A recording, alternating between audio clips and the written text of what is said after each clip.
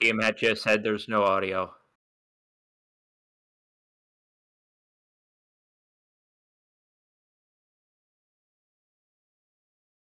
Oh, not from Sam, just from me. Yeah, you probably are only recording the. I see my mic in the thingy. No, because it does. It in the Can mic you hear me input from now? you. There she is. Okay, let me do my little intro again. Yep. Excellent. Yeah, I don't know why I have it set so that it exists. How bizarre. Okay, so welcome to Games We Played in 2023. I'm Sam, DT75Art, and why am I only in your what? Hold on. I have to figure out what's going on. Why am I only in your left ear? You know, it's funny. You rarely Settings. stream, but you almost never have any problems with your mic audio. Advanced audio properties. I don't understand.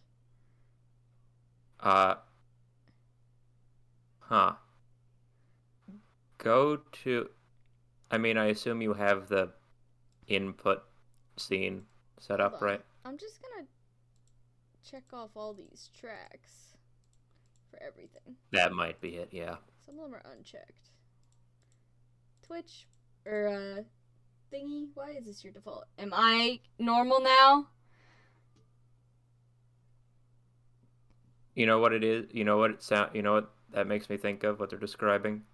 Now I'm echoey. Now you sound echoey. Hold on Whoa, one okay, second. You know what I'm just gonna do? I'm gonna grab my mic from tabletop. Oh yeah, Remote. that'll be the way. Right. Hello, internet. Hi, internet. You know how tempted I was to Yeah. say welcome to game theory after that. That Copy. I'm just holding it down while you do your thing and set up. Paste. Am I here now? Oh, well, you're here. Can you hear me now, normal? Hello? Oh lord. It's giving It's robot? giving robot. Wow. What? Here, you know what? I'm gonna turn on the Twitch. How about now? How about now? Am I normal now? Ooh. Am I normal now? I'm gonna. What's I'm gonna. There I am. Sam. Finally. My friend Sam. Okay, so Yeah, I can hear you on your end. Alright, I'm gonna Okay. delete this mic. It won't let me. Okay, so we just have a vestigial microphone in the box. That's fine. I have one of those built into my computer audio at this point. I've had it for several months. Love that. Alright, well, third time's the charm. Welcome to the games we played in 2023. I'm Sam, DT75Art, and I've got my friend Andrew here, my kneecaps, and we are going to discuss all the games we played this year. This is all of them. And we've got all these tiers, so it's at the top, we've got the best games, top 2 tiers. The middle games, the yellow ones, they're fine, whatever. Green, light green at least, is games we didn't actually like. Dark green, Annika was going to join us, but she can't make it tonight. But her games are still in the list, and she only played a few games. She's got refined taste, so we know they're good. We're gonna put them in this tier. Assume the games in this tier are good. This tier is what we will refer to as the Crusader Kings tier. Ah, what did I just do? How did you inspect elements? I don't know. By accident. Sorry, That's I'm very like trying funny. to drag stuff around. See if I can drag stuff around. Light blue is for replayed games. Every year we have a couple games that we've replayed. So like Pathologic 2's on here again. I'm gonna say that for example, Fire Emblem Heroes, yes, I've been playing it for 8 years, but I'm ranking it based on like the new stuff. So we're gonna count that as new game. I'm trying my best to stream, okay? My computer's being uncooperative. And then we've got the 2 didn't finish categories. The affectionate category, Andrew made me make. It's for like game demos that you can't finish because they're demos, or games you didn't finish for whatever reason, Really? but was good. More in general, it's just sometimes you don't finish a thing, but you're like, I should get back to that sometime. And sometimes you play something for a bit, and you're like, okay, This is and then an you never. Andrew specific category because I finish everything. And then didn't Oh, finish derogatory is for games that were so bad you couldn't finish them. There's a couple of those on here probably. All right, so Cheppy, you have your little document full of titles up, I assume. oh yeah, the one that we had. I should pull it I'd up, pull it but up because some of these images are small. Okay, mhm. why don't we start right here at the top? This is 1-Bit Heart. It is a game about it's kind of like a visual novel. There it's more like it's like Ace Attorney a little bit where you're like trying to figure out like solve a mystery and it's like you got to find flaw in people's testimony and whatnot. It's very cutesy. I enjoyed it. I just have like one really big problem with this game, and that's like the okay. There's like the primary game loop, which is you talk to people in the plot and you do the Ace Attorney stuff. That part's great. It's really fun. It works well. The music is bumping. The art looks good. And then there's like the secondary game loop where, in order to make friends in the game, which is the point of the game, you have to give them items. But the only way to get items is with money. And the only way to make money is to play a ridiculous amount of Tetris.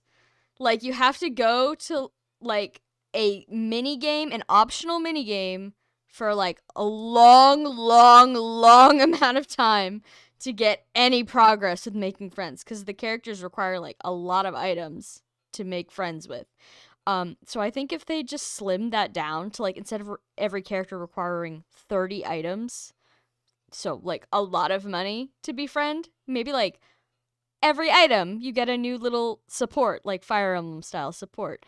Yeah, and it's a whole game about making friends, and I think that just having friendship being achieved via just offloading 50 soda bottles onto a person kind of undermines the entire point of the friendship mechanic. That doesn't sound like friendship to me. That sounds like bribery.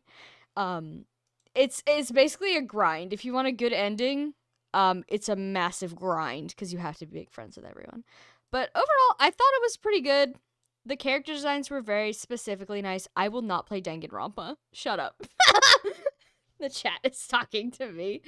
But I thought it was fun. I'm gonna put it in enjoyable because if I hated Tetris, this would be a miserable experience. But I like Tetris, thankfully. So that's my opinion of this game. The next, oh wow, the first couple are all me, huh? Cheppy, you're welcome to chime in with the personal opinions whenever Oh you'd yeah, like. no. I watched you play a fair number of these, so Mm-hmm. I And definitely have I feelings on watched at you. least one or two of them. Yeah. So the next one is my first super controversial opinion. Octopath Traveler. Everyone loves Octopath Traveler. Except for me. I thought it was just okay. I thought it was mid. Not to say that it's not a very well-made game by passionate people. Obviously it is. I just don't like the style of game that it is. I really like RPGs. I don't like games that fracture the plot into a whole bunch of parts where you're like individually following characters. Cuz I feel like you're like really invested in this one guy's story, and if you only like one character out of, let's say, 8, then you're spending 7/8 of the game bored, if that makes sense. And I know Octopath 2 did more stuff with like, oh, characters talk to each other and they have missions together.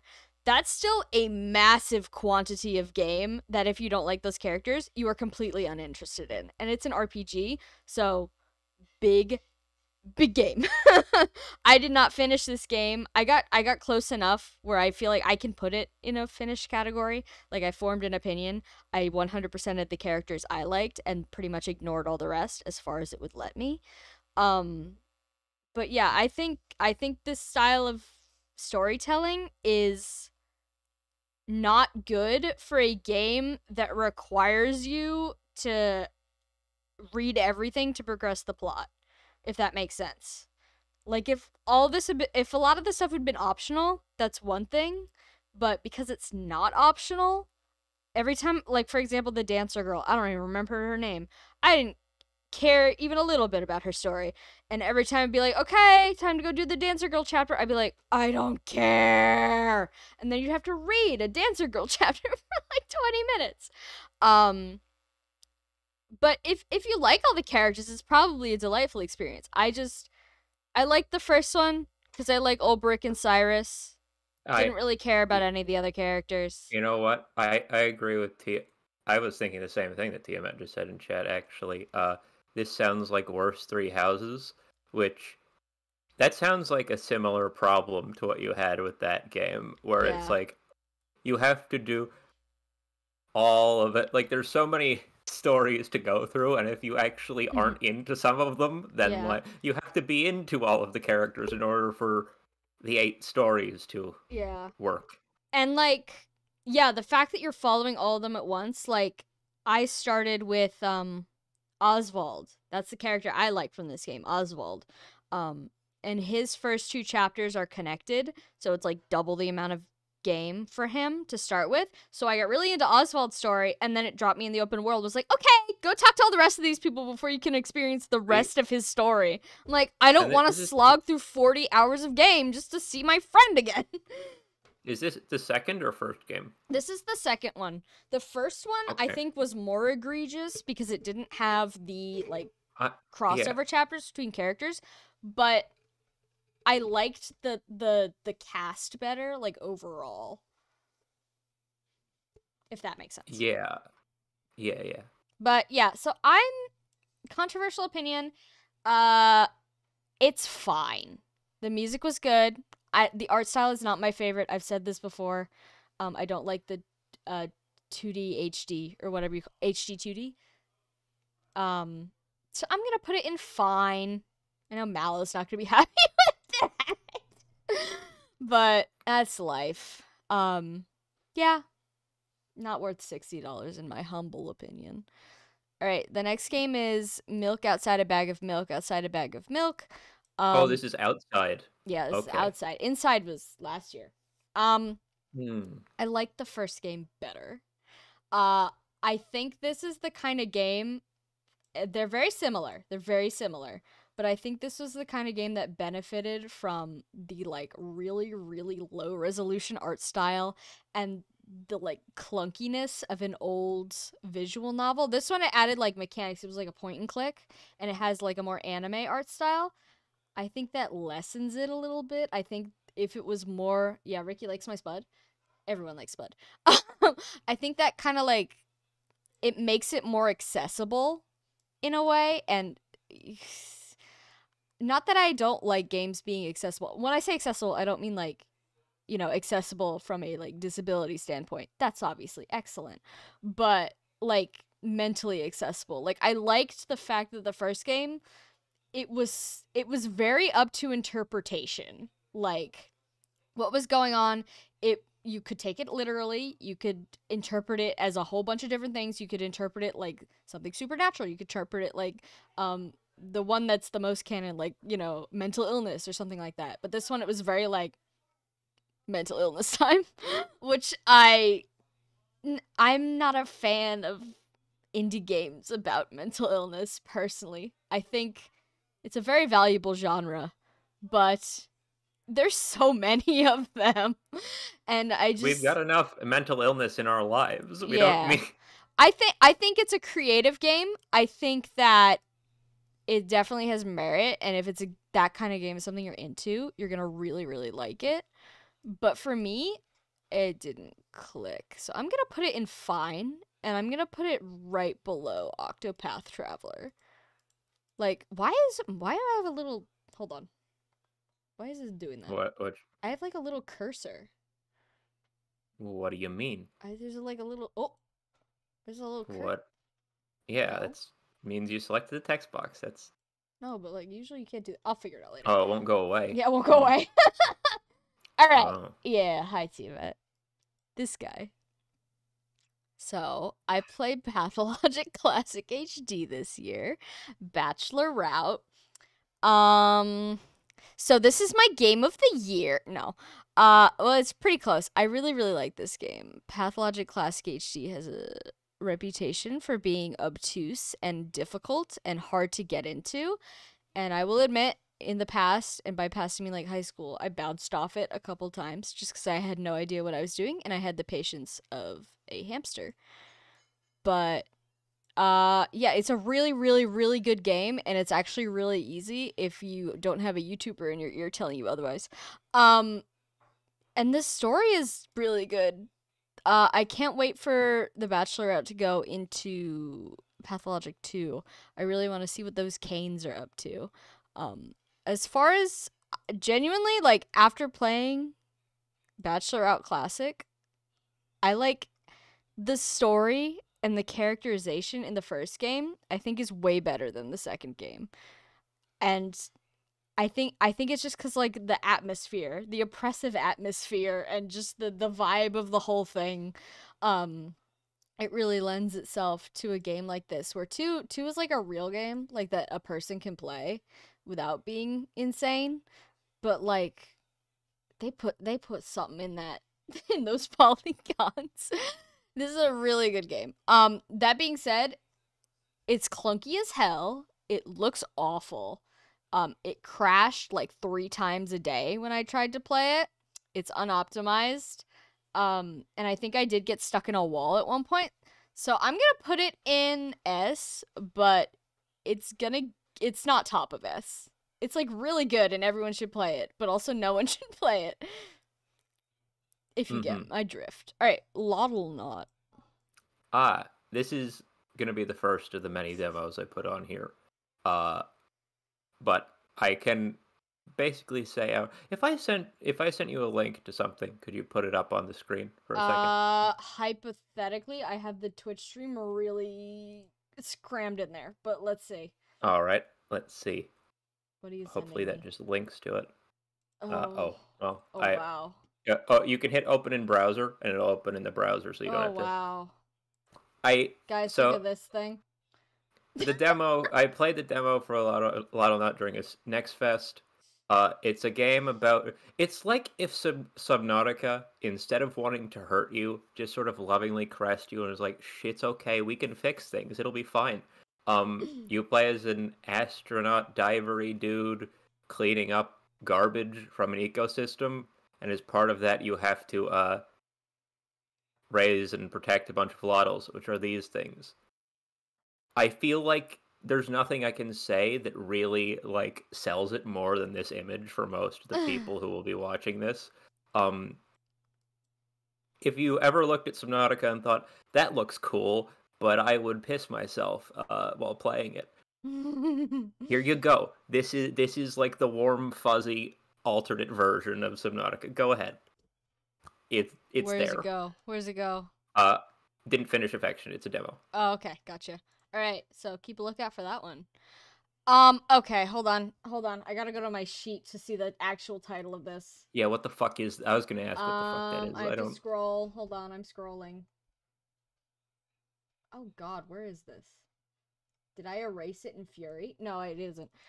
It's called HTOL #NIQ The Firefly Diary. This is a bad port. This is an unfun game. This game hurt to play. This was the one, Cheppy, where you don't control the little girl. You control the bug, and she follows the bug. This is the one where I turned into the puzzler, because I was doing that maze. Yeah, you remember the puzzler. Ooh. This is a game that came out for a system that I assume had like a little pen that you could use. I was using a controller, and then I tried to use a mouse. Virtually unplayable. I tried so hard.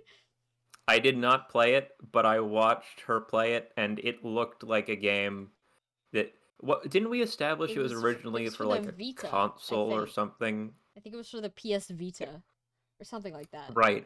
So the problem with this game, as far as I can tell, is that it was made in the era of the PS Vita, where it is clearly, in the same way as a lot of old DS games, supposed to be controlled with a touchscreen, because you play by like moving a little thing around and your character follows that. But when you're not playing with a touchscreen, when you're playing with like a controller or just on a desktop computer, that just It's makes it literally worse by default. they put this game in front of people they're trying to torture for information. Um it's don't buy this game on Steam. If you're going to play it, I guess play the original version cuz Steam, If you it's still literally if you have a miserable. PS Vita limping along, Godspeed. Go nuts. I assume it's better there. It has like good reviews, but all the bad reviews are like I literally couldn't control my character. I didn't like the mechanic. I thought the whatever plot existed was not interesting. It was kind of giving Braid, which is a game we reviewed a couple years ago. Hated that game. Um Archaic platformer. I have no respect for the old guard of indie games. Simply make better games. It was kind of giving Braid to me. It just wasn't fun. Didn't finish derogatory. I should have made a tier below that. It's like my least favorite game of the whole year. Spoiler alert. Okay, so next I have It's Spring Again. This is a game for kindergartners to teach them about the seasons. Why do I own this? It was like 2 cents on Steam. Um, it's barely a game. You just click on stuff because it's again for children that don't know they have hands yet. But it has a lovely art style. The art is very charming. I did learn about the seasons, and there were like weird llama things. It is an extremely inoffensive game. It took me literally 10 minutes to 100% it. And all the achievements are rare. Like what? It takes 10 minutes and you just click the screen. I don't I understand. think achievement is probably pretty out of the like target audience of middle schoolers, or I middle mean, I schoolers, guess, but also preschoolers. I Holy shit! guess, but it's on Steam. Like what kindergartners booting up Steam? Their library is just like TF2 and It's Spring Again. But yeah, this is a fun. I'm not gonna call it fun. I'm gonna say it's like going to a museum and looking at the nice art. Like it's a good looking game. I'm gonna put it in enjoyable, and I'm gonna put it above this game because it didn't make me play Tetris for 7 hours. What is this? Oh, Dross. So full disclaimer, this is a game I backed on Kickstarter way back when we were working on our own Kickstarter stuff. Mm-hmm. Uh, it's a 3D action platformer, I suppose. The whole gimmick around it is that you play as two characters. You play as a armored knight dude who has a sword but can't jump for shit, and a little Dross a black sludge with an eyeball, Oh, who can jump and move around and also gets fucking one shot by every enemy in the game. oh, So good heavens. you have a combat character and a platform character. Uh, it's relatively straightforward in terms of like working from that premise up. It's uh, I played through all of it, and it's a fine game. I think there's plenty of like there's like a little bit of like funny writing sprinkled here and there. Um and they seem to have like in terms of it's in that genre of Kickstarter game where they have a lot of features, like they have like a whole little what's it called? Like a notebook with the lore of their little world built into it. Like it's a very feature filled game for the size that it is and enjoyable. Not super beyond like the scope, beyond like what I've seen before from that sort of game. Uh, I think it would be in like I it's maybe enjoyable. The thing is, I personally had some weird like tech side issues with it, Mm-hmm. where like if I like left it if I like tabbed out and tabbed back in a few times, it would increasingly like start to chug on me, Uh-oh. which like is not great. So I'm gonna put it in fine, I think, because it's Okay. Where would you put it based on descriptions of the other games? just wherever, honestly. At the end? Yeah, sure. Okay. The next one is also you. Bamarang? Oh shit. Okay.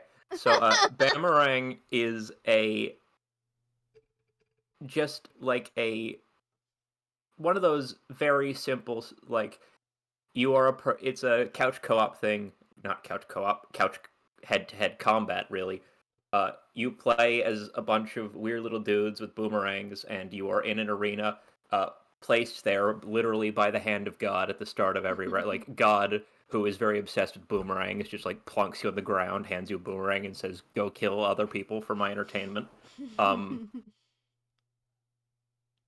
it's not my favorite like head-to-head like what's the genre for that called? Like stick fight duck game. What's the genre for that called? Do we think Couch co-op? Or couch couch? competitive? Split Yeah, screen? Split screen? let's go couch competitive. Let's go with that. It's not my favorite of it of that genre. Like I think the controls are a little. It has a lot of like. It's got a control scheme for like arced boomerang throws. It's like kind of hard to wrap your head around, and there's not that much to it as far as these games go. Mm-hmm. But the fact that it's you running around in circles throwing boomerangs at your friends like makes it kind of enjoyable by default. So I'm tempted to put it like middle of fine Middle of wherever it fine? is. Yeah, Sure. How about right next to the other one? sure. Okay. The next couple are me. Alright, Arx Fatalis. Um, I had fun with Arx Fatalis. So, this is a really old game. It's by Arcane Studios, which I think are the Dishonored people. Oh, I think it's their first game. If not their first game, one of their first games.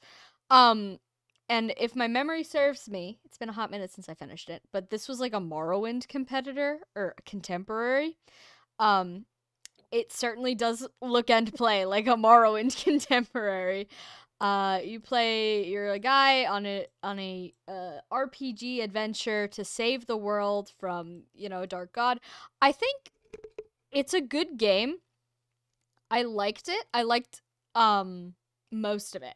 The lore, I genuinely did enjoy the lore and the plot. I thought it was quite good. I had a good time learning what was going to happen next. I was excited to find out where the story was going. The combat, sword combat, which is what I did. I just did swords because it's what's easiest. It was fine. It was serviceable. It was better than Morrowind, at least at the start of Morrowind, because notoriously a game where at the start you literally can't hit anything and everything kills you. So I didn't quite feel quite as vulnerable at the start, which is good. The magic casting system. We have to talk about the casting system in Arx Fatalis. So it is a rune drawing system. So you have to physically draw the runes with a mouse on your screen, which as a huge fan of the hit game The Void by Ice Pick Lodge, you'd think that would be a hit for me. However, the the success rate for drawing runes is just super low. And I know I found out later, like halfway through playing the game, there's a mod that basically fixes the rune system, or if it doesn't fix it, it improves like the read. I wasn't playing with this mod. So every rune I drew was a mess. It's just because the pace of combat, especially later game enemies that can basically one-shot you in one hit, I had to turn on God mode for that because I genuinely couldn't get through them in time to like cast stuff. And I'm always a big fan of cheating in games, so that's not like, whoa, she turned on God mode. Like I'll turn on God mode to make dinner. But it was a struggle. It was a struggle. But I like the aesthetic. I like the plot, like I said. I like the world. Exploring the world is fun.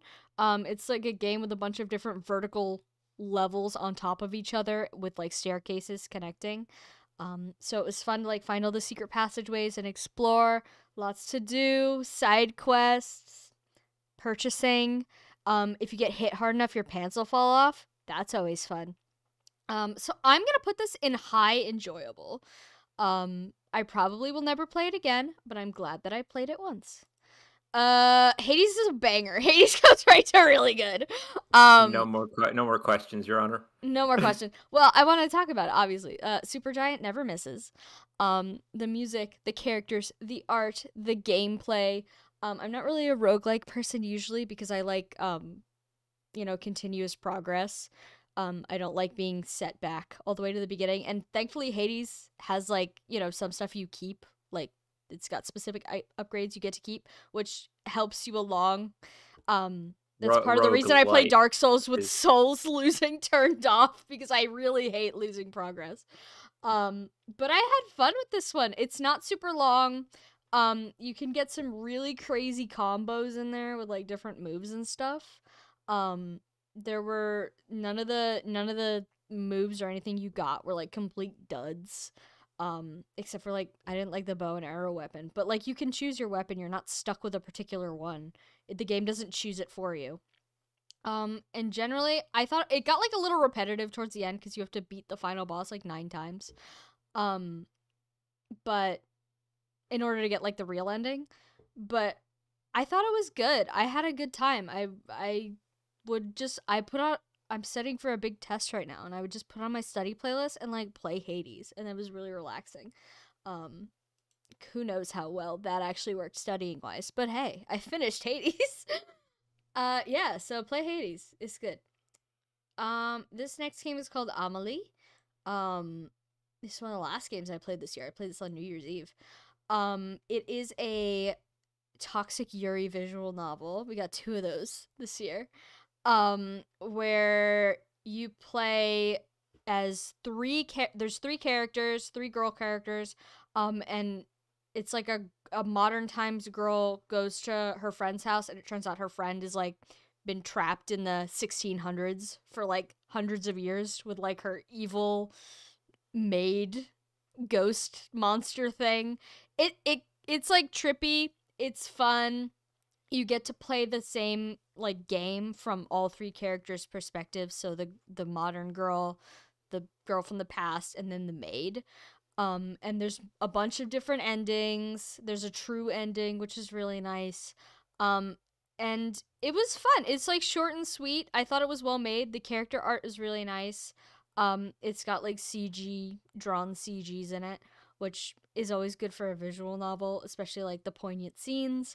I didn't think it was scary. It's like a horror visual novel. I didn't think it was scary, but also I wasn't really playing it to shit my pants. So, yeah, I thought it was good. It's worth playing. It's only like an hour long. All the routes together are like an hour long. So I would say pick this one up. I'll put it right below It's Spring Again. I just can't stop thinking about the little llamas from It's Spring Again. All right, Summer Islands, this is you. Yes, it is. Summer Islands, a game that's very much like clearly the same DNA as like Roller Coaster Tycoon and OpenTTD and all of that old, even down to the art style, that old isometric tile-based. You're building little summer resort islands and competing with other players or NPCs on a map to build your little island resorts. It's just a strategy buildery game. I was following this game for a while, like on Twitter and whatever, and discovered at the end of last year that I own it, and I don't know when I came to own it. I guess I bought it on sale. World. Yeah, I don't know. I must have bought it on sale with a bunch of other stuff, but it was there, so I played it, and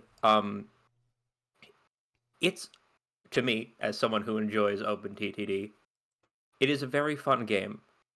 As I was playing it, though, I sort of started to notice that, like, something was weird. Oh, no. Like, I was playing by myself.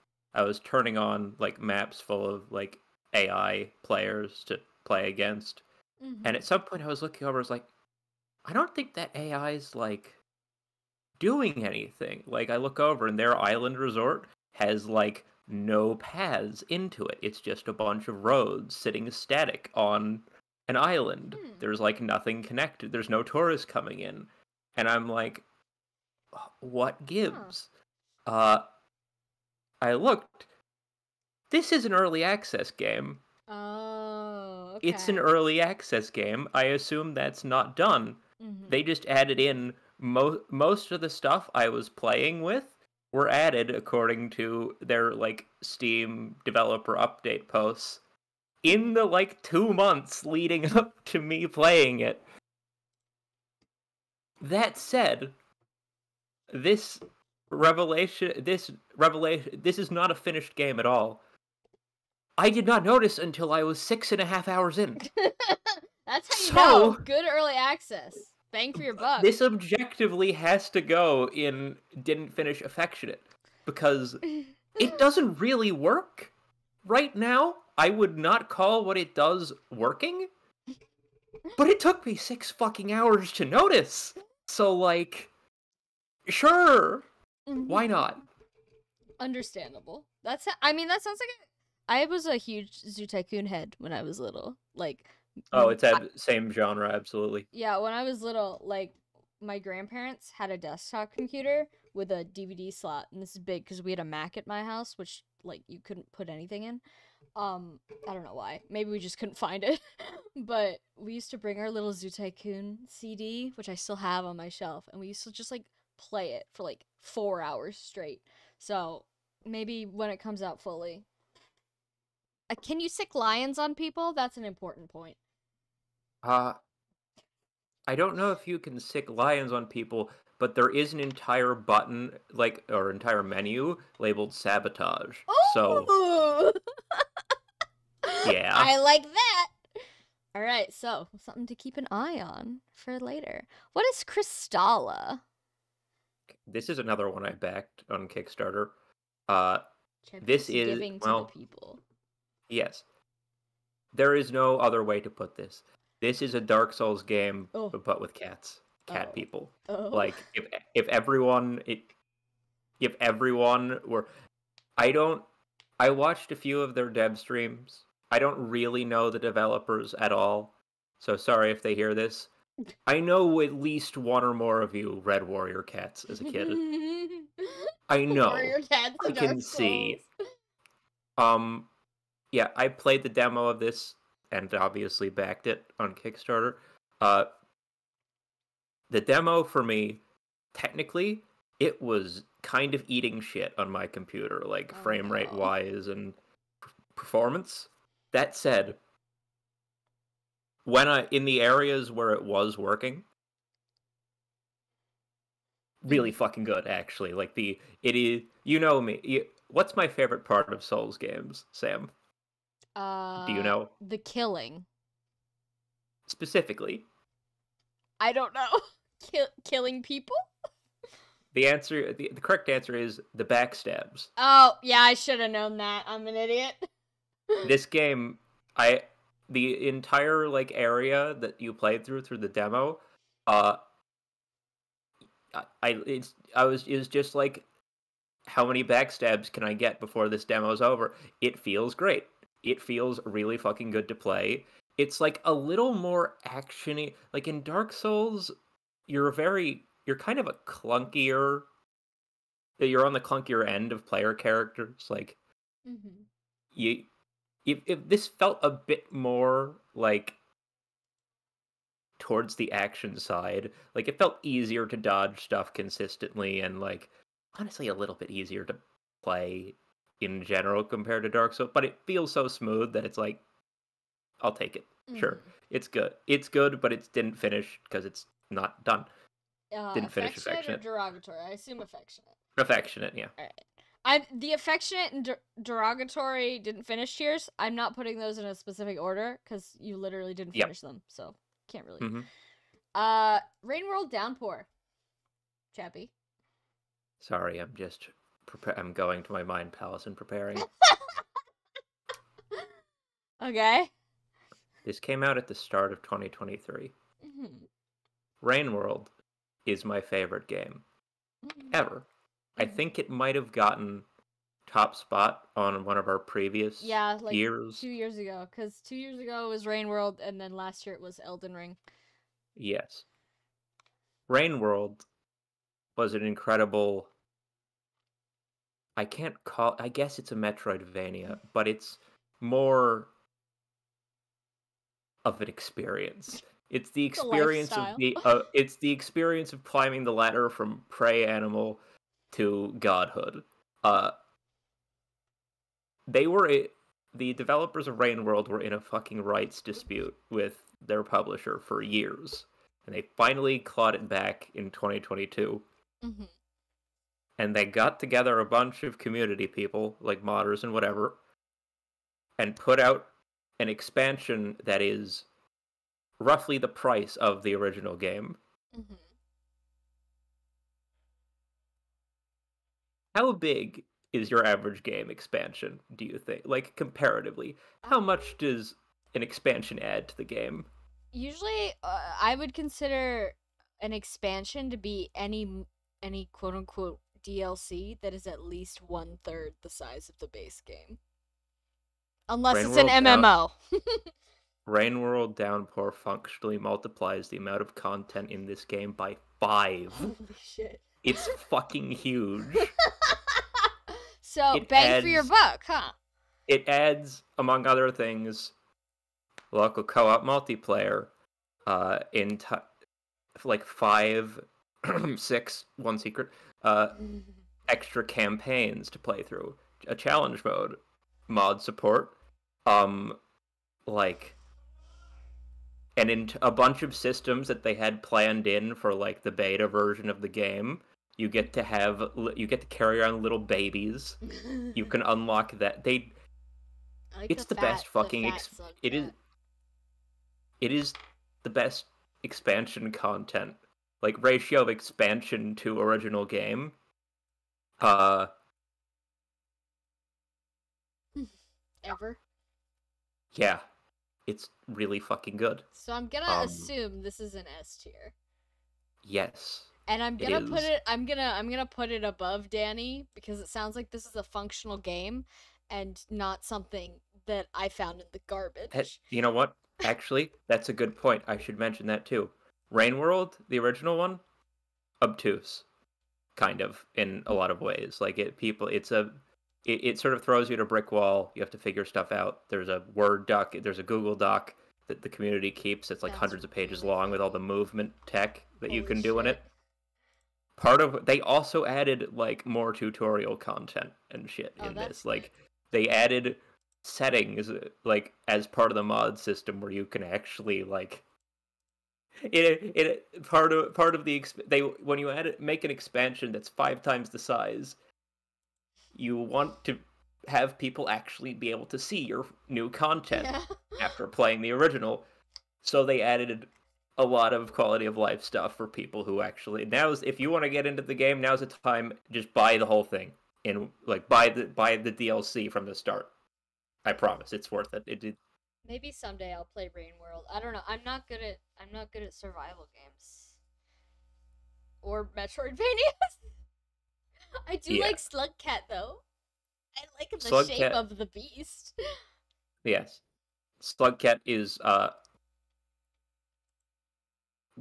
God's greatest gift I like it to when they're like humanity. standing and they have like one of their little legs sticking out. Like I think about Slug Cat doing that a lot. It's like, oh, leg.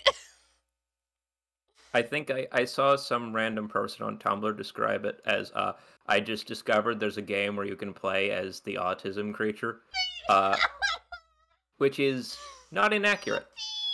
It's like if the autism creature had all the cat vibes too. Oh, they washed him in the rain. All right. So the next game, we're back to my fucked up shit now.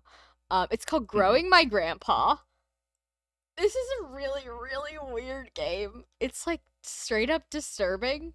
Um, but it's like if you were to take a magnifying glass and perform brain surgery on me, it would look. That's what the inside of my brain would look like. Um, the graphics are like the only way I can think of to describe them is like gristly. Like it's like the part of the meat you throw out because it's off. Um it's deeply bizarre and upsetting to experience visually. The sound design, phenomenal. It's really gross. Um the lore in this game is really, really, really good. It's a game about, so I didn't even describe what it's about. Um it's about, you're a little girl who's like has like a really rough home life, and you go into your basement to like, it's a cleaning game. You go into your basement to clean, and you discover there's like a critter in your basement. And it's I'm not gonna it's not implied to be your grandpa. It's complicated, but she believes it is her grandpa, and she's trying to feed it stuff to make it stronger, and you teach it to speak, and you discover more about it with like files you find as you're cleaning up. It's a really, really good, it's really short too. um Genuinely, this is like one of my top games, if not of this year, but of all time. Like it's like a microcosm of just things I like. It's really good. So,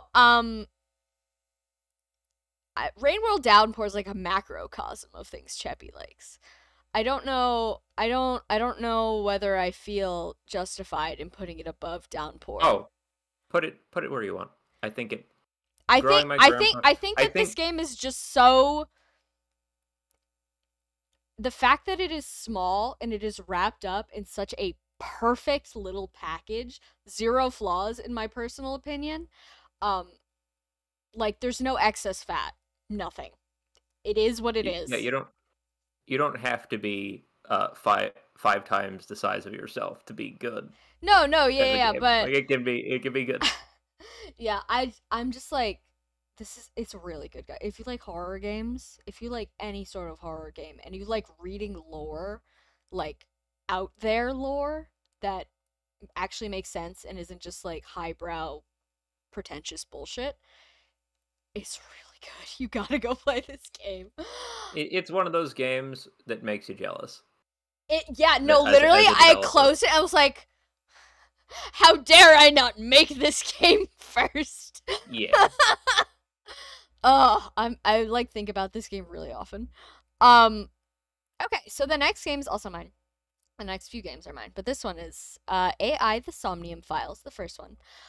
So this is a really good game. I enjoyed it. It's a detective investigative game where you are solving a series of serial killings. You're trying to catch a serial killer. And this game kind of, it goes in some deeply unexpected directions. It throws you for a loop a lot. I'm not gonna spoil the ending. I'm like super about looking up endings to stuff before finishing them. I like spoilers generally. I like to know what I'm getting into. Do not look up spoilers for this game. Just play it. Go in as blind as possible. Um, it's very good. I liked all the investigating. I liked the plot. I liked most of the characters. Some of them were like a little annoying. Um, Sorry to Ota and Iris. um, but and there's like there's anime bullshit. It's just whatever you think that means, it's in there. Um, but overall, I think this is like a really, really good like visual novel type point and click detective game. Um, like it's, in my opinion, it's better than like some of the similar games like Ace Attorney. That game also has segments where you investigate. I think this game does it better generally. And I think the branching timelines thing, that it all kind of comes together at the end. Um, Girl who's only played Drakengard. I'm getting a lot of Drakengard vibes from this. But yeah, this game is really good. And yeah, I think it's great. I'm putting it right below Hades because the anime bullshit does get inignorable at some points, and at those points I was like, can we stop? But also, this game did make me cry, like actually cry. Like I had to get up and walk around my house. Oof. It has some moments for sure. Um, but yeah, so definitely a game I would play. So the next game is The Forgotten City. So, lore for this game is that I played the original version of this game, which is a mod for Skyrim, back when I used to play a lot of Skyrim in high Oh, school. I loved that mod. I was obsessed with it. I played it like 5 times. The actual game, I'll be honest, I'll be real. I am biased towards the Skyrim version because I really like Elder Scrolls lore. That is a personal flaw of mine, and I'm working on it. I'm becoming a better person every day. But I also like this version with, you know, it's got like a new atmosphere. It's like ancient Rome, or ancient Greece. I think it's Rome. Um, but yeah, so you're like stuck in a time loop and you're trying to figure out why this this one day keeps repeating in this ancient Roman city that's been stuck in this moment in time for like thousands of years. Um, yeah, you're basically like going around. You're trying to solve the mystery. There's a whole bunch of endings. Um, I haven't gotten all the endings. I got the endings for the original mod. So I kind of like know what happens basically. I plan on going back to get all the achievements, which is how you know I really enjoyed a game because I have a backlog of like 700 games. So if I replay a game, that means I actually like it a lot. So I plan on doing that at some point, but yeah, I do recommend this one, especially again if you like to solve a little mystery, talk to some NPCs, and the a lot of the thing I have an issue with time loop stuff is that by nature of it, they get repetitive. It's a time loop. The same thing's happening.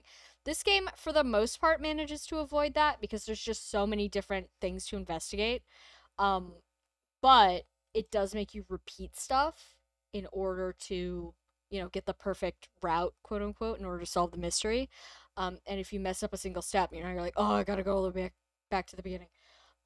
But I thought it was pretty good regardless. I thought it was interesting. So I'm gonna put this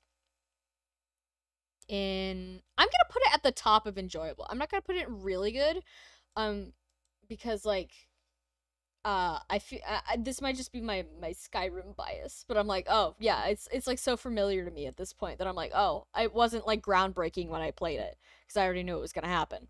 Um, but I did really like it. I highly recommend it. Speaking of things I don't recommend, this is Blood Code. So Blood Code is a dating simulator where get back in there. Where you play as this girl who's in like a world where there's humans and vampires, and they're in like human vampire high school together or college. I don't know. They're in human vampire school together. And you're like trying to figure out like why are vampires killing humans, and what's the church got to do with this, and will I find love in high school before the big dance? It's one of those games. um Normally I wouldn't have a problem with that. I don't really like games set in any form of school, including college. Now that I'm graduated, I simply don't care about the why lives would you of want to students. remember that? No, Yeah. literally. Like I don't care. Like whenever someone's like you should play Persona, I'm like I would no. I I would rather die. Um Not that I think those are bad games, disclaimer. It's just that I don't care about the lives of high schoolers. Um I'm a teacher. Maybe that's why I don't care. Much to think about. Oh Um, dear.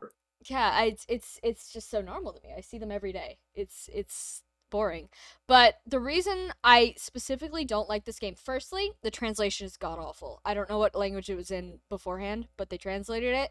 It's clearly machine translated. Um, it's a mess.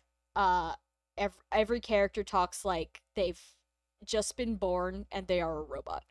Um, Least romantic thing ever. The art is really good. The art's pretty. Very anime, like very traditionally anime style. The backgrounds look really good. The music's whatever. Uh, the actual system for like dating characters is kind of a mess. So you have to invite them on an outing. You have to pick a calendar day to do it. Like the game gives you a calendar. It's on a calendar system. But the character could say no, and like I found it really really difficult to figure out what day they're free because it doesn't indicate in an easily parsable way what days the characters are free. So I'd be like, hey, Thursday, and then this guy would just be like, no, and be like, okay, well now I'm locked out of this week and I can't continue. I didn't end up getting any of the character routes because I literally couldn't figure out how to get the like the actual dating system to work. So I got stuck on like the main neutral route, which was really boring and very predictable. Um yeah, I didn't enjoy it. I thought it was obtuse and not very fun and hard to read. Yeah, a maiden list. Why you make fun of me? um yeah, so I'm going to put this in not great. I don't recommend it. There's better stuff out there for like every version of this. If you want high school, there's other games. If you want vampires, there's other games, anime, other games, etc., etc. Just play something else. Not worth the money. All right, more of me. Sanguine Sanctum. So this is a game. This is a weird game. This is like one of those weird indie games I'm always playing. You are a devotee to some sort of deity, which takes the form of this blob of blood, this pulsating mass of blood, and over the course of the game, your job is to collect like little blood pieces and add them to the pulsing mass. Um, Exploring little areas and stuff. Definitely like some creepy levels. Like genuinely, there's very creepy levels in this game. The one that comes to mind is if you played this game, there's one with like giant stone masks everywhere.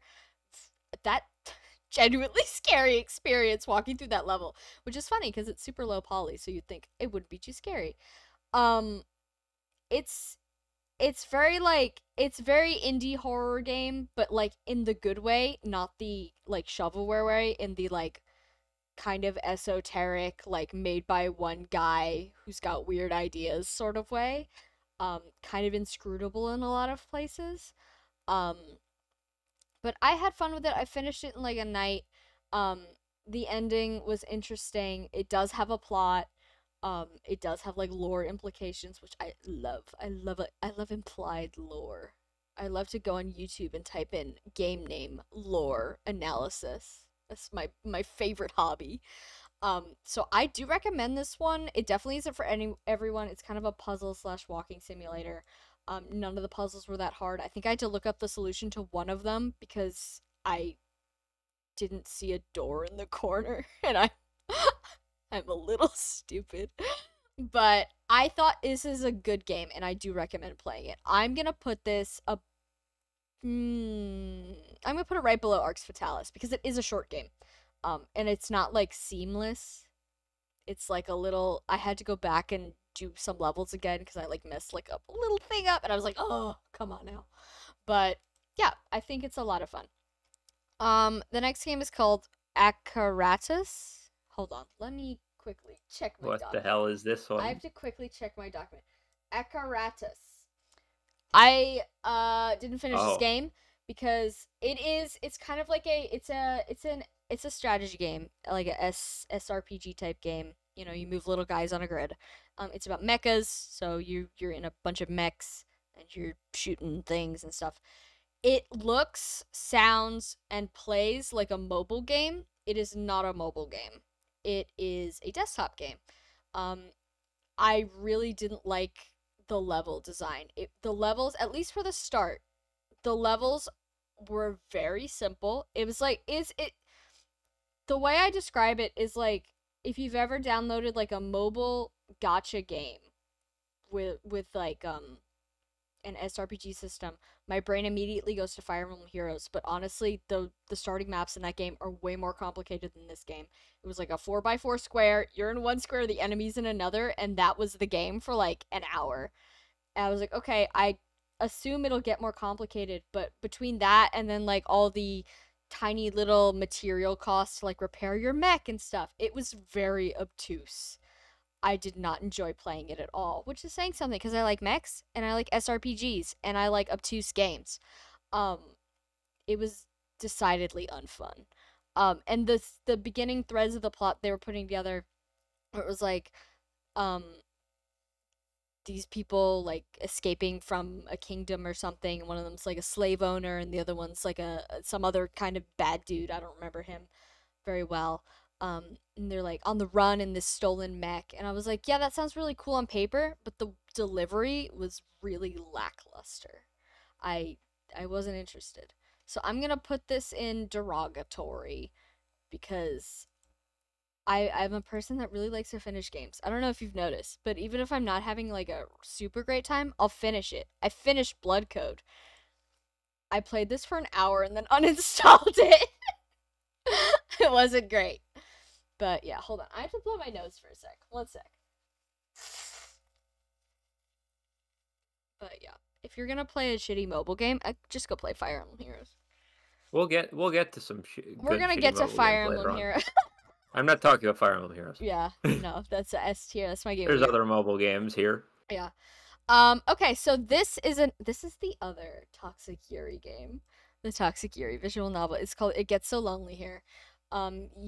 You're a character trying to escape from a witch in the woods, and there's like a whole bunch of there's like 3 different paths you can take, and those are the 3 different routes of the story. They don't intersect whatsoever. And I know I said Octopath Traveler, I hate it when the paths don't intersect whatsoever, but because they were so different, it felt like different games almost. It felt like completely different experiences, and the game is like 2 hours tops, so it didn't bother me.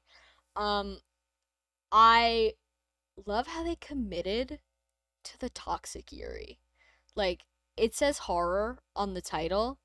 And normally when like a visual novel says horror to me, I don't usually like it's something that I don't believe them, but I'm always like, you're not gonna push this as far as you can. No, this game went to all the natural conclusions of the 3 routes. Every time I was like, are they gonna do this, or is that just like what yeah, the mermaid eats you. No, the mermaid doesn't eat you. The mermaid does something else to you. But the art is beautiful. The soundtrack I remember was fine. I really like the UI. I love a good chunky border UI in my visual novels. I like feeling like I'm playing like an old PC 98 game with the chunky border. Um, but yeah, so this is a really good one. I liked all of the routes, all the character designs. The writing was good. None of the routes overstayed their welcome, which is a huge problem for visual novels like this. So I'm gonna put this all the way. I'm gonna put it. I'm gonna put it between Arx Fatalis and Sanguine Sanctum. Arx Fatalis is skating by on the fact that it is simply a game with a lot to do. It is skating by on quantity.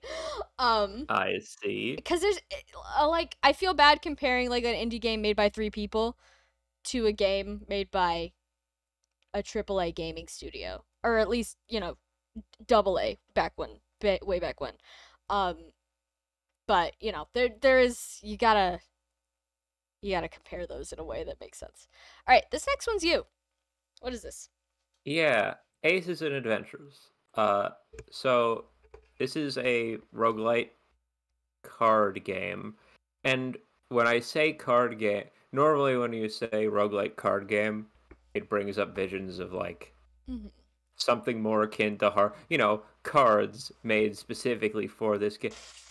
No, this is a kind of a weird one or not a weird one. It's basically you're playing. It's roguelite poker. Oh, okay. Where you're playing poker with all the rules of like. So it's a strange hybrid of poker and Magic the Gathering, honestly, where you do combat with a board full of enemies by playing hands of like poker hands on the board that are better than theirs to deal damage. Okay. When I started playing it, I was like,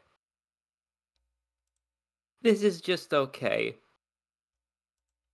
But it's one of those ones where any roguelite game, the sort of loop you go through of like the rhythm you get into playing it is very important, because if it's a roguelite, you have to be able to like keep coming back to it and have to want to keep playing like over and over.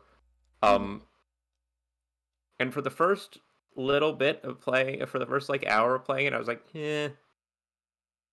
But eventually it does get its hooks in. Like, I don't know, there is just sort of there's something about it that is just fun to play. it's definitely a bit of a clunky. It's not. I wouldn't put it. I would put it in upper enjoyable sort of space because Put it right it's here a good at the game. top of upper enjoyable. Yeah, sure. Because it was a bit too much of a slow burn, and I don't for me to like say it was like yeah, it was great, but like it sort of slowly turned into what you know that how you'll have like a game that you play like every night for like winding down or whatever, just something to fill the time before Mm-hmm. bed. It Mm-hmm. kind of I found that it Me like with Dark slotted its Souls, yeah. way. Yeah, it like slotted its way in there for me, and I didn't expect it to. So it's a good game. It's good. Nice. It goes up there. This one is also a Chillquarium. Oh God. All right. Uh-oh. This is another demo. Um. Oh man, Chappy with the demos this year. I'm torn on this one. Oh, okay. I don't think I'd buy. This is an aquarium sim. You buy fish, you put them down, they swim around. It's all 2D. Mm-hmm. I don't think I'd pay for this one, Okay. honestly. Like I don't. It's not. It, Is it a bad game or is it just not for it you? it's an idle game, Okay, basically. I gotcha. It's almost not a game. Mm-hmm. It's like a desktop background. Yeah, you Screensaver. put fish down. You put fish down, and you collect some stuff from them. That's it. Huh. Okay. And I personally, maybe there's something more because I just played the demo, but from what I saw, there was no like.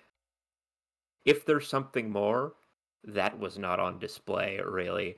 I was like, I played a lot of the demos that I put on here are ones I played, and I was like, there's like more to this that I haven't gotten to or can't get to. This one I turned off because I was like, not because I hated it, but because I was like, eh.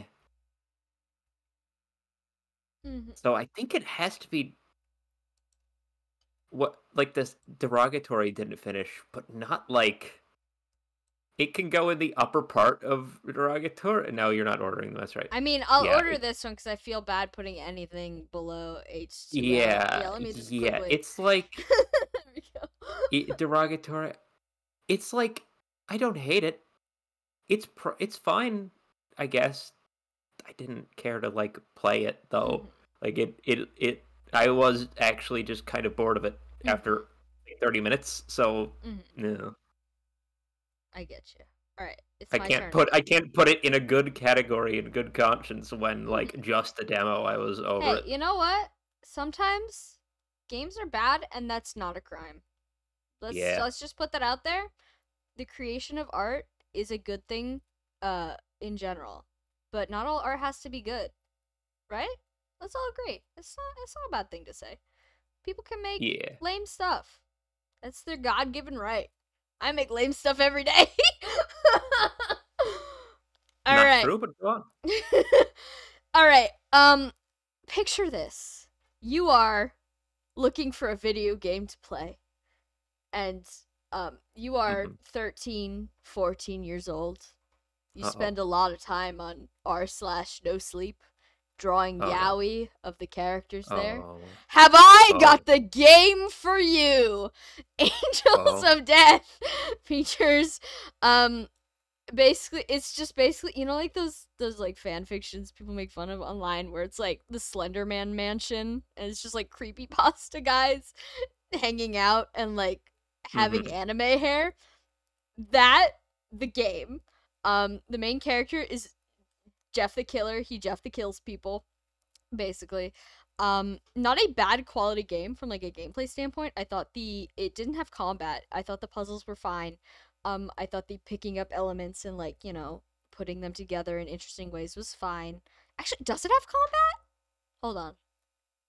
No, I don't think so. If it does, it's like really minimal enough that I don't remember it. But yeah, it's like it's just like a cast of creepypasta characters in a house together and you gotta figure it out. You gotta solve the mystery. What's the mystery? How'd you get in this house? It's not a bad game. I genuinely, like, I don't know how to quantify this game. It's very, like, of the time when it was made. Like, I think this came out in, like, 2014 or something, which is, like, peak creepypasta anime fandom. So I assume that's how it was able to get an anime, which I watched. It's the exact same as the game. Except it's not finished. The anime leaves off on a cliffhanger, but the game doesn't. It's like, it's straight up fine. If you like creepypasta stuff and just like RPG Maker horror games, horror is like a loose word. It's not scary, but you know, it's like, you know, murderers and stuff. Horror. It's a good game if you like those two things. I think this is a game that probably really speaks to at least one person out there. Like, this is probably someone's favorite game of all time, and this is probably a formative game for at least like one former teenager out there. There's another you running around. No, there's someone in their like late teens to early 20s who thinks this game was like, this game to them is like what Portal was for me. Like, it lodged in their brain permanently, unable to escape and screaming for help. But I'm not that person, but I won't deny that I did have fun playing it, even from like an ironic standpoint where every time that guy popped up, I would say he's gonna Jeff the kill me. That was most of my entertainment value.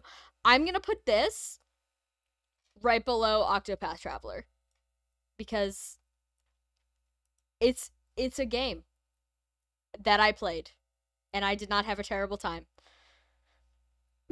that's my stance. All right. Museum of Monoliths is a walking simulator. Oh. Yeah, that you recognize this title? Monolith-based horror. Yeah. It's not a horror game. It's a walking simulator. It's not a horror game. It's kind of like a liminal space atmospheric experience is what I would title it. It's barely a game. There's no like gameplay other than you touch specific monoliths to make the soundtrack different. Like, it'll give you a choice between the bass monolith and the drums monolith, and then you touch one to change the soundtrack as you walk through the landscape, which I thought was interesting. I didn't realize that's what they did for a while until I was like, oh, well, you stand next to one, it makes a different noise. Oh, it adds to the soundtrack. I get it now. Because the game doesn't like explain that to you. You just kind of have to click on things and figure it out. It's certainly a walking simulator. I will give it that. And the atmospheres, they're interesting. I've played better walking simulators. I've played more interesting liminal space games. My favorite one, shout out to the game Cairo. It's on Steam. It's on sale often for like 90 cents. Favorite liminal space game ever. It's a puzzle game. That game like messed me up when I was little because I was like really scared of it because it's like empty spaces and like static noises. Nothing scary happens. I'm talking about a completely different game now. But Museum of Monoliths, yeah, it's not long. There's definitely lots to look at. Some of the aesthetic choices I found kind of weird. Like, there's all these monoliths, obviously. And then I think it's this game where there's, like, also, like, mechs and stuff. Like, occasionally in the background, there'll just be, like, a anime-looking mech thing, like, hunched over in the distance. I was like, what? AI watched Evangelion. Yeah, kind of. And I was just like, okay, well, that's, like, it didn't fit the environment. Like, everything was, like, decayed and made of rebar. And then there's just, like, a shiny anime mech in the corner, like, hey. I was like, okay, well, that's pulling me out of it a little bit. But I thought it was fine. I thought it could have been better, but I can't complain because it's a museum, and I sure did walk through it and see some beautiful things. They didn't promise anything else. No, they didn't promise anything else. I'm gonna put this under the Jeff the Killer game because at least that game, it was more of like a interactive experience, which I know, again, not the point, but also I gotta grade these in a way, and that's important to me. I like to be able to interact with the world in a meaningful way. All right, Catch and Cook. What's that? This is another demo. I went on I made it like a point to play a shit ton of demos. Was like, I don't want to finish anything. Let the record show for the internet watching this at any point that on our list of games that Sam made this tier list from, I put a separate category with these things are all demos in case Sam did not want to include them. So if it seems like I did put the demos in their own little box, just so you know. She's the one who chose to sprinkle them all in here. I thought that you want to hear about up and coming games. Oh yeah. I figure people are watching the stream for unsolicited opinions and game recommendations. So if you got recommendations for things up and coming, ask good. Yeah. Catch and Cook. It's a fishing game. You catch fish, you bring them back to your restaurant, and you cook them there. I was thinking about this game earlier today, knowing we were doing the stream actually, because it's really funny that somehow this game has landed in like the single most competitive year for its specific genre that it could this game happened to land in the same year as Dave the Diver and Dredge, which is extremely funny because it does lose to them handily. Oh no. Just because no, don't worry. Okay. This is like when I played it, it was a bit clunky and it wasn't the most engaging thing. It's the sort of thing. Remember what you were just saying about how you don't feel comfortable with the comparisons when it's like an entire studio versus like this is like clearly made by a couple of people at most. You know, it just happened to come out in a year where like fishing was the thing for some reason. And boat-based fishing tied into restaurants, even like specifically all two of those things. I think it is neat. It was a chill time. It definitely is a didn't finish affectionate. And obviously when I played it, it was a demo, so like I haven't seen the full thing. Mm-hmm. I actually think about it a fair bit. When I played it, I was like, this is a bit unremarkable. But it sort of rolled around, the Luminion effect, if you will, where I'm like, man, I think about this fairly often because of the situation it was in when I played it. I have to try it again, I think, at some point. Where would you put it? In the didn't finish affectionate? Affectionate, yeah, it can go just wherever, yeah. Can you want to hear a side tangent about boat-related games? I have a conspiracy theory. You want to hear it? Is it about my This is some genuine tin hat thing. Okay, go on. So many years ago on Tumblr, I want to say maybe 2015, possibly earlier, there was a post going around. No, not earlier, later, like 2000, between 15 and 18. There was a post going around where it's like, I really wish there was a game where you were like a guy on a boat catching things, but as you played, it gets like more and more Lovecraftian, and it's a Tumblr thread. People like elaborated on this concept, and they made like all this like art and stuff, and they're like, yeah, you could like find fish, but as you go, like they get weirder and weirder, and then you gotta like cook and eat them. My tin hat theory is that all these games are coming out because all the people that were like in that thread and like read that thread like growing up, quote unquote, are now old enough to become game developers, and they're all like, hey, wait, that was a good idea. Like this was a really popular post. It had like hundreds of thousands of likes and comments on it. So I'm like, I think like that, yeah, maybe. I mean, even back then I was like, yeah, that's a really good idea. Maybe one day I'll make something like that. Like that's my tin hat theory for the day. While you go through a story about my uncle or whatever it is, can I run and grab something real quick? Yeah, go shit, King. Go shit. I have nothing to say about this one. This is all. Yeah. A story about my uncle is a grappling hook game, which Chebby actually should have something to say about it because we went to video game school for gamers. And one of the teachers there, I think the bane of their existence was grappling hooks, so that's kind of why this game sticks in my head as a bastion to everything that teacher would hate. But I thought it's like a little, it's like an indie puzzle game. The art style kind of reminds me of Psychonauts, which I actually haven't played, but obviously I've seen stuff about it.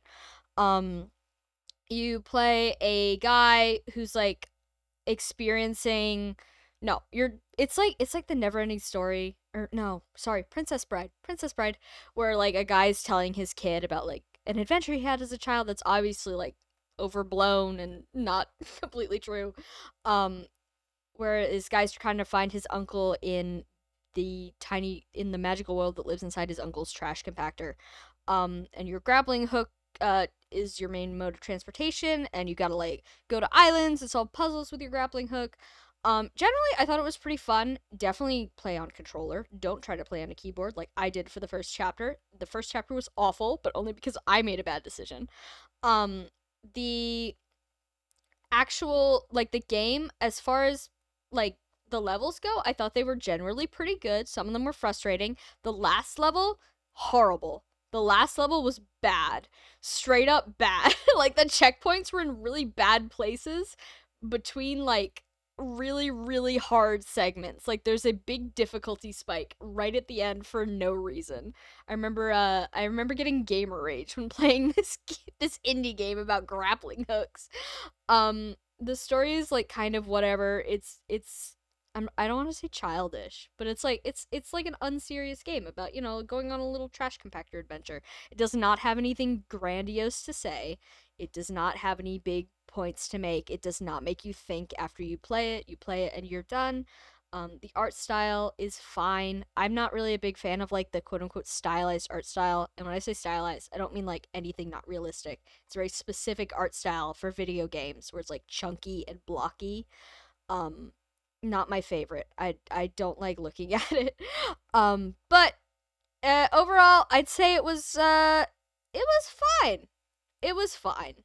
I played it and I finished it against the game's wishes based on the last chapter. So I'm gonna put it in fine. And I played this the same night I played Milk Outside a Bag of Milk. Um I'm gonna put them in the order I played them in. I finished this one and then I played the Milk game. And so two bangers in one night. Yeah, Tiamat remembers my gamer rage moment. Um Okay, and then I'm gonna start talking about the next game because I think yeah, the I'm tonal already shift. here. Yeah, Oh, hi, I'm Chippy. already here. The tonal shift between story about my uncle, Milk Outside a Bag of Milk, was funny. Yeah, two kind of mid games, kind of forgettable. Which is funny because I just bought for Milk, the Milk game. I just bought the devs next game. We'll see at the epic highs and lows. We'll see if I Is like this it. also a milk? I haven't heard of It's it. Is that bread. also It's milk something related? bread related, but it's like bread outside a bag of bread or something. Something like that. Oh, good. Bread based games. We've moved on from milk. We have wheat products now. Remember, I am bread. I do remember I am bread. The simple yeah. times. So Bastion is a Supergiant game, and as we've mentioned before, Supergiant does not miss.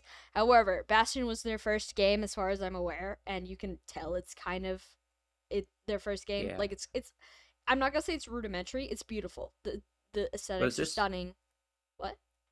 Was this your first time playing Bastion this year? I tried to play it once and I bounced off of it, probably because I was using my keyboard and my touchpad on my laptop. This was in high school. I did not play it this year, but I did play it once before, and I have maybe slightly controversial opinions on it. Oh, hold on, like let me you give might my have too. opinion on So it first. yeah, go. So, the art is beautiful. The music is beautiful. The mechanics, they're fine. They're I don't know how to describe it. It's not a roguelike. It's not a platform. It's like isometric. It's an isometric game. The plot, I found the plot to be Supergiant has like it has a way with words generally. Like their plots are very creative. I find their stories and characters creative. Bastion kind of lacked that. It felt like, you know, first attempt, play it safe. Which I get. You know, I don't want to compare it to, well, I'm literally comparing it to their later games. Hades is right there. But, like, I feel bad comparing, like, early work to later work, because obviously the later work's gonna be better. But it has a lot of heart, but there's definitely better Supergiant games, but the bar for Supergiant Games is so much higher than like the average game studio, so it's still good, if that makes sense. Like, their worst game is still better than like a lot of other games. I had fun with it. I would not play it again. Unlike, Yep. for example, Transistor, I 100% of that game, and that one I also used a touchpad and keyboard. So I was willing to fight my own lack of a mouse for that game. I'm not willing to do that for this game. What were you gonna say, Jeffy? I mean, I'm glad it's not just me, so I'm not. I was super afraid you were gonna say like this game fucked, and I'd have to be like, No, it doesn't. It doesn't. But that's no, I'm like okay with that. I'm okay I with that. can't really It's tell short. you what's wrong with it. Like I can't say much about it that's like uniquely bad. Like I can't think of much negative to say about it besides the fact that I was just like, yeah, It feels like alright. the first draft of their later games. So I'm glad Yeah. that it exists so that they did their first draft and now they're making actually good stuff. If that makes sense. Yeah, it's not a bad game at all. No, it's definitely not a bad game. But I it doesn't. Remember what I was saying with Aces and Adventures, Mhm. or for that, there's sort of that genre of repetitive sort of. This isn't a roguelite, like you said, but it's like adjacent.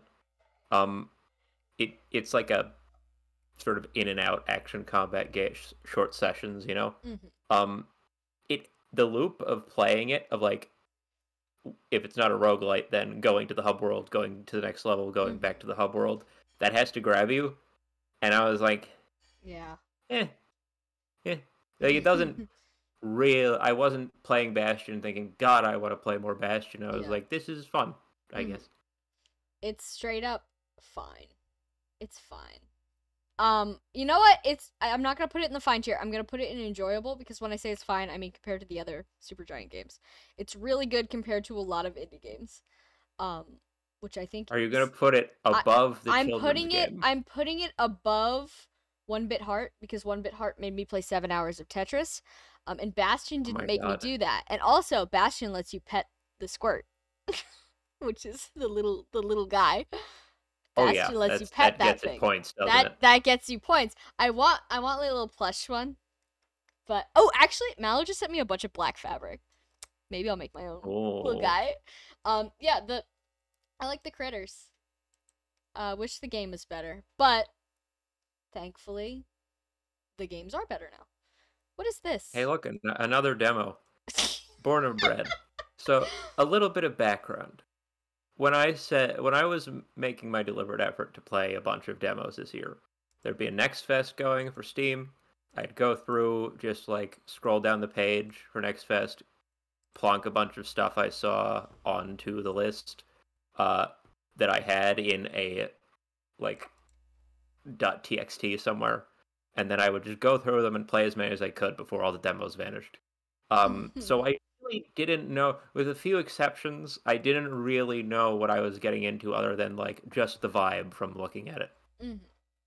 I opened this game up and immediately realized that I was playing Paper Mario: The Thousand Year Door, reborn in the form of bread dough. Oh. It is so better. Hey, people of the internet. Are you out there wishing that Nintendo would, get off their asses and make another Paper Mario game that actually played like the ones that everyone really loved and wasn't like a weird experiment that kind of got mid-reviews? Good news. They did it, and it's got bread jokes. You play as a lump of dough that is brought to life by a chef by accident in a castle, and there's hijinks ensue, I guess is all I can say. I don't know the plot. I went to explain it. I was like, I don't know the plot. I only played the demo. I only have the opening. But it's very funny. You can walk up to every rat and hold your hand out, and they will bite you. And he plays a little animation as he shakes them off because, he's bread, your food, your literal breadcrumbs to them. Played well. When I played it, the lighting was a little like, it loaded in like a little weird, but that was a demo. And also, it's like Paper Mario before it. it's pretty fucking funny. Like it's just fun. They were clearly having a lot of fun just writing and making it. So it's absolutely the affectionate didn't finish. It's like maybe the most affectionate didn't finish of them all. Honestly, not that they're I know we're not ranking them, but I'll put this one at the top. We're like yeah, It's like a casual ranking. yeah. Like I don't. This It's is competitive up here. This is casual. they get ranked in which end of the line we put them on. That's it. All right, so you had a game that you weren't sure what category to put it in for didn't finish. Now I have one of those. The Elder Scrolls Battlespire is a game I've wanted to play. Jesus. Yeah, back at it again with the jank old games. No one likes. Okay, I'm pulling up the wiki page on this because I remember reading it out. We were discovering live when you were playing this what this game was. Okay, so the Elder Scrolls Battlespire is an Elder Scrolls game, not a mainline. It's a spin-off. I believe it came out after Morrowind, either right before or right after Morrowind. I love the concept of this game.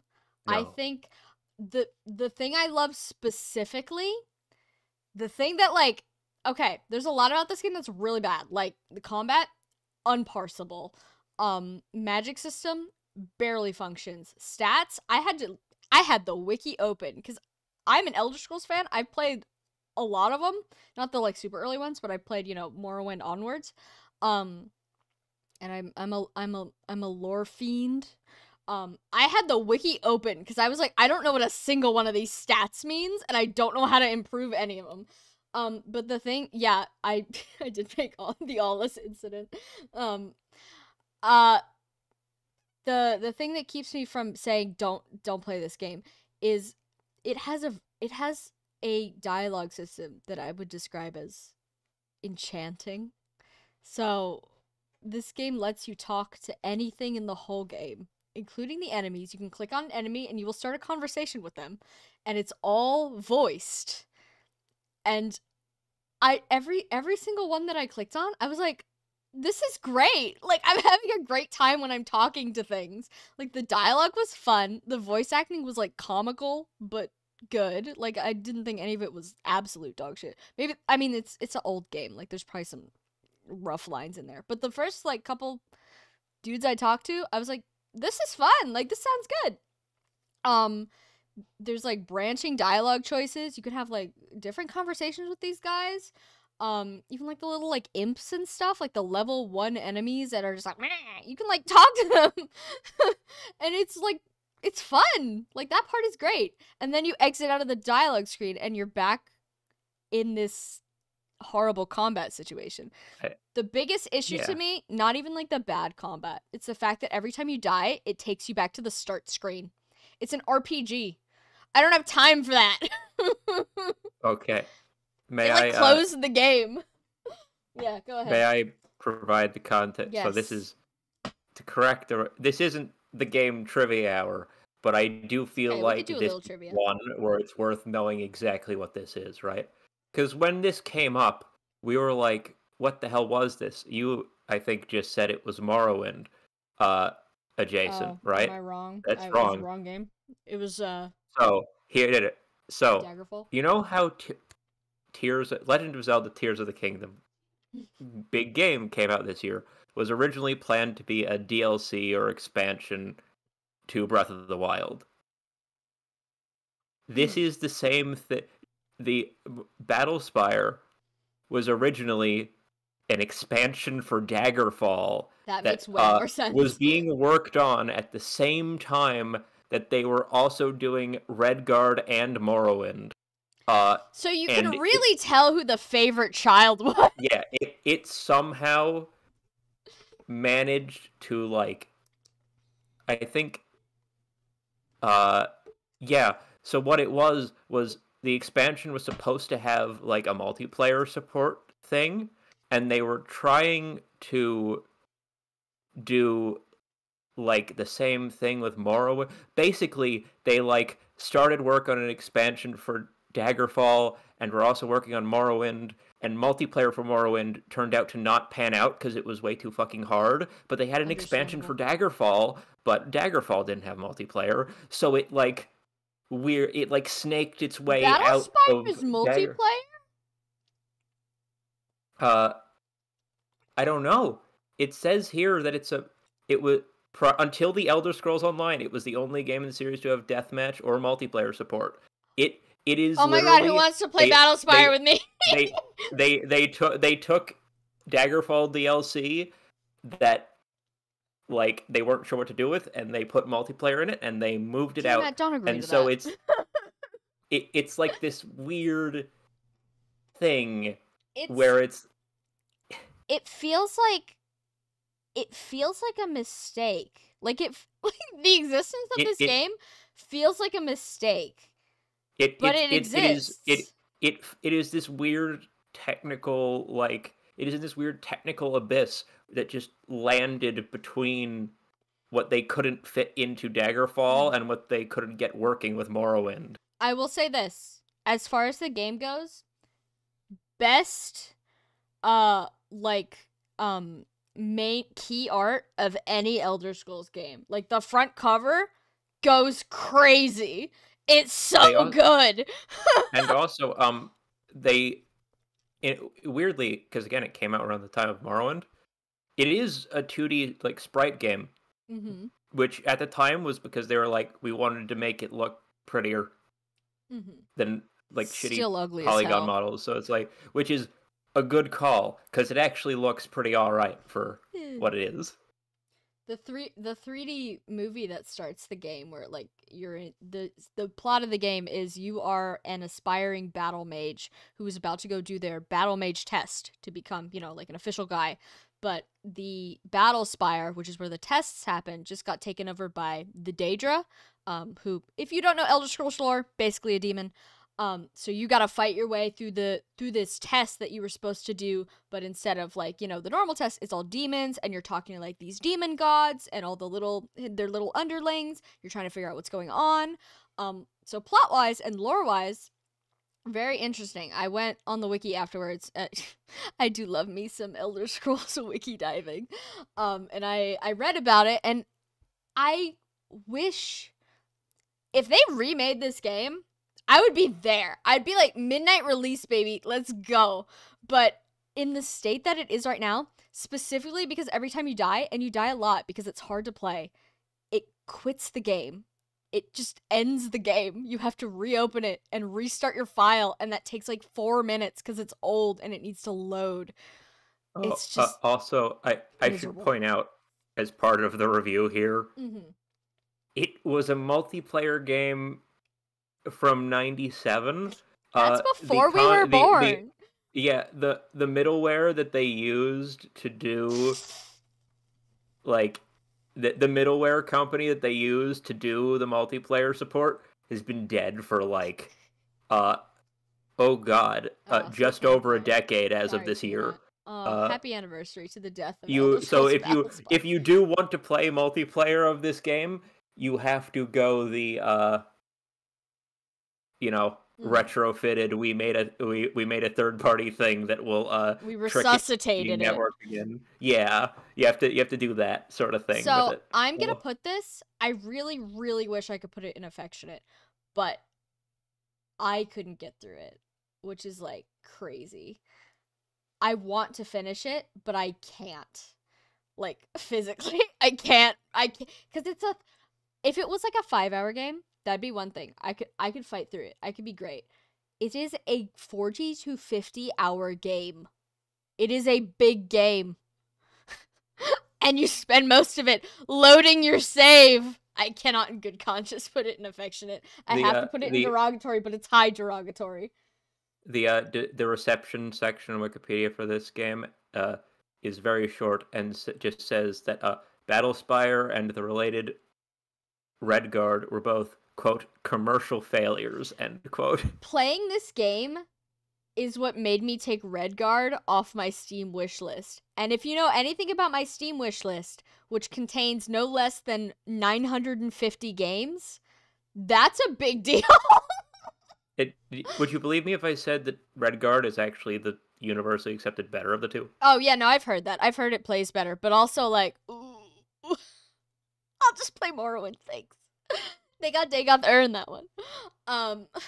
Yeah. Okay. So moving on, we spent a really long time talking about that one, but it For some deserved reason. it. It deserved it. We need to the Sure. lore, it has meat in there. So Trauma is a point and click kind of semi 3D. It's like 2D 3D game where you're exploring environments, and it's about like a woman who gets in a car accident. And she's like using these, they're like little vignettes, like there's four separate little areas to explore. And it goes into like, how she feels, um physically, mentally, that kind of thing, and it's like her dreams. um it's got really interesting presentation. I really like the presentation of it because just the environments are very interesting. It's another sigil drawing game, much like Arx Fatalis, The Void. You have to draw on the screen, but this one, it doesn't end up on my shit list because there's no combat. It's a point and click game, so if you mess up, it just goes and then you can do it again, and you're not gonna explode. And the sigil reading was, for the most part, pretty good. Like, if I failed, it was because I misclicked or I drew something really bad. I thought this was a good game. Some of the puzzles, it's got puzzly elements. It's got puzzles. Like each level has like a goal, and you got to click on stuff to get there. The puzzles were sometimes a little bit obtuse because it's a dream. Some of them operate off dream logic, so which means that the answers don't necessarily make an incredible amount of sense. So I had to Google some stuff, unfortunately. As if I don't I Googled every single one of these games while I was playing. I'm bad at video games. I'm straight up bad at video games. But I liked the physical presentation. I like the narration because she's kind of like talking through, like, in this stream I blah blah blah blah blah. Or in this stream I've like lost my doll or something when I was a kid. In this stream I'm like trying to catch a ghost. That's the one I remember specifically. It's like, in this stream I'm trying to catch a ghost.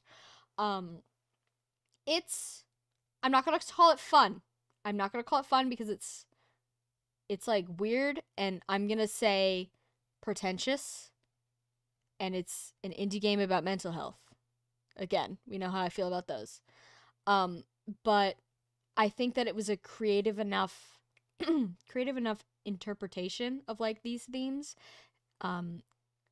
creative enough expression that I didn't feel like I was playing the same game again. Like there was no anime characters popped up, no ham-fisted stuff.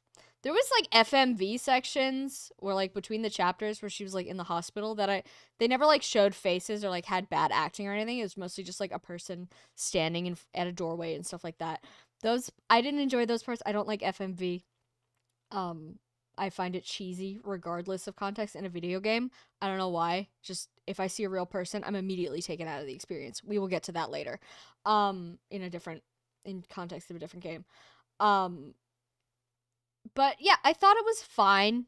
It's not like a game I'm gonna be raving to anyone about. It's definitely a game where like sound files from it have stuck in my head, like in this stream I'm trying to catch a ghost. Like that is specifically like lodged in my head. I have no idea why.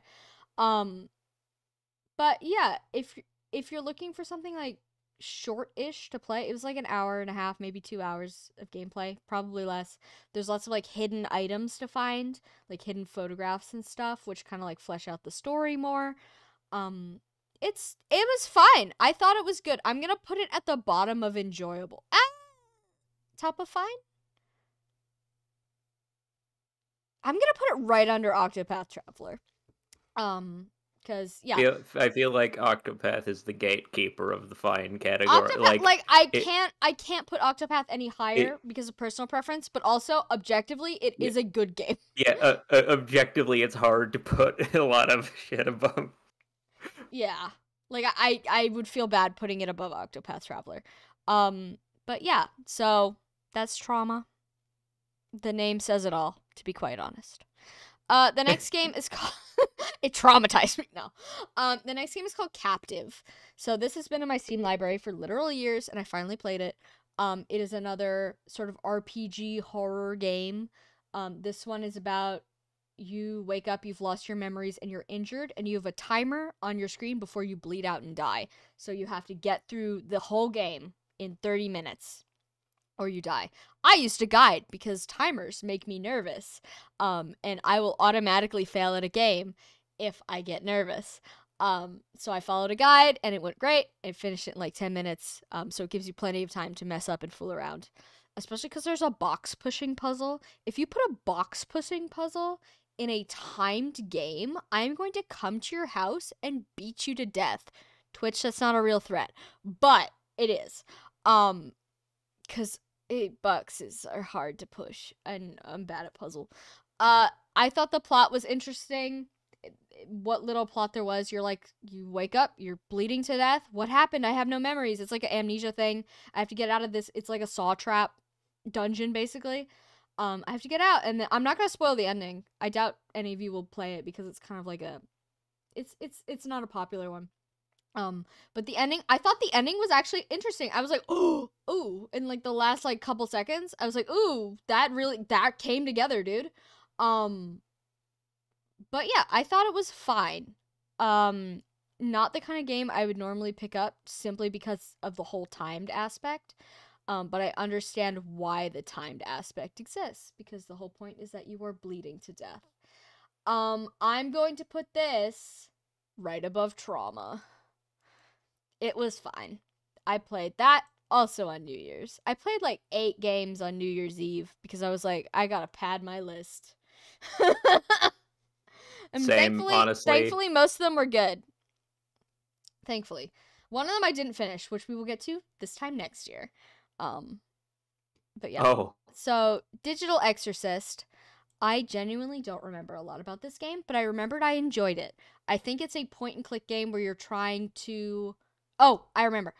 So you're like a detective, and you have like a little critter sidekick, and you're like, your whole thing is like exorcising demons, and you use the computer to do so. Like, you investigate using the computer. Sorry, I keep burping. I apologize. And it's a very, very short game. I think it's like a prologue to like a larger game experience that I do not own or hasn't come out yet. I'm not actually sure. So I'm gonna grade this like a regular game and not a demo because it might be a full game, like chapter 1 of blank. But I do remember the art style is fun. It's like pixel art, kind of old fashioned click through graphics, not like it's like actually retro, not the retro art style where it's like little stick men. The one. I think it looks like dog shit. But it's like actually like high detail. I'm not sure I do. I'm not sure I do know the one, but go off. Another game in this list, we'll quickly point it out. Gods Will Be Watching. That's the style I hate. Retro. There's gonna be some beef. Yeah, we're gonna have beef about that game. I promise we're gonna have beef about that game. But it's like actually retro. Like it's again giving like PC 98 like very detailed yet low pixel count. So I really like the art style, and I liked the dialogue. I remember playing this. I mean, like, that's the funniest thing I've read all week. I don't remember what the funny thing was, but I remember enjoying reading it. The combat system, I wish the combat system was less linear, because it's kind of turn-based RPG, like, they let you make choices, but there's one right choice. You have to do things in a specific order, otherwise you die. And if you mess up at the beginning, it lets you do the whole rest of the battle, but you're just gonna die at the end, which is, like, a little annoying. Because it's like, okay, why not just kill me? If I do something wrong, just kill me. Let me try again. But yeah, I thought it was short and sweet and fun. I'm gonna put it right... Ooh. I'm gonna put it right below It Gets So Lonely here, because I recommend it. I thought it was great. The part where the detective goes on, like, Reddit was fun. You get to investigate Redditors. Please don't explain that any further. It's really funny if you leave it at that. Yeah, Techno Reddit. This is an Annika game, City Skylines 2. Annika, historically, she's not here today because she couldn't make it because she's out partying with her wenches. But yeah, she has actual social life, and we're here reviewing video games. She plays 4 games, so they're all good because she plays them so much. We're gonna put Yeah. this in Annika's games heart emoji. All I will say about this, having not played it, They let you crash the cars now, apparently. Incredibly cool improvements to the original game. Was running like total ass, and they've been fixing it. Okay, that's it good. will this will be an all-time great game when they get around to making it run on actual computers. Nice. All right, so this is something to keep an eye on for optimization later. Okay, so I have a controversial gaming opinion coming up. What the fuck is this? So this is Ancient Witch Arena.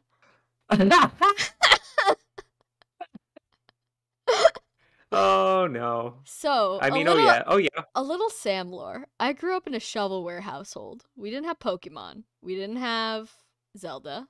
We didn't have Mario. None of that. We played shovelware. From the dollar bin, I assume. I can only assume. This speaks to my shovelware based soul. It is a Vampire Survivor clone. Haven't played Vampire Survivor. It's in my Steam library. I'll play it someday. It's the reason I like this. Sorry, woman who's only played Dragon Guard. It's getting a lot of Dragon Guard vibes from this. The art style. We can't do this again. No, I can, because like if you look at it, the art style, it's very similar to like, it's very like pale and like empty, and the critter design is like very bizarre. Generally, I'm not joking on you here. I'm not messing with you. It reminded me of like Nier Drakengard. It gave the same sort of like empty vibes as like the first game. Like you're just in this big expanse and then weird creatures run at you slowly. I thought the moves and stuff were good. I thought the sound design was really good. There's like a drum beat that plays when you do your like attacks and stuff, and I was just like I like started playing. I was like, I'm in the rhythm, dude. I'm like super zen. Like I like zenned out while playing this game. And it's like not great. Like the translation is bad and the story barely exists. I don't even remember the story at all. But I got all the achievements for this game. I played like 10 hours of it. Just like I would put it on and it would make my computer so hot, but I would be happy. And you know what? That's what makes it a good game. Are you happy while playing it? Nothing else matters. Are you happy? This is a really good game. In my humble opinion. I totally believe you on that. I get it. I would turn it on. I'd be like, this is like, you know, like in sitcoms where like a middle-aged woman will like slip into the tub with like some candles and a glass of wine.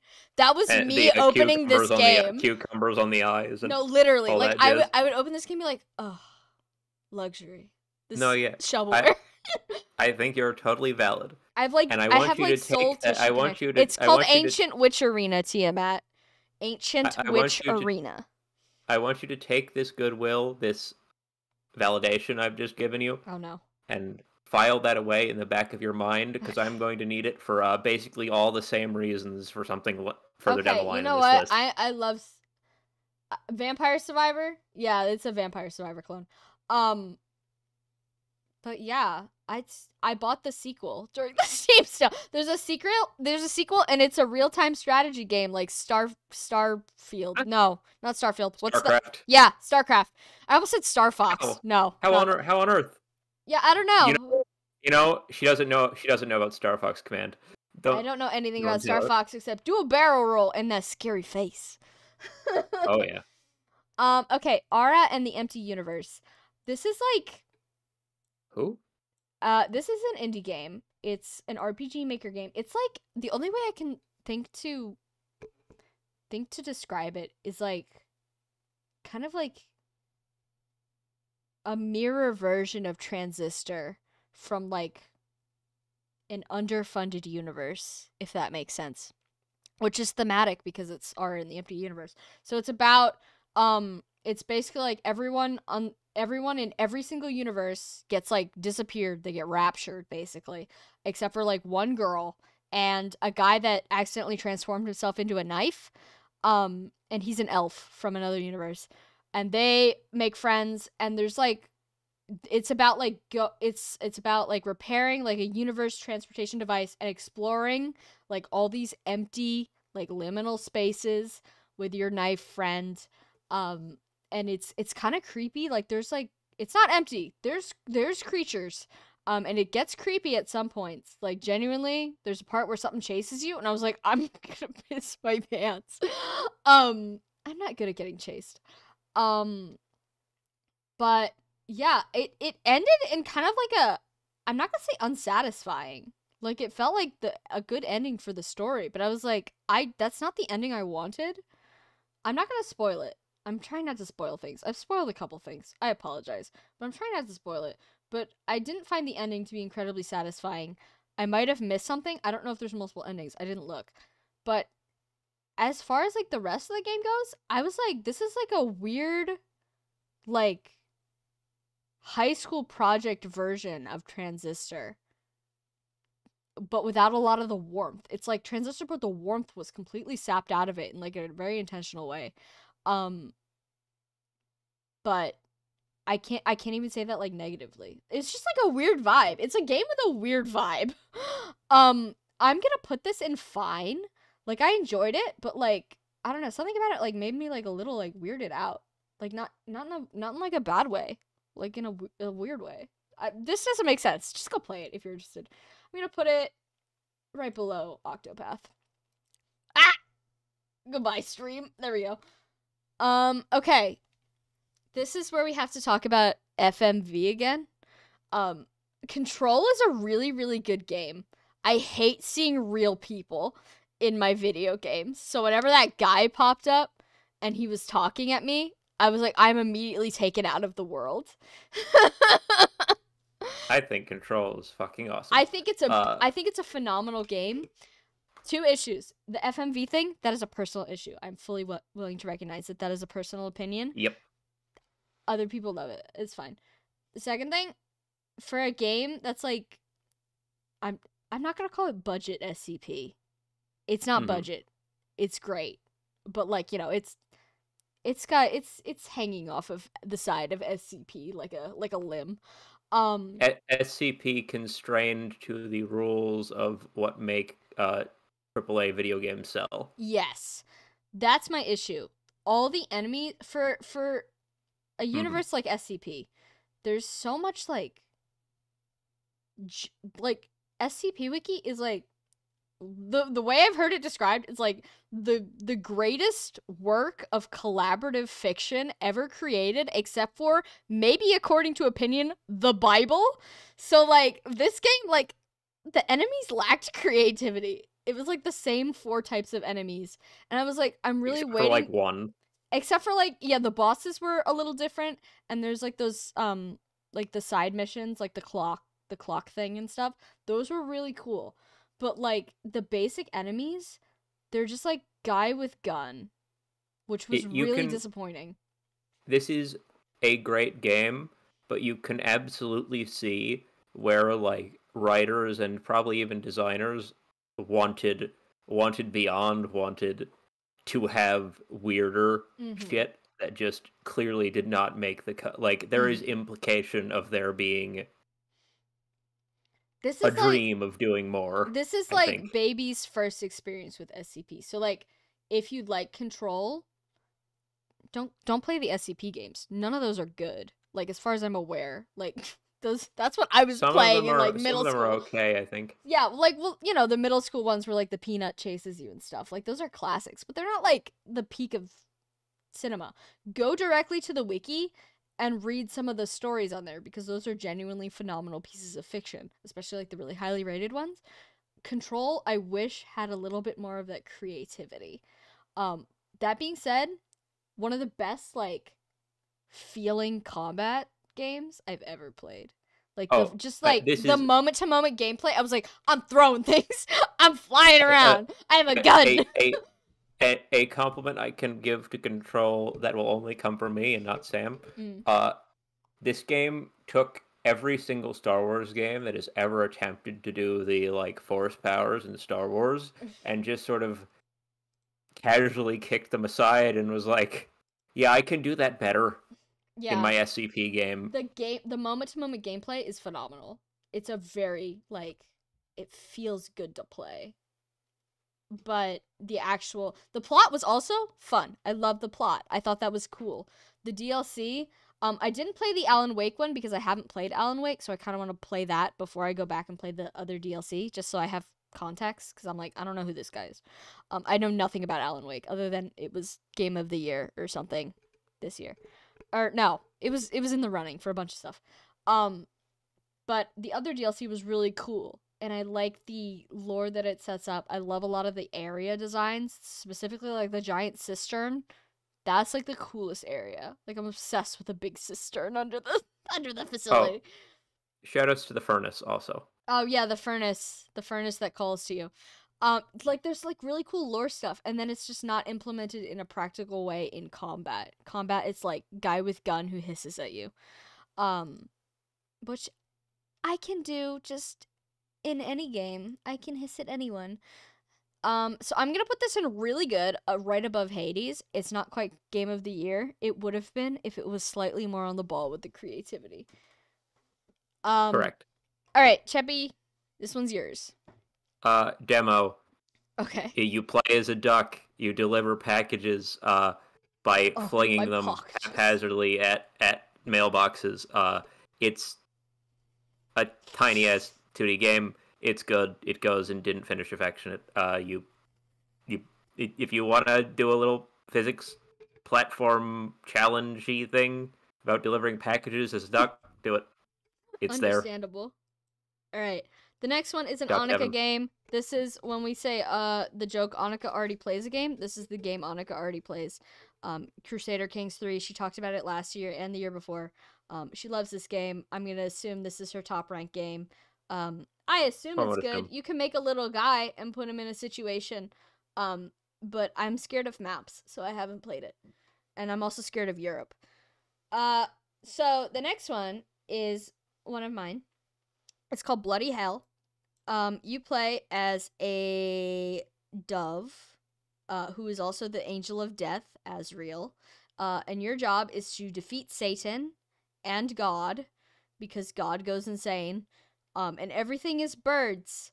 It's really good. It's really, really good. Like, really, really good. It's also really short. It's it's a bullet hell. It's a bullet hell. I want to say, like, it's not a roguelike, but it's got like some it's giving Binding of Isaac, but like you get to keep your stuff when you die. I don't know what you would call that. It's free too. So immediately go download this game. I had so much fun. I'm probably going to go back and 100% it. Just cuz it's just got so much personality. All the characters are little birds with halos and like a gun. No, he didn't have a gun. He has like a laser, but he's the angel of death. Look at him. He's so cute. It's very good. Baldur's Gate 3 is Baldur's Gate 3. It's really good. I played it with Tiamat, who's in the chat right now. Straight to the top. Straight to the top. But we did have problems with it playing. It has a lot of bugs. They've fixed a lot of them. But we did have a couple like game-breaking moments. Like, we had to reload a bunch of saves. We lost a couple hours of progress at a couple points. So I'm gonna put it below Rain World Downpour. It's a phenomenal game. It's really good. You get to make a little guy and put him in a situation, which is, of course, literally all I'm looking for in a game. And there's so much to do, but it's just got it's got its like rough moments where you're like, ooh, she glitching. Uh-oh, I can't load my save. It's the sort of thing where the amount of stuff you can do in Baldur's Gate 3, the bugs present are totally understandable with the absolute fucking enormousness of what is possible. Yeah, I interpret it kind of like Skyrim notoriously buggy game. It's also an absolutely massive game, so at some point you get too big to function correctly at some points. There's parts of this game that are just completely busted. The Crash, when me and Tiamat did the Crash, we got stuck in Gale camp hell, where Gale would go to a different camp when we went to camp, and then none of us could leave. I sent more bug reports in for this game than I ever have for anything in my entire life, but it is a great game, and you should play it. Just make those saves. Don't do one save. Make saves like there's no tomorrow. Doesn't matter what your disk space is. Saves. If you do anything, make a new save. Other than that, phenomenal game. Deserved game of the year. Absolutely. Especially because, isn't this like technically like, it's like an indie game. It's not an indie game, but it's like, you know, small. Larian is not exactly It's AAA, like no. it's like AA. Very small team, yeah. Also, stream Acid Mouth's new album. They sing lullabies. Sorry, me and Tiamat had lore. We made lore for our guys. Okay, so Break the Game is a spoof on games like Thomas Was Alone, which is not a game I've played, but I know about it. Like emotional games about like simple minimalistic emotional games, which there's another one of those on this list that's like played straight. This is like an ironic, jokey version where you play as like a little cube and you're trying to break the game so you can be free. I thought it was funny at a lot of moments. It's a lot of like, it's stupid humor. It's like dumb humor. It tries to be emotional sometimes, but the emotional moments don't like exactly hit because the whole game is like, not like, okay, there's fart jokes and stuff, but like, it's a deeply unserious. So I thought it went on a little longer than it needed to. It was chunkier than it had any right to be, especially for like a comedy game that's a spoof on another game. But it was fine. It was enjoyable. I liked breaking the game, so to speak. All the levels were like you're uninstalling different parts of the game until it completely fries itself. Which is a fun premise. Yeah, there was Toxic Square Yaoi, which we love Toxic Yaoi and Yuri here. I'm gonna put this in fine. Like, I had fun. I'm gonna put it above Ara. I'm just gonna keep putting things behind Octopath Traveler. Cause I had laughs. Laughs were had. That's what's important, right? Hold on. I need a drink of water. Sip. Sip indeed. She's losing her voice. She played too many video games. So this next one is called Xeon. Hold on. It's called Xeon 25 or Xeon something else. I don't want to give the wrong number. It's called Xeon 25. Yes. So this is a simple arcade-style shooting game, much like Asteroids or what's the other one? Like Galaga or something like that? Galaga? One of them is a movie. Galaga is also correct. Okay. Yeah, one of them. But you're like a little ship and you're shooting enemies that are coming at you. Super simple. There's a plot hypothetically, but it's just like escape from the base. It's like an arcade game plot. There's an intro cutscene and an end cutscene where it's like, and then he survived to fight another day. There's nothing wrong with this game. It's fine. There was a couple tracks in the music that were absolute certified bangers. I don't know if they were made specifically for this game, but even if they weren't, great choices, guys. This one was good. I enjoyed it. I'm gonna put this at the top of fine. I hate to put something above Octopath Traveler, but like this game did not have any flaws in it. The inventory system was a little jank, but like it's a perfectly good game. It's just like super short and it's an arcade game. Like it's like, ranking just Asteroids against Octopath Traveler. One of them has flaws, but it's also infinitely more complicated. So this one doesn't have room for flaws because it's tiny. If that makes sense. All right, can we take a quick break? I need more water, and I have like 3 more games in a row here. All right. I'll be right back. Chebby, entertain the crowd. Okay. Hi, everybody. No, I'm not doing that. Yeah. Oh God, I'm being demanded of in the chat. Oh my God. Let's see. Yeah, no. Scrabble unfortunately did not make the cut this year. Sam made this like visual it, like all the icons, put all the icons together weeks ago, and I think if I asked her on the last day to add Scrabble, she would have killed me. I did think about it though.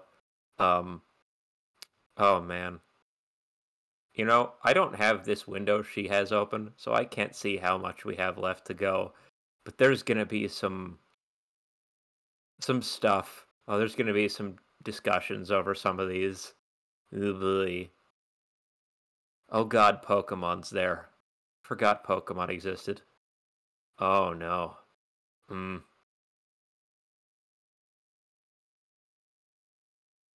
There's more than two, I'm pretty sure. This is... God, this... The list of games this year feels very weird. I don't know if that's just, like... I don't know, just me forgetting what previous year's tier lists looked like, but...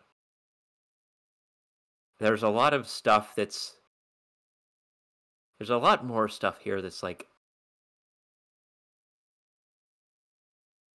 unrecognizable. Just, like, the most random shit we pulled off Steam. And the shit ton of demo. God.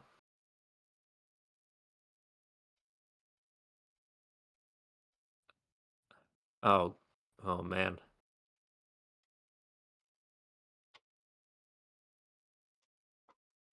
Yeah, Scarlet and Violet. We'll get to Scarlet and Violet, I think. I'm almost here. We'll get there. Oh, Alright, welcome back. I'm here. Let me pop a hard candy in my mouth to Yeah, while you lubricate do the that, I'm going to situation. fill up a cup of water for myself. I was entertaining. Everyone go pee. This is your pee break. Intermission. Imagine some old-timey piano music is playing. Oh, lemon candy, my beloved. What are you guys talking about? No, don't talk about games that we haven't talked about yet. Shh, shh, shh. They're in here. Shh. Oh, I have things to say about Pokemon. I have a lot of things to say about Pokemon. But I'm gonna save those for when it's time.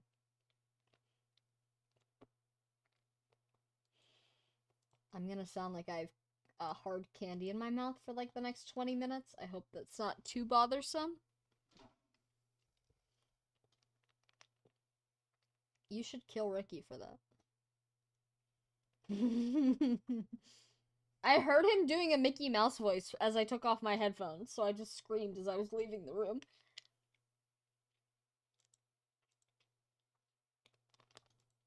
Got a lot of... I like this bell curve we have going on so far. This is good. A lot of mid games this year.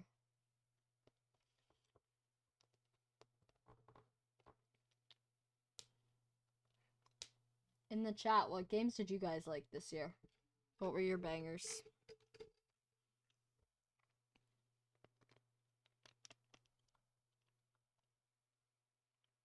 Baldur's Gate? Yeah. Dredge. I gotta play Dredge. I like a boat. I like fishing. I like being scared. Pathologic, yep. Banger.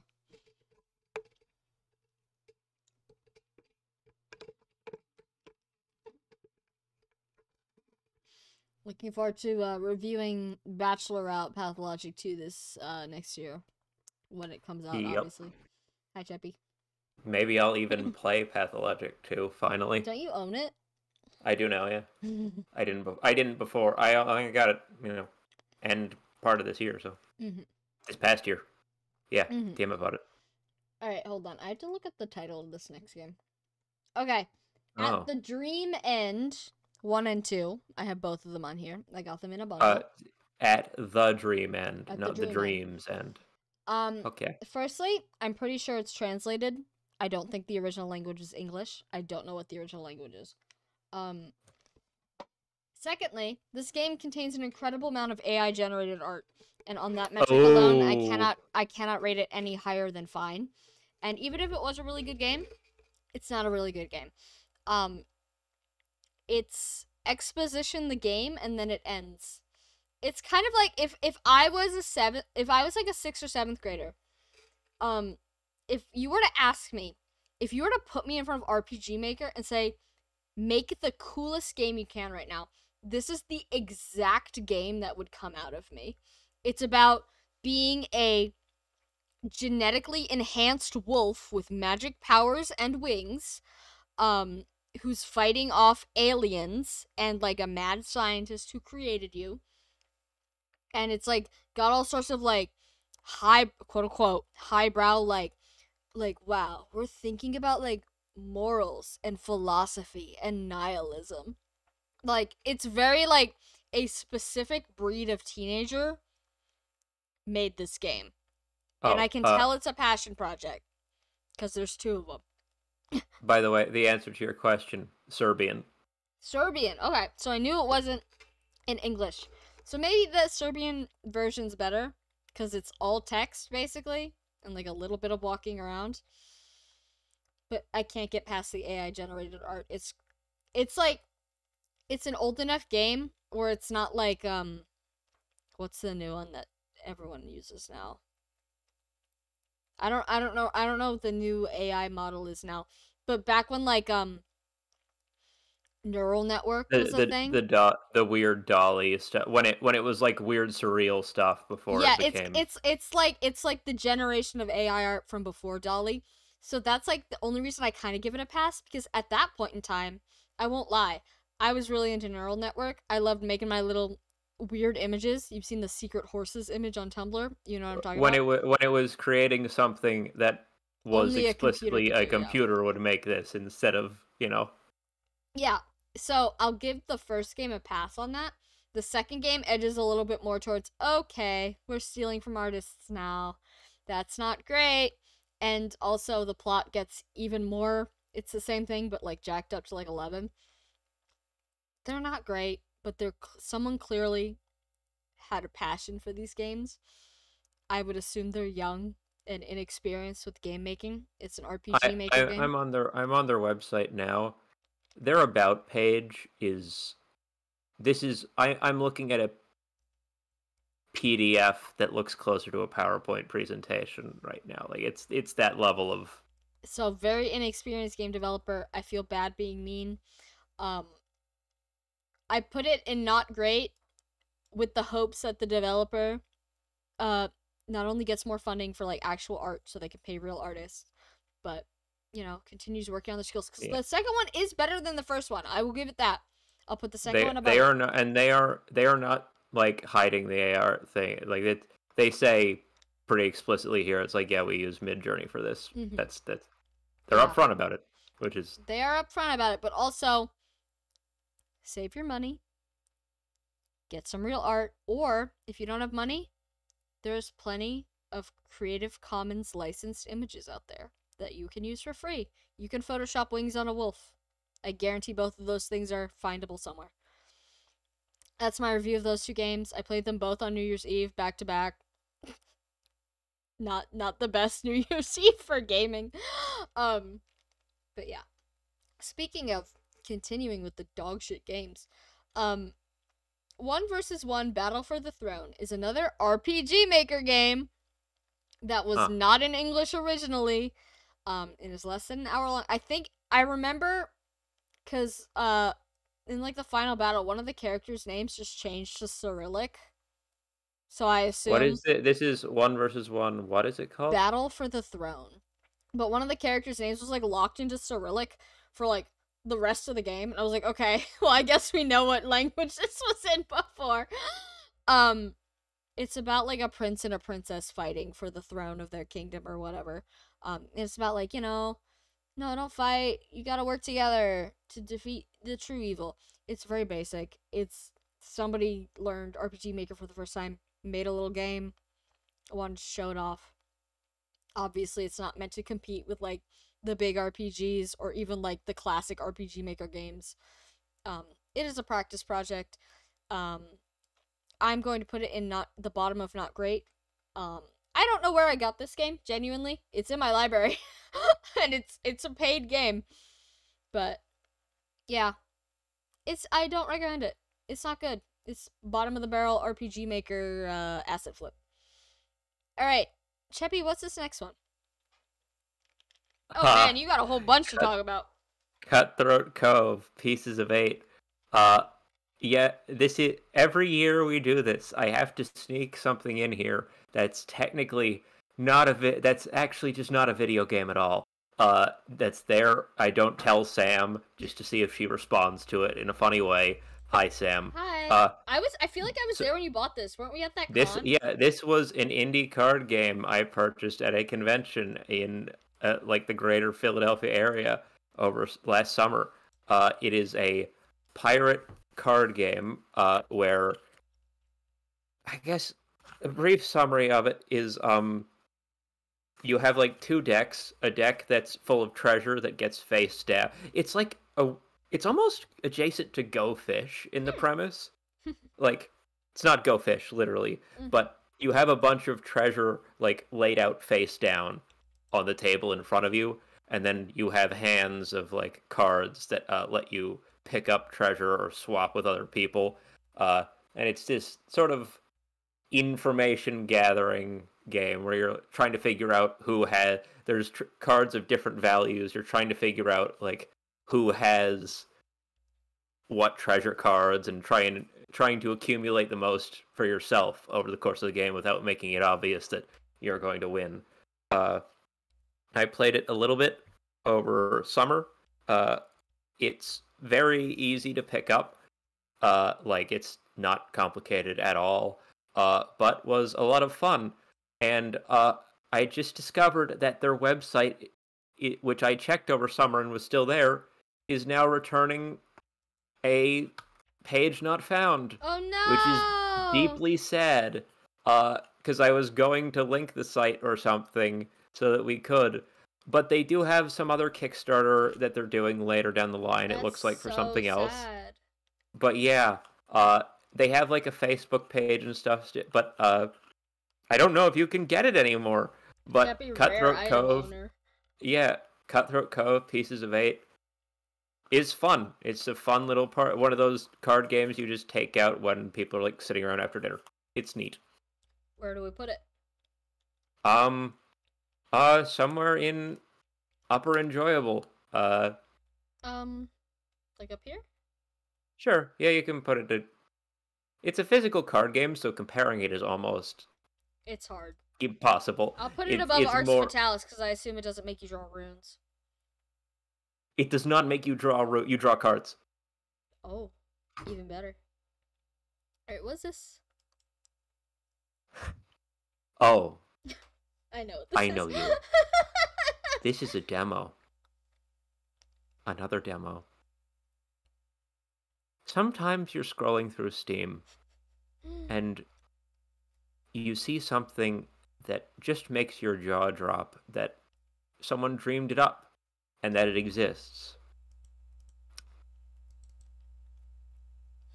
Ebenezer and the Invisible World,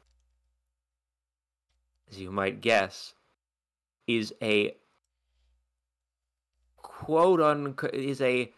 unofficial sequel story to Charles Dickens' A Christmas Carol, starring the reformed Ebenezer Scrooge, who now is basically an agent of the spirits, going around and solving people's problems, and where he can, teaching people to be better and also ridding them of ghosts. And this game is functionally Christmas Carol, Castlevania Symphony of the Night. And the most batshit thing about it in playing the demo is that it is a really fucking good Metroidvania. And I for anyone who was in the call with me for the time I was playing the day or two I was playing the demo, because it was a decently long demo actually. I think the most uttered thing throughout all of it was, how the fuck is this good? How the fuck does this exist? Like, from A to B to C, we should make a Metroidvania. Let's make it about Ebenezer Scrooge. He hunts ghosts now. Everything about that. Fucking nuts. He uses his cane like Alucard's sword, and it plays really goddamn well. You know what? The demo, I played Bloodstained Ritual of the Night. right? Mhm. Good game. Kinda clunky, looks a little shit. This is better, I think, Oh man, what I played of it. that is high Visually praise. and, like, controls-wise. It plays a bit smoother than the actual spiritual successor to Castlevania, which feels like it shouldn't happen. But it's affectionate. I wish I could put it higher because it shouldn't exist. But it goes in affectionate. Eh. Boop. All these Tell us basics. about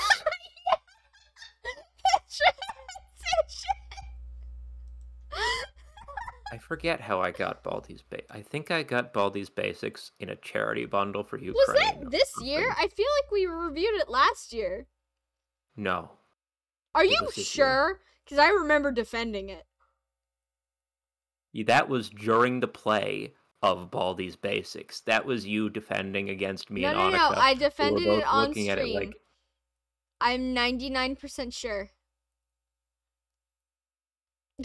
Go ahead then. If you want to prove that, go ahead, because all of my memories are from this past year. All right. YouTube. This is why my account is a steel trap. My channel. Don't start talking. Don't get me demonetized, and by that I mean I don't get money anyway. All right, scrolling. What? Oh, I should have put Transistor on this list. It's okay. Scrolling. Alright, oh, no, that's games played in 2021. Hold on, where is it? Games played in 2022. Hold on. Yep, it's on the 2022 list, idiot. Is it really? Yep. Huh. Alright. There it is. I'm gonna tweet. Oh, wait. Enhance. Oh, you know what? Maybe I played it right at the end of the year. Mm-hmm. Like, into January, yeah. Would you like me to put it in replayed games? Sure, I'm gonna talk about it anyway, because I need to. When I played this game, Samantha was very insistent that it was good, actually. Yeah. Love she made me promise. She made me promise. She was going to bed, and she sort of begged me to continue fucking playing it afterward. She left the call. I played for about 60 seconds, and then to Annika, I just took my hands off the keyboard, like head in hands, was like, I don't want to fucking play this game anymore. Game sucks. This game, I can respect an artistry to it of some form. I get why people were into it, why it was big, apparently. I don't fucking care about Baldi's Basics. This game's fucking shit. A little bit. It's great. I'll say my piece now. I'm so glad it exists, but like, God, I don't want to play. I think this is like, Baldi's Basics to me is like the shit-shaped effigy that stands against the capitalism of mascot horror, because it is so bad to look at and unmarketable in every way that it like stands in opposition to your like Fuzzy Wuzzies or whatever the fuck his name is, and your Garden of Banban, because it's you can't sell this bald man with a ruler. It's like the opposite of like merch based marketing for children's games. It's ugly, and I think that's beautiful. In this day and age, mascot horror, it's all about selling toys. This just exists to be ugly, and it's still really successful. And I there's something magical about that. I don't know. I love not being sold to. I want to be very clear. Sweep. Yeah. I didn't That's like. really funny. I didn't particularly hate this game, actually. Mhm. Uh, Nor do I particularly. I quite like that it exists somewhere, Mhm. but the most I have now. I don't think I've. There's few things I've ever felt more. I don't care about this at all when it comes to video game. I Mhm. was like, been here. I was there for like 2 hours maybe, and an hour and a half of that was Sam egging me on. Sorry, Tiamat with the angsty Baldi's Basics art. Oh god. You Okay, know what? Kids should be able to be cringe about the things they like. they absolutely I should. was so cringe about Portal 2. The things that I drew in my notebooks, not even like it wasn't even like inappropriate. It was just cringe. It was just cringy.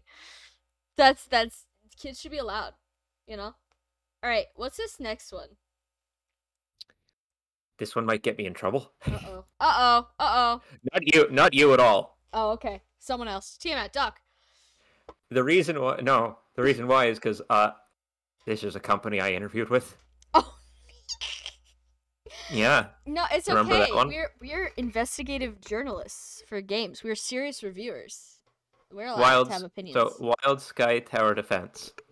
Uh, it's a mobile game. If you couldn't guess from the fact that it's Wild Sky Tower Defense. Mhm. I'm going to be as diplomatic as possible about it. Oh god. No, I kid. First impression of it, the gameplay of the game, it's actually pretty fucking nice. Like the way it controls. We're game developers. We made a game called Monolithic. This is kind of what Monolithic wishes it could be in a lot of ways. Yeah, you told me about this. It was actually like I was surprised in playing it how good the gameplay of this. It's a tower defense game, but you control like a hero units and they have abilities. It's like this weird liminal space between MOBAs and that's not what liminal space, but it's a space between MOBA and tower defense where you control hero units but also have like the towers and little minions that march down to defend your like lanes from. It's pretty neat, but it is a mobile game in the most mobile game way where I actually played it for like 2 or 3 weeks after like I started by researching because I was interviewing with them. But it is a series of brick walls around timers and like things that you could a lot of like I couldn't play you can't play it for more than like a couple matches and then Mobile it's game like you have to moment. wait. Yeah, it's you hit a wall in being able to play it more really fast and also to require new stuff. Like you unlock one or two things and then it's like kind of a steep fall off and it's clearly in the direction of wanting you to pay, which wanting you to pay for something is fine, but I wasn't into it enough to do that at all. The question of where to put. Think with your soul. Where would you put it if you had a soul?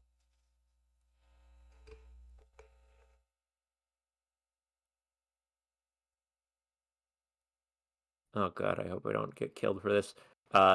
It's kind of not. It's not great. It's not great. It's not great. I'm gonna put it above all these games though, because it's probably better than all these games.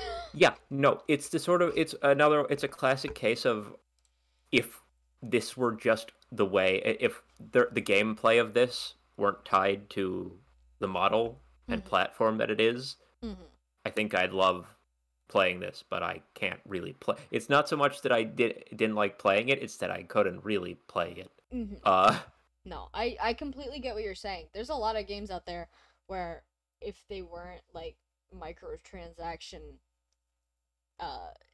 you know, full microtransactions, they would be really good games. But unfortunately, like I played it for 2 or 3 weeks because there was like some semblance of progression there. But after that point, there was literally like nothing. There was no there. It's a game with like hero units, like a MOBA. Mhm. You unlock them and buy them, and they have like rotations of ones that are available for events. Mhm. The like amount of play or purchasing that I would have to do to unlock like a single character Oh was god. like so long. Yeah, like I played League of Legends a lot when I was in high school. You can blow through like a fair number of playable characters in that game, like in a relative, like you play for 2 or 3 weeks, you've got like a handful of people to play as, which is like a video. It's like I got to 3 or 2, Mhm. and unlocking more was like this will take. I did the math. What it is I did the math, and it was like Uh-oh. this will actually Yeah. take me months. That's Um, that's depressing. yeah, I was like, oh man, All right. How about the next game? F-Zero 99. Mhm. I played this game obsessively every night for several months. Mhm. They reached down, and Nintendo has finally graced us by digging up F-Zero's corpse, repainting it, and shoving it out the door on network multiplayer, and it's really fucking fun. It probably gets old. I've only been playing it on and off the last like 3 months or so, like Mhm. once in a blue moon, but it is pretty fun.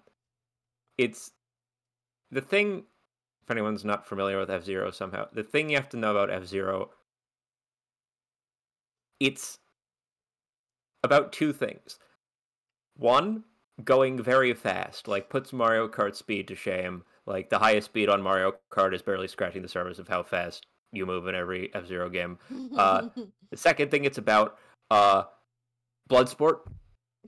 Cars can get damaged and explode. Your boost meter is directly tied to your health in many of the games, this one included. It wasn't like that in the original F-Zero. They were different bars, but they changed it to work this way. Mhm.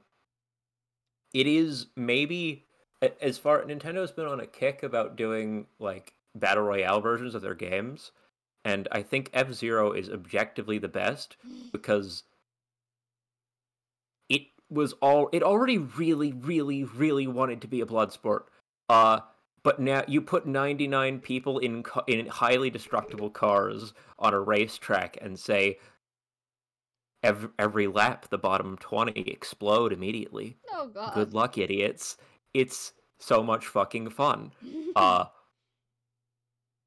this is as close to S tier as I can get. This is above enjoyable. I don't Is it really good, or is it, you know what? I have to put it in Game of the Year contender. It's for me. I have to. It doesn't have to go high in there, but it has to go. Understandable. Sorry, I played I'm too moving much of bloody it. hell below Pathologic. It's good, but this game did something in my brain. Yeah, I Um, can't not have that up there. I mhm. need it up there. I need it. I need it. Anyway, How about Go Mecha Ball?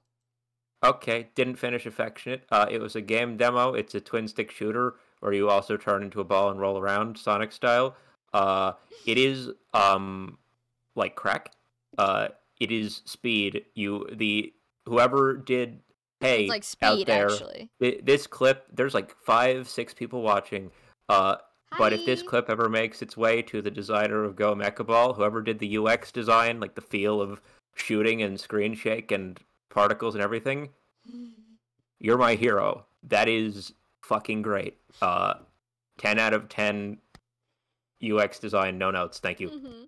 Sorry, you passionately talking to the dev of this small indie game while T-Matt talks about getting sweaty about The Bachelor in the chat.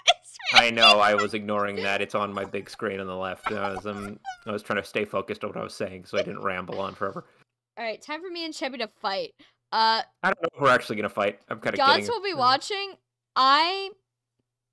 Here's the thing about me.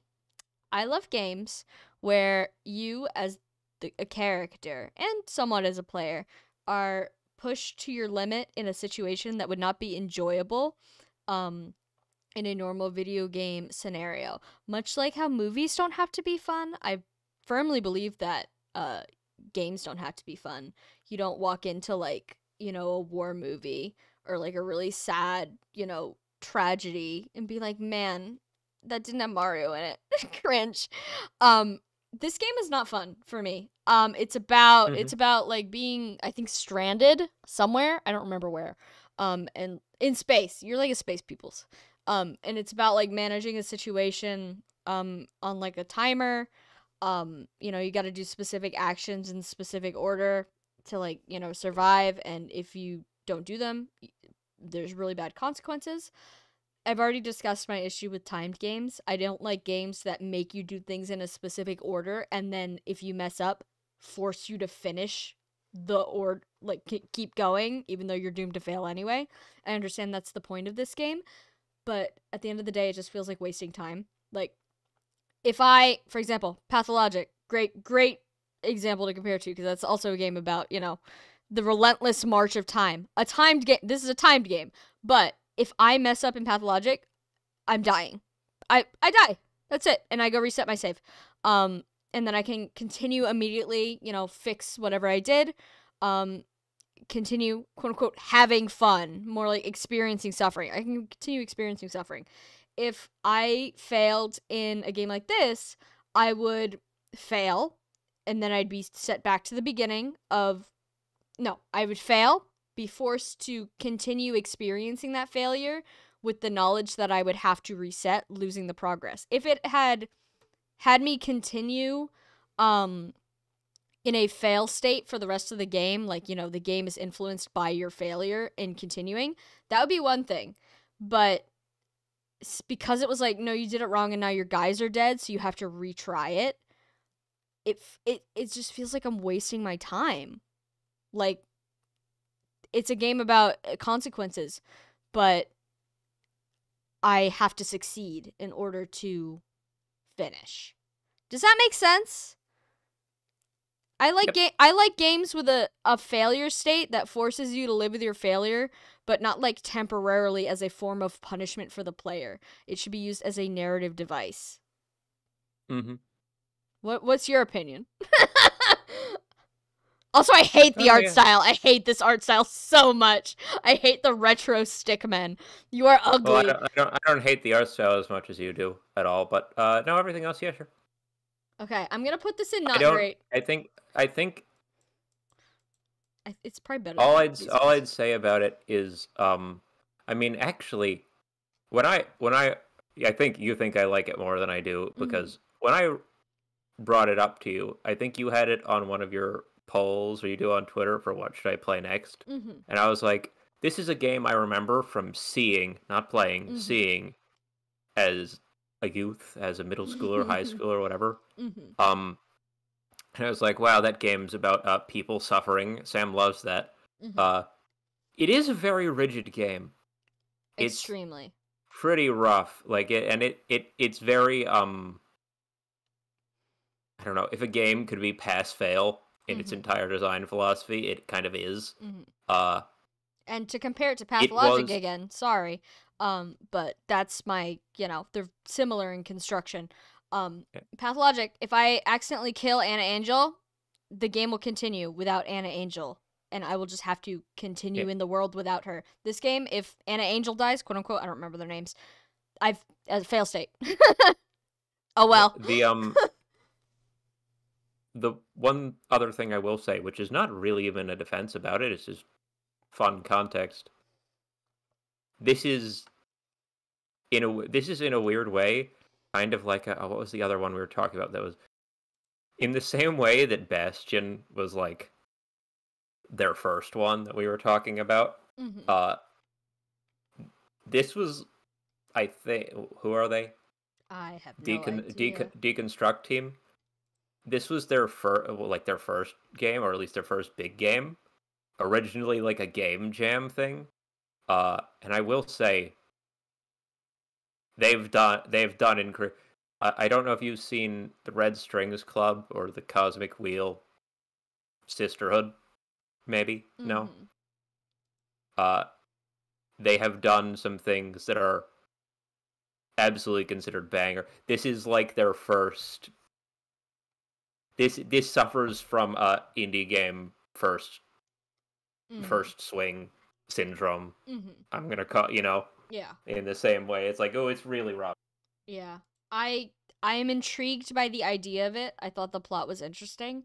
I wish, and this is probably just because of the way the game is constructed, I can't think of a way where the whole game would be playable in a situation where like there were continuable fail states. Like, you know, you could complete the game even without like blah blah blah happening. Just because like the second chapter is like, you've all been horribly poisoned and you're going to die unless you figure out the cure for this. And I'm like, okay.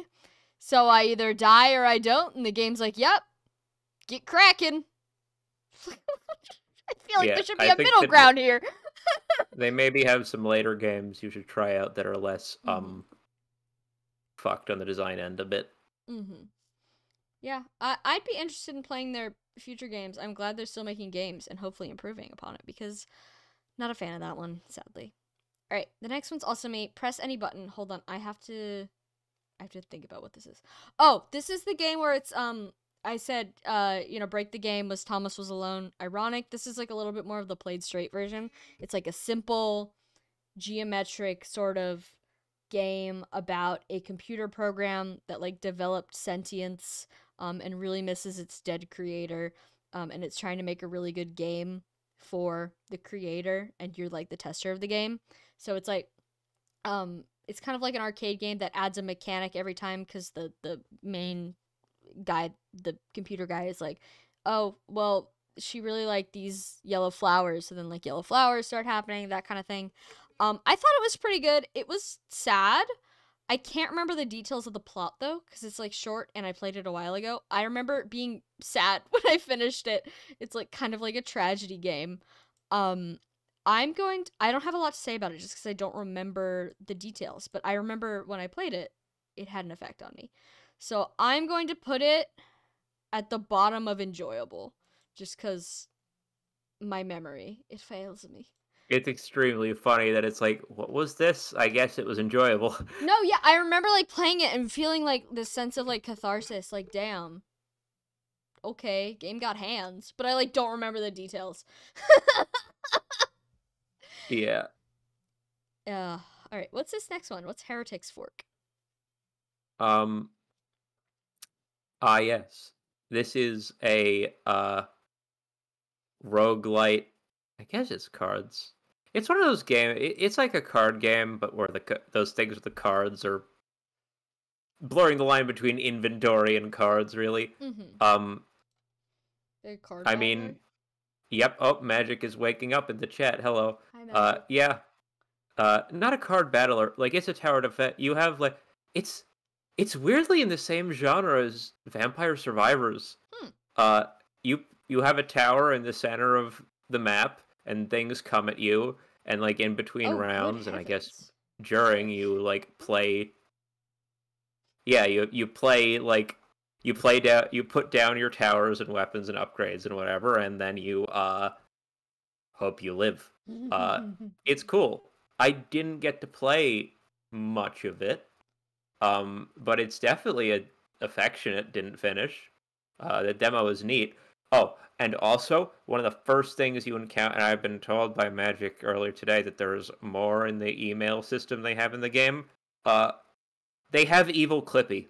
Oh, Evil Clippy. Like, the UI interface is like a computer, and sinister red Clippy with eyes full of hate pops up and is like, hey, what's up, fucker?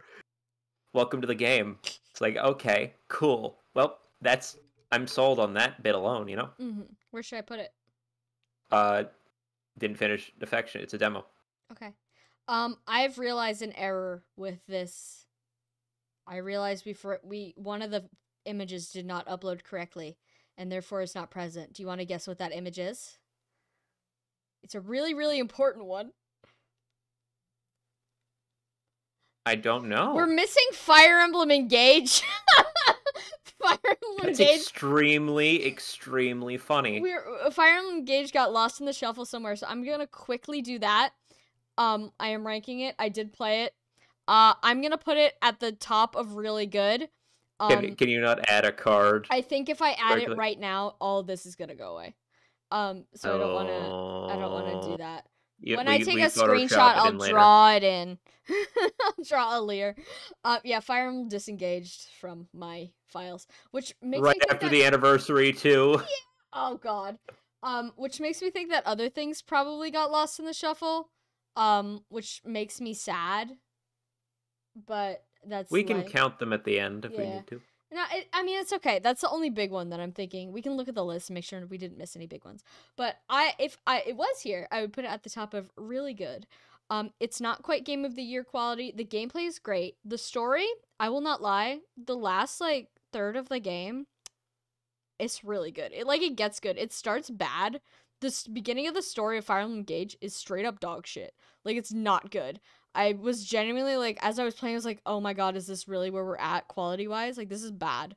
The whole like, I forget the first country, um, the tea people, I forget who they are, but that whole arc is like not good. And then the minute you hit Firene, yeah, Firene's and wherever the fuck the Lear's from. The minute you get out of Firene, you're like, oh, there's Fire Emblem hiding behind the bushes. And then it gets like dark. Surprisingly so. I think it's a nice marriage between classic Fire Emblem mechanics and brand new stuff. I thought the engage system was really fun. It's kind of a marriage between Fire Emblem and Fire Emblem Heroes. No, it is. It is. The one thing I would say is that the biggest issue I have with the game, like gameplay wise, is the grinding maps, like when enemies pop up in old maps for like grinding, busted. They're at maximum difficulty regardless of your level, meaning you cannot grind on the grinding maps because all of your low level units will immediately get curb stomped. It is literally the hardest part of the game, the random enemy encounters. Like it's crazy. But yeah, it's a really, really good game. It's like, it's not peak Fire Emblem. Fire Emblem 4 is still peak Fire Emblem. Sorry. They put something in the water in that one. The grids. But it's like, it's good. It's a good game. It's like a fun Fire Emblem game. Alear, especially, play as male Alear. Even if you like female Alear, male Alear has like a specific like wet little dog quality about him that is just like, they put something in that dude. Female Lear's just like, what? She's just a woman. Like, that sounds mean, but like, she's an anime woman. And male Lear is like the same, but like he's a wet little dog about it. Sigurd's in there, like him. And Sami, the enigmatic fat fuck. Yeah. So go play Fire Emblem Engage. It's good, and if you buy it, they'll make more Fire Emblems, which benefits me, and that's really what's important here. Yeah, so sorry for that interlude. I don't know where it fell through the cracks, I guess, when I was uploading. Maybe it saved as like one of that new Chrome file type that everyone hates. Yeah, maybe it saved as that, and then the program's just like, can't do that. It's not there invisible by chance, is it? No, I don't see it. Maybe we just missed it and we'll be like, yeah, there it is, but I don't see it. So yeah. You pick up Fire Emblem Heroes and it's just there. No, yeah, it's like, so good. It's so good that even when it wasn't right in front of me, I remembered to include it. That's how good it is. Not game of the year quality again, just cuz like it's not like the best Fire Emblem game, but it's good. It's fun. It's good fun. That's really what matters. It's good fun. Some of the characters are lame as hell, but it's good fun. Okay, weird and unfortunate things are happening is a free, big word there, free RPG Maker style game where you play as a party of 4 people in a town that is being corrupted by a cult into not existing. The thing I love about this game is, first of all, the gameplay is interesting. It's very traditional RPG Maker gameplay, but there's like branching paths for like skills and stuff you can pick up. So the characters are very customizable, and there's a lot you can really do with that. But the thing I really like when it comes to game lore, this is like a lore game. game lore, there's nothing. I love a good Lovecraftian inspired story.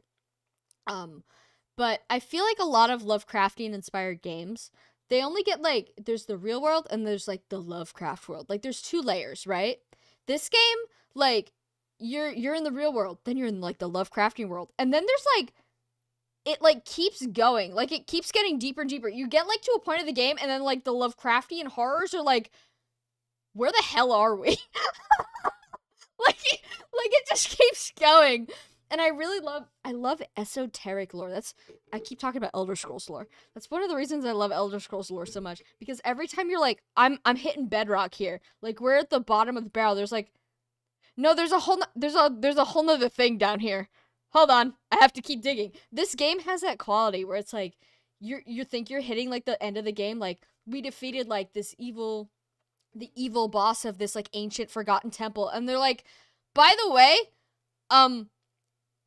the even more ancient forgotten thing that's locked inside of the ancient forgotten temple, we found that. And then everyone's like like it just keeps going, and not in a way that it feels like tedious, because it's all interesting, because it doesn't like show its hand immediately. It's like, okay, now we have to discover what the hell this new thing is, until you get to like the actual bottom of the bedrock, and you're like, man, we're in a place. It's really good, and it's free, and it's like a 40-hour long game. The only thing I didn't like was the art style wasn't my favorite. It probably appeals to some people. It's like a cartoony style. Not my favorite. I thought the characters looked a little weird. The critter designs were odd sometimes. Another game with Jeff the Killer in it. Like, actually, though. And Smile Dog is a weird through line for the games this year. But yeah, everyone should go play this game. It's genuinely one of the best RPGs I've played, like, in an extremely long time. I'm a wiki lore reader. Like, I'll play a game and not pay attention to anything, and then I'll go back to the wiki if I like it. And like, take my time and like scunch into it. This one, I was like looking for lore, like as I was playing. I was like, no, hold on, shut up, tell me more, keep talking. So I have to put this all the way at the top. I'm gonna put it at the bottom of the top because it's still like, it's still crunchy. Like, it's an RPG Maker game. But yeah, I like it. That was good food. After playing, I was like, that was a good meal. That was tasty. All right. Dear Esther is a walking simulator where a guy reads a book to you about his sad life. It's very pretty game aesthetically. You sure do walk through some beautiful places. Can't remember what the plot was about, like literally at all. I think a guy he's sad for reasons. I'm gonna put this in fine, because I remember being like, wow, that looks nice, but not really, having a lot of other opinions about it. I'm gonna put it right next to Museum of Monoliths, a walking simulator gang. But Dear Esther looked a little bit prettier. It just had higher resolution graphics, which usually isn't a benchmark for things like this, but walking simulators, that's literally all there is to look at. So, you look good. Play it, I guess, if you like walking. Pathologic 2, I finally played on Imago difficulty. I played it twice this year. Game's so nice, you play it twice. This is actually I've played it 4 times now. I played it on Imago difficulty, which is the like difficulty intended difficulty, which is very hard. And then I played it on like super easy broken mode, which was fun, and I messed around a bunch just to complete my achievements. It is still an S tier game, but because it's a replay, it's going in replayed, and I'm putting it above Baldi's Basics because, well, she knows who she is. Oh man, there's a lot of me coming up. I need to blow my nose. I regret to inform you that after, the U ends, there's a little bit of me, and then a lot more of you again. I know, I just play so many games. I'm so full of games. Yum! Okay, I have to look up what this one is. Hold on. In my document, so I give it the right title. This one is called 1016. It is kind of a Dante's Inferno inspired game where you play as a lost soul, or not a lost soul, you play as a damned soul. traveling through hell, and you're specifically on the level of this guy. I don't remember his name. He's like the main demon guy. He's got an interesting design, not necessarily the aesthetic I enjoy when it comes to like, demons and stuff. He's very, handsome anime man. But yeah, I thought it's fine. It's like a visual novel. It's like romantic. You're like, ooh, you're a demon and I'm a lost soul. Maybe we could, alas, I shan't say. And I got one of the good endings where you just like live with him in his circle of hell. His circle of hell forever. It's fine. The character is voiced, and I think the voice actor did a pretty good job. The fact that he had a British accent was very distracting to me. I have no idea why. Usually that's not an issue, but something about this guy's accent, I was like, you are talking at me. It's fine. I'm gonna put it in fine. I'm gonna put it at the bottom of fine. Clearly there's an audience for it, for sure. There's an audience for it, for sure, but that audience wasn't me because it's kind of a dating simulator, and I didn't like the design of the only character that you could date, if that makes sense. So I wasn't feeling it. Okay. Blood Orange is a game about being on a boat, and you are a photographer investigating like ancient ruins under the water. And as you go through these ancient ruins, you start like people are calling you on your radio, and you're not quite sure what's real, what's fake, and there's all these dolphins with human eyes that can talk to you, and you start seeing things that don't belong in these underwater ruins, like places you've lived and like people and it's very like like creepy. It's kind of giving Iron Lung. We will talk about Iron Lung. But like it's got kind of like that underlying themes of like, interpersonal relationships. It's like it's a very metaphorical game. Like being under this ocean with these talking dolphins is like a metaphor for like, like communicating with people and the flaws in your relationship, that kind of thing. And I don't have a problem with that. The ending was fine. There's multiple endings. I got the good ending where I won't spoil it. I got the good ending. There's a bunch of different endings. I thought the game was pretty good. It's short. The graphics are really cool. I liked exploring the ancient temple and stuff, and like the underwater ruins. And the dolphins are creepy. I won't lie. So I'm gonna put this in enjoyable, and I'm gonna put it right. Oh, I'm gonna put it right below Arx Fatalis because I really like the aesthetic. I thought, it's creepy, and I like to be creeped. Okay, Chubby, put my hands on your shoulders. Time for us to fight to the death. Oh God. So I'm a Souls girly. I like a lot of Soulsborne and Metroidvania games. I am incredibly forgiving when it comes to jank-ass games, but also a little context. Me and Chubby played this at the same time with the intention to play it together as one did Elden Ring. Hold on. Let me explain it. Shut. But there is no seamless co-op mod for Dark Souls. So we were like, let's play it and just go along the game at the same time and help each other with the bosses as we go. 2 problems with this. Number 1, I have 0 self-control, and I just, once I was in there, I kind of blacked out, and then an hour later, I'd be in a completely different area, having left Cheppy behind. And number 2, I was using a mod that broke both of our games at some points. I was using a teleport mod that let you teleport early, which kind of busted up. I have now technically defeated Gwyn according to my Steam achievements because she joined my game in Anor Londo and the area immediately exploded. Bosses were defeated on their own. It was fucking madness. Anyway. But like, okay. Don't take this out on her. That was me. It's mod. That was me. I did that. I need to practice my self-control, but also like putting a Dark Souls in front of me is like putting a steak in front of me. Like It's not surviving. I'm gonna play that thing. We've learned that now though. I'm playing Dark Souls 2 by myself in my timeout corner. Oh. No, it's okay. It's okay. It needs to be like this for both of our safety.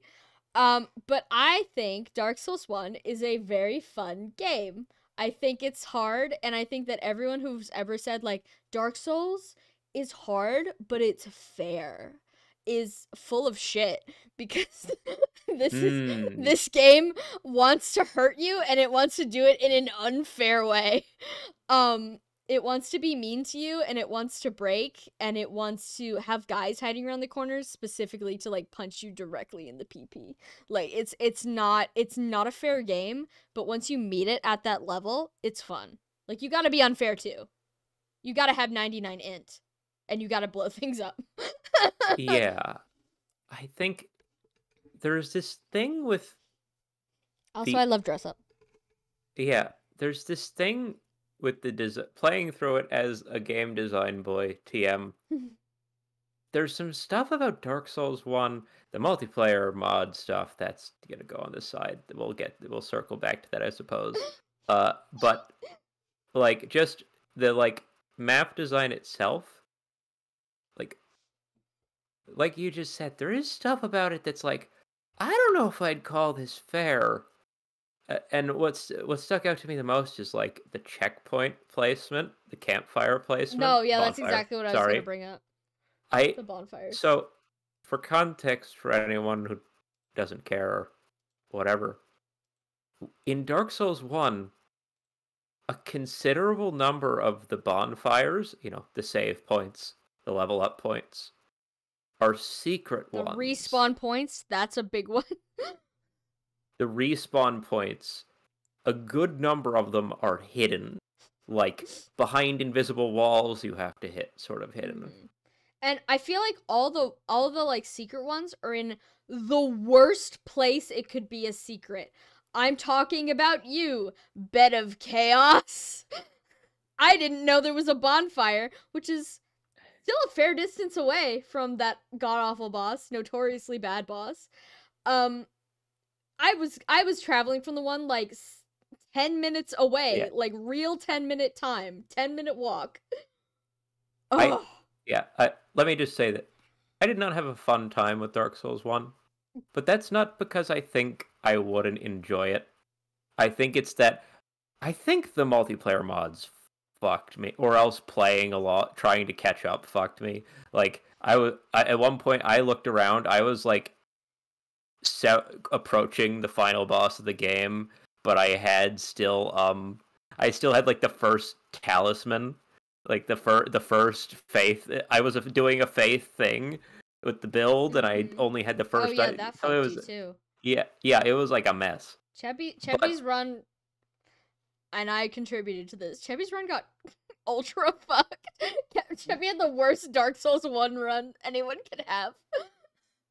Yeah, but like taking aside the stuff that broke along those lines, I thought that the world moving around it was fun. Like the part of Dark Souls that it's famous for, I get up from my bonfire, I walk along this path, I fight my way through things. Good. Fun. Enjoyed it. Boss fights were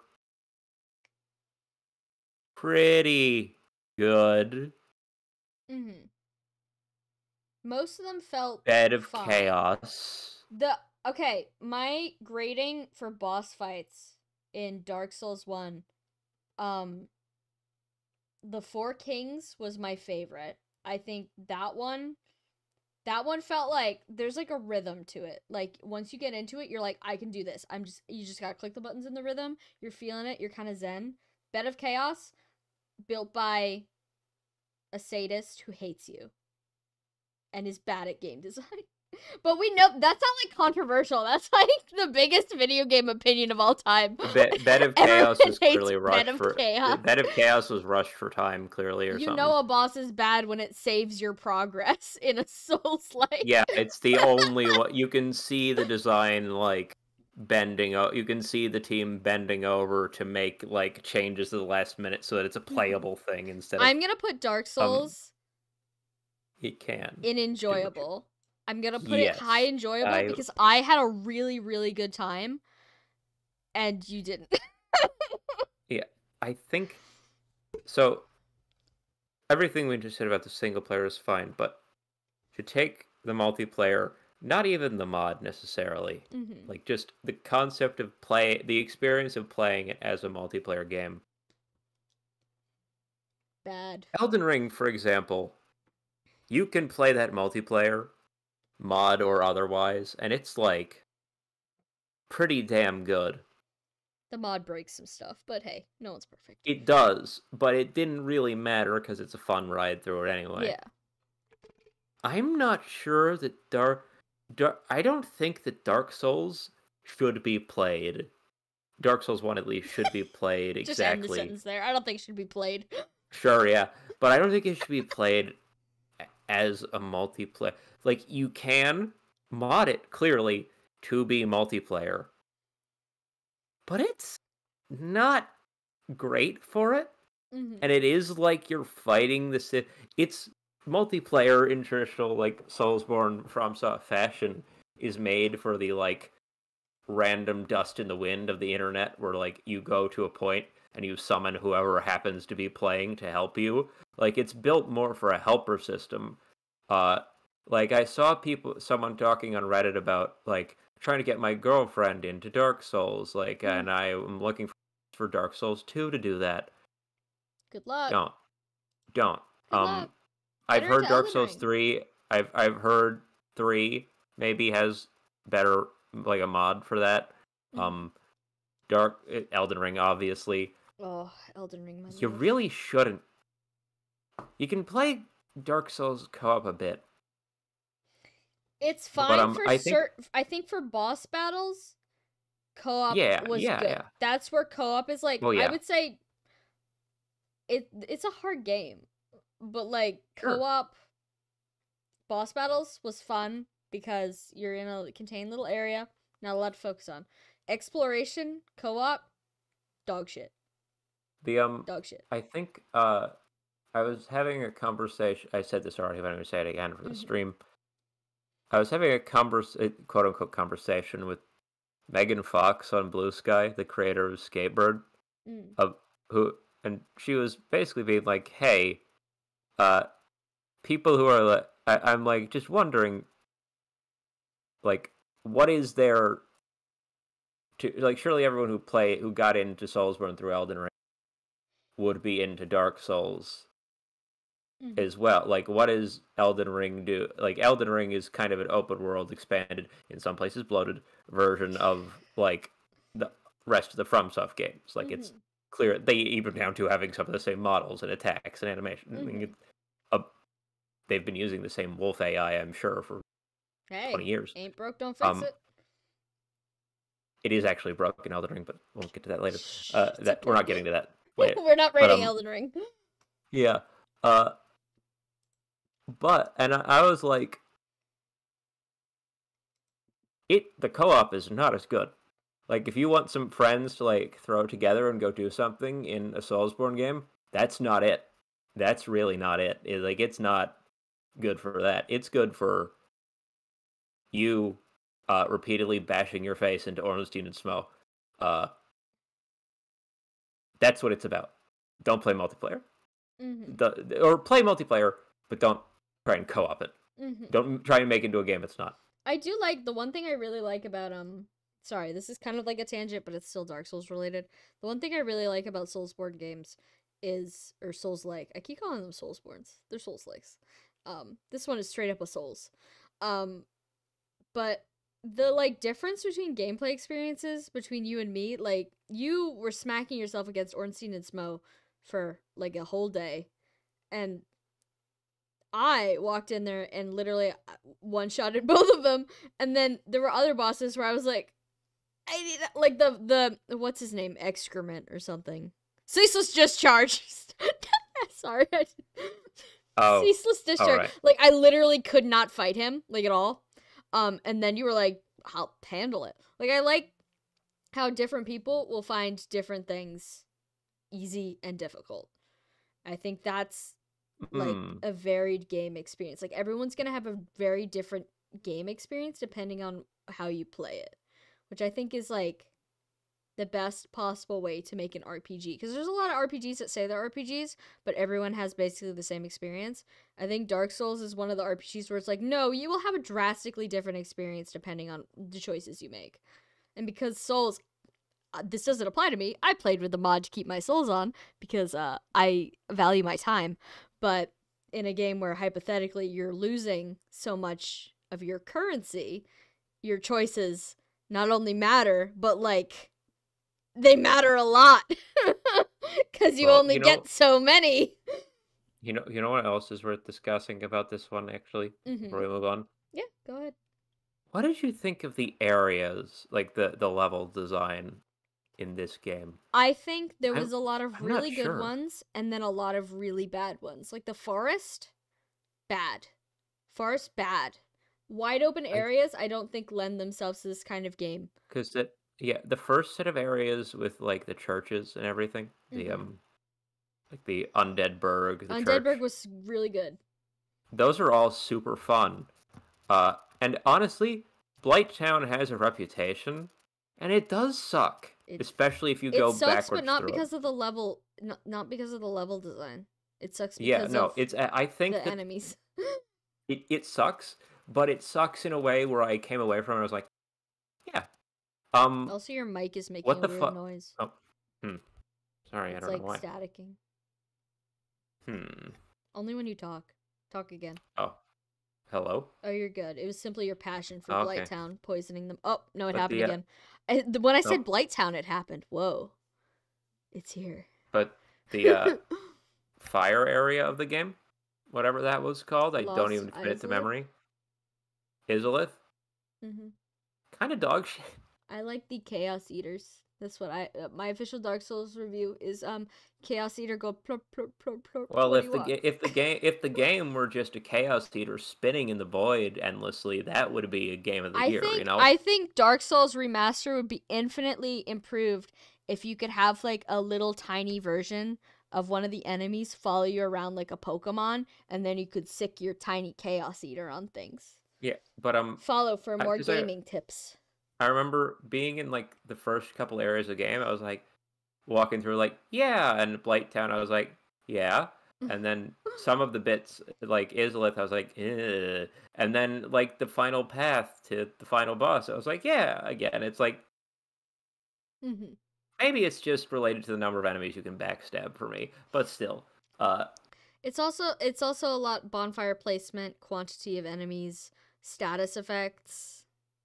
yeah, There's a lot of I like Undeadburg was so fun because there's so many paths. Like it is a big area, but it's all paths that you can take. Whereas like an area like the forest, Deepwood Grove or whatever the hell it's called, I don't remember.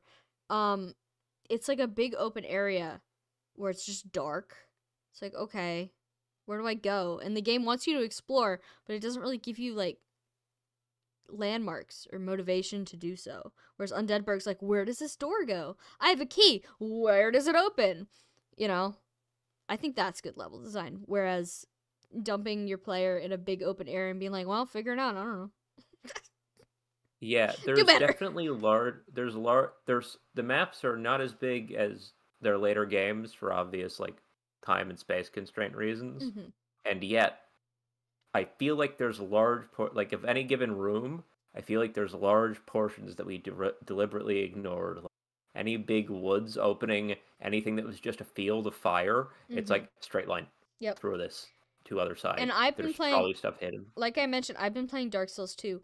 And so far, I found that the level design is much closer to the good parts of Dark Souls 1, where it's not linear, but it's a larger area with branching paths rather than wide open spaces. And I'm happy about that.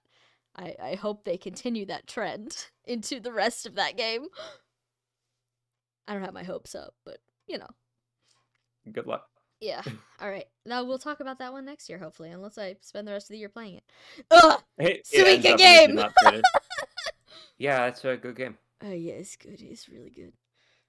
Yeah, A no, Malin. I no, like it when and Malin. we were playing the free online Yeah, version we too. were playing the Garbo version. It's not. We weren't even playing the good version. It's pretty good. So Yeah, it's a banger. I haven't played the real version, like on the Switch or anything, but oh, yeah. that game, If you feel like the paying for hold it, get that the game Switch. had on my server for like a week. I love that when everyone in the server collectively got obsessed with that game, they were like, "Have you?" We're all getting into Suika game, and I was like, "This is what I've been doing in the background of a recall for the past And month you and a didn't half." share with Sorry, us? yeah, I was Selfish like, boy. "Damn." We want Well, the gamers crave Malin. Also, he's so cute. I love how I played it, and the minute I got the first watermelon, I like stopped playing it. I was like, "Yep, finish it." Nice. My addiction went away. you were very bitter about not getting a watermelon in Yeah, that because I game. like played for 2 whole weeks and I didn't get a watermelon.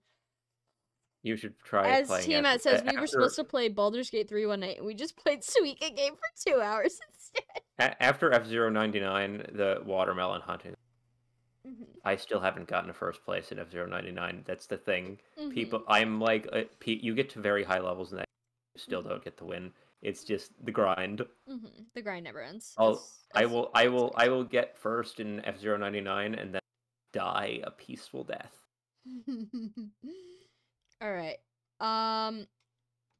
Is that Iron Lung? Yeah, hold on. Oh, okay. Yeah. I'm about to do something controversial. Fascinating. Iron Lung is a really, really, really good game. Like, it's much like growing my don't say wood to the fish, Tiamat. Disgusting. Much like growing my grandpa. Ooh, I he find said it it again. I find it to be like a microcosm of a perfectly packaged game where it's got everything. It's got the dog shit graphics. It's got a mystery to solve. It's got gameplay that is extremely, extremely simple yet engaging. It's got a lot of lore. I know there was like an update that added all the lore, so this is like the current version, not like the release version. But the lore, very interesting. There's a lot to learn about in this game where you don't even leave the cardboard box you're living in. They're gonna put Markiplier in there. There's blood. The graphics are cool. Like, I like taking pictures, and there's so much to like explore even outside of like the picture points. Like, you go in the little corners and there's like stuff in there and you can take pictures of it.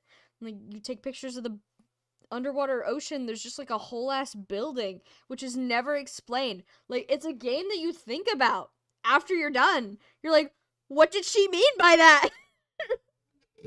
Whereas Baldur's Gate, to me, I mark a good game based on like how much you think about it after the fact. We finished Baldur's Gate and I still think about Baldur's Gate, but I don't think about Baldur's Gate. I think about me and Tiamat's shared experience where we played 2 little guys who had fun. I think about our little guys. The Iron Lung game, I'm thinking about Iron Lung. I'm not thinking about the guy in the Iron Lung. I'm not thinking about Markiplier. I'm thinking about the world. Like, this game kept me awake at night for like a week.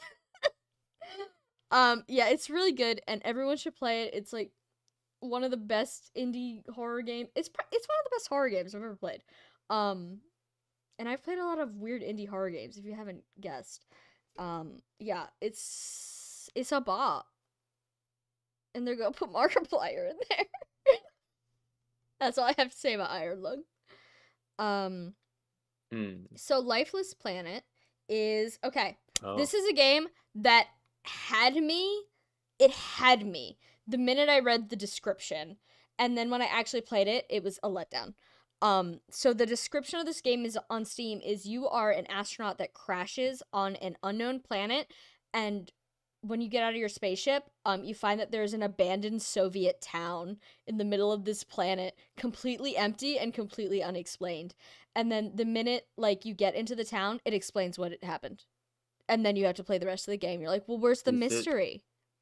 I believe this game did what they call fumbling a bad bitch. No, literally, it fumbled the bag so bad because it's a mystery. It's like the actual plot is like there's like this green stuff growing everywhere. Like the planet is dead, but there's green stuff growing everywhere, and you have to find it out why. And there's just like a woman running around, and you have to like figure out what her deal is. But I think if they had just stuck with like a game that is purely about like the first hour where you're just like, there's a town on this abandoned planet from the 1940s. What the fuck is going on here? And like just had that be the game, it would have been a really, really good game. But instead they were like, go chase that woman. There's green stuff. Save nature. I don't know. The puzzles weren't that good either, but it did have some nice like cinematic scene, not scenes, but like environments and stuff. It was a little tedious to get around a lot. It did that thing where like it'll give you an upgrade and then take it away, like back and forth, because your ability to like double jump and stuff was based on your oxygen level. So that was a little annoying. I kind of hate it when games give you something and then take it away, but not in like a tragedy way, in like a you don't get to play with that right now kind of way. So this game absolutely fumbled a bad bitch. That being a Being good you. me. I mean, I liked it. I finished it. And I liked it more than I liked a lot. I'm gonna put it at the top of fine. I think the concept was good enough, and like the plot it came up with wasn't like bad, but it was extremely predictable. Like the minute you see the woman and you see the green stuff and like the footprints made of green stuff, you're like, oh, she's making the green stuff. Let's go get her, boys. But yeah, I was just like, okay, come on, this sounded so cool. But yeah, I know there's a sequel. I think I bought the sequel. I don't remember if I bought it or it's on my wish list. There's a sequel. I hope it's better. Mario Party 64 was an Onika game. Yeah, I don't know why that I assume that they have a lot of old consoles in their house. I assume that they're all playing Mario Party together. That's where she's right now, Cool. playing Mario Party with those wenches. Godspeed to them, Mm-hmm. all of them. All right, guess who has another RPG Maker trial Oh game? God. I played so You- many of these. I was cleaning out You really my want yourself Steam. to suffer, huh? No, well, because I was like, what I do is if a game is over a gigabyte, I'll play it on this computer, my big desktop, because it's a big desktop. It can handle it. If it's under a gigabyte, I'll play it on my laptop, unless it has a problem or it needs a controller. So that really limits it to visual novels and RPG Maker games, which I don't know if you noticed. I played a lot of this year because I was on my laptop a lot. The Ghost Cage is a comedy game about buying a house that has a ghost in it. It's like the ghost of a little boy, and you're trying to make friends with it. It's kind of a nothing burger of a game. Like it's a little comedic, but it's not actually funny. Like it's like RPG Maker comedy. Like it's not good. I'm gonna put it in not great. It had charm. I'm gonna say it had charm. It's at the top of not great. Like it's just skirting the line between fine and not great. It's half an hour long. And it's extremely predictable. All right, you talk for a little bit. My throat hurts. Okay. Starting off, Sea of Stars was just a demo, but I didn't, like I said, I get everything off of Trovi on Steam for this, so I really wasn't aware of Sea of Stars or the fact that it was like one of the most hotly anticipated RPG games, Kickstarters, I think, whatever, to come out in 2023. Whoops, missed that one. So I was utterly surprised when it said fucking banger. Like gameplay wise, was extremely solid RPG. It's absolutely one of the affectionate finishes. I have to play it now, which is unfortunate because I have such a backlog and suffering. It's great. I really can't say any more about that physics. I like the pirates. The pirates are fun. Yo ho. That's actually Mal is really into this game. So she's right. yeah, I've seen her play it. It looks good. And now we arrive at sadness. Ooh yeah. So I'm a You can go lifeless. I first. have been playing Pokemon since like Emerald on my DS in like first grade. Mhm. You've played less of them, but since some. high school. I got my Yeah. first one in high school. Omega Ruby. I think I've played every generation except Sword and Shield because I was tired after the other two before it. Man, Man. Scarlet and Violet. I played Scarlet, you played Violet, I assume. Yes. God damn, bro. There is... So, Pokemon X and Y was a game that I played all the way through, and then I got to the end, and I was like, that was it? Like, I finished... The post-game stuff was a nice little bit of narrative thing with Looker. It lasted, like, maybe an hour, tops, the post-game, and I finished it. I was like, that was it? There's fucking nothing else in the game? Alright, Jesus. Sun and Moon, they clearly pared it down to try and make it better for portable games, portable console. It was it felt claustrophobic. It didn't feel right. Like, it wasn't I quite... agree with that. Yeah, it was good in places, but in general, there was, like, a lot of the feeling... They were RPGs. They've always kind of been RPGs. There's a lot of exploring and doing stuff, and there really wasn't any of that in Sun and... Like, which is understandable somewhat for tech limitations. Sword and Shield I didn't play. It wasn't good.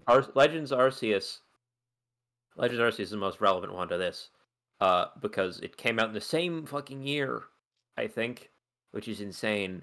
Legends Arceus also open world attempt Pokemon. The first one, honestly, a really fun game. Ran terrible, but was a pretty solid, pretty fun game. Could have used some more development, like both development and also take the concepts from it and build on them, because it played like Pokemon, but a bit different. It actually changed up the formula, and it felt pretty fresh, actually, despite its technical limitations. And Scarlet and Violet... Yeah. Oh, Jesus. I say sad because it is sad, because I like the game buried underneath a large part of this game. It's not... Aside from the open world, it really doesn't play like Legends Arceus much. Like, Legends Arceus... Sam, did you play... You didn't play that one, did you? No, I didn't. That one... So the big thing about that one is that it took the open world... It interpreted the, like, open world as... There's still combat, but they put a big emphasis on the non-turn-based combat stuff. Like, you can sneak up on Pokemon, throw a ball at them, capture them without them ever seeing you. You could, like, disappear into a cloud of smoke and hide. It was, like, fun, Metal Gear... fun, like, late Metal Gear game shenanigans where you're, like, just, like, you know, stealth gaming your way around a Snorlax, throwing balls at his head every time he's not looking to try and catch him, and like it's a lot of fun with that. And they instead went for the just RPG stuff in an open world with this one, which is fine, but it also means that they don't get to build on what they had going there, which is a little... But I think, for me, the thing is, man, it does not... Well, God, the problems are endless, actually. The core gameplay is the same as every Pokemon ever, though there's less features in terms of, like, accessibility. You can't control, like, animation speed anymore because it's not 2D and they can't just do a speed up button. It runs like utter ass. Maybe more so than any AAA game. The only game, I hate that I have to say this, the only game I have ever experienced that is run anywhere near as bad as this does on a consistent basis, aside from Legends Arceus, which is coming in close, is fucking Sonic 06. Oh no! On the Xbox 3, a game which I haven't played because it was in the waiting room of a doctor's office to go. That's really funny. I cannot describe enough how much it makes me feel like I felt playing Sonic 06 as a kid, where you do stuff and you're like, man, that lagged the game out. Also, those controls didn't quite feel like they worked the way I expect them to. Mhm. It's like they wanted to make a big open world game about going around and exploring and catching Pokemon. Like they basically wanted to take, instead of doing what Arceus did and making a new imagination of Pokemon, they Mhm. wanted to take Pokemon as it has always been, the concept that it sort of emulated with a bunch of separate rooms in the original like couple of the 2D games, Mhm. and actually make that 3D. And they kind of do. Mhm. It's so weird. Like To they me, to me, Pokemon is, and this is coming from someone who did not grow. Like I said, I come from a shovelware family. I got my first Pokemon game in like junior year of high school, and I played 400 hours of that thing. Um, but Pokemon to me, it's kind of both like an over bloated corpse and a skeleton. Like there's way too much going on, but also it's been exactly the same for too long. Does that make sense? the longest running joke among Pokemon fans. You know when there's like a community joke and then it like continues to self-fulfill Mm-hmm. exponentially so, and it's like, "Oh no." Mm-hmm. Since like the second game, there's been the running joke that Game Freak is a master of making a new game where they take like one or two steps forward and then one or two steps back. Like they will add something that's neat, and then the next game it won't be there for no discernible Mm-hmm. reason. Not even talking like, Everyone liked Mega Evolutions. Why didn't we just have that be the gimmick oh forever? Then girl, it you wouldn't don't, be a no, no, gimmick. no. It would just be a feature. But no, girl, that's like the late stage. That's when people were already like expecting shit to get Yeah. dropped. Mm-hmm.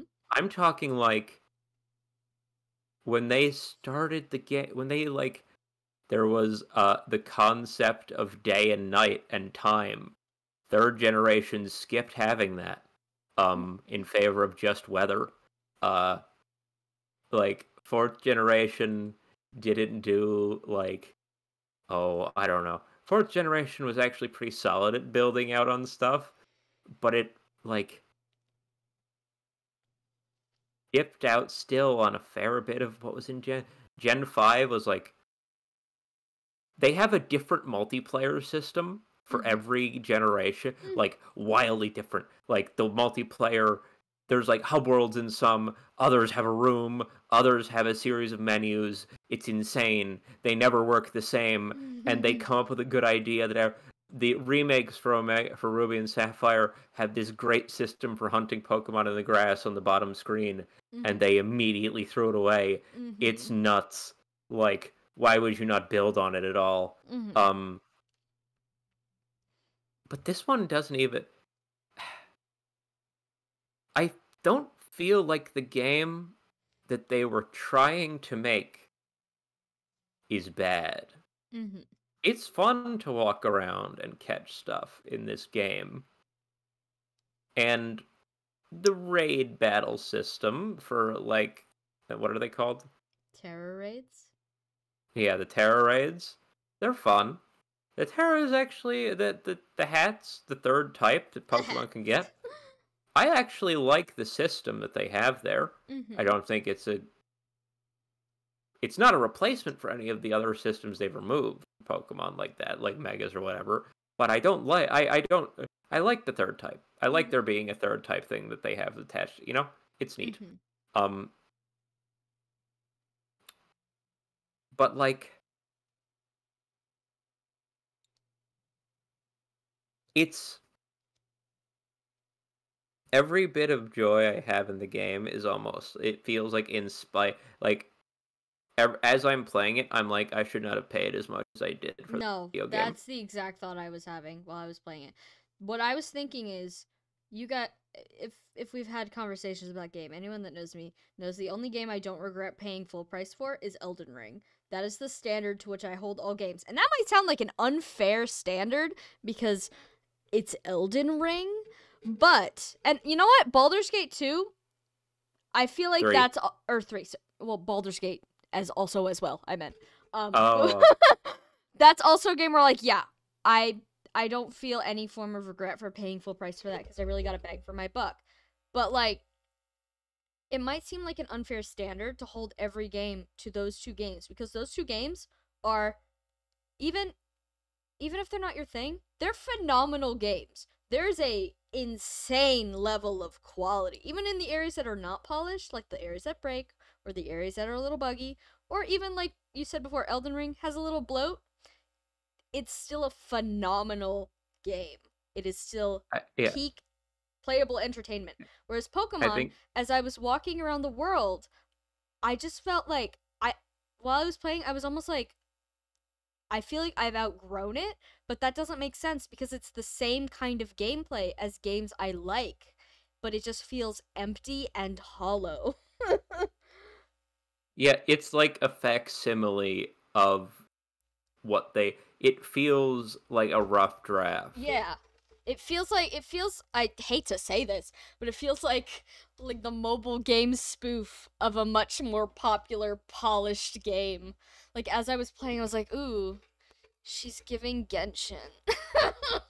That's the worst thing you can Yeah, say about a game.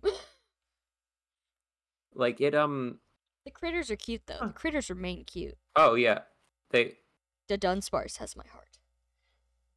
Oh, of course. If okay, It's if I was the president of Pokemon, if I was Mr. Pokemon, what I would do, genuinely, I don't even mean this in like a mean way.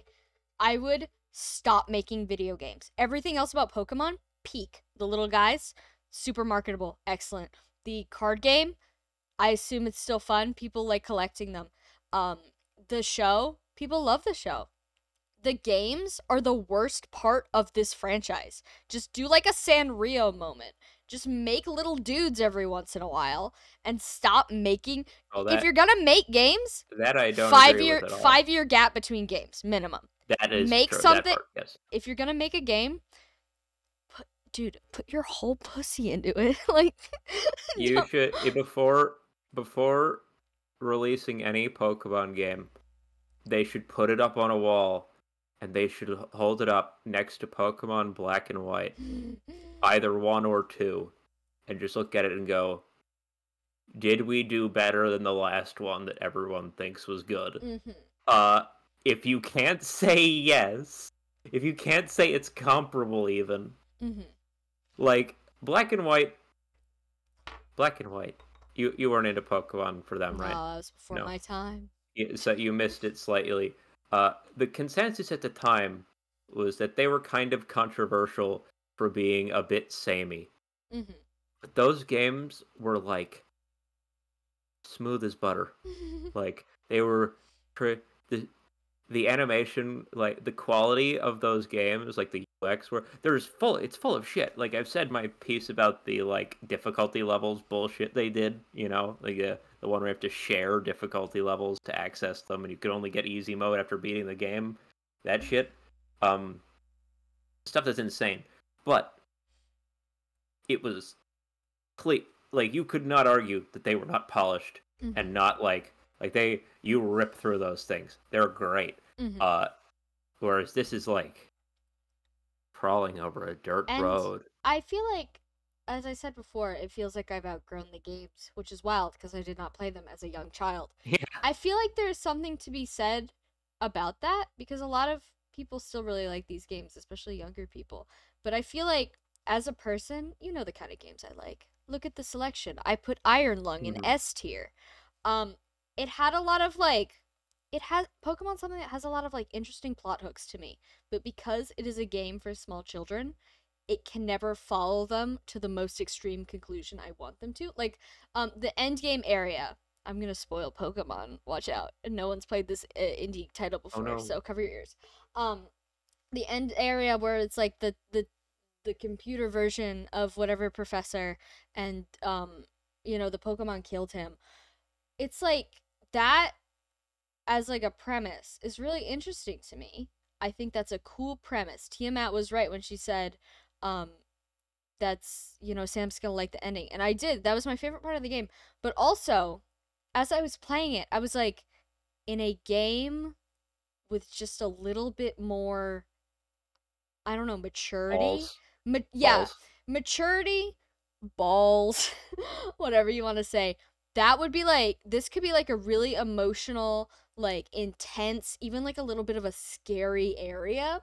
But as I was playing, I was like, yeah, like the text on the screen sounds really cool, but I feel empty inside. All I feel is whenever I see my Dunsparce and I go, hey, tortilla.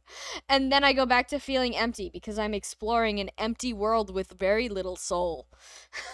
It is not a soulless game, uh, but it is skirting the line. It yeah. is no, it is when I say soulless, I mean there are flecks of soul scattered in Hmm. places around the world, Hmm. a world that's otherwise devoid of it. There's It the soul is hanging out in the draft of the game, and we see like images of it. Like yeah, like memories of a dead wife in a movie about war. there are clearly people who worked on this that were passionate about some part of it, and large parts of it where Sorry. they not even didn't care, didn't remotely get time to address. Like it's the sort of game where I can look at something and go, "You did not get to look at it Mhm. more than once. You made this and you did not have time to go back and think about it and Which is re-examine crazy it." because you think about it, Pokemon. It's Pokemon.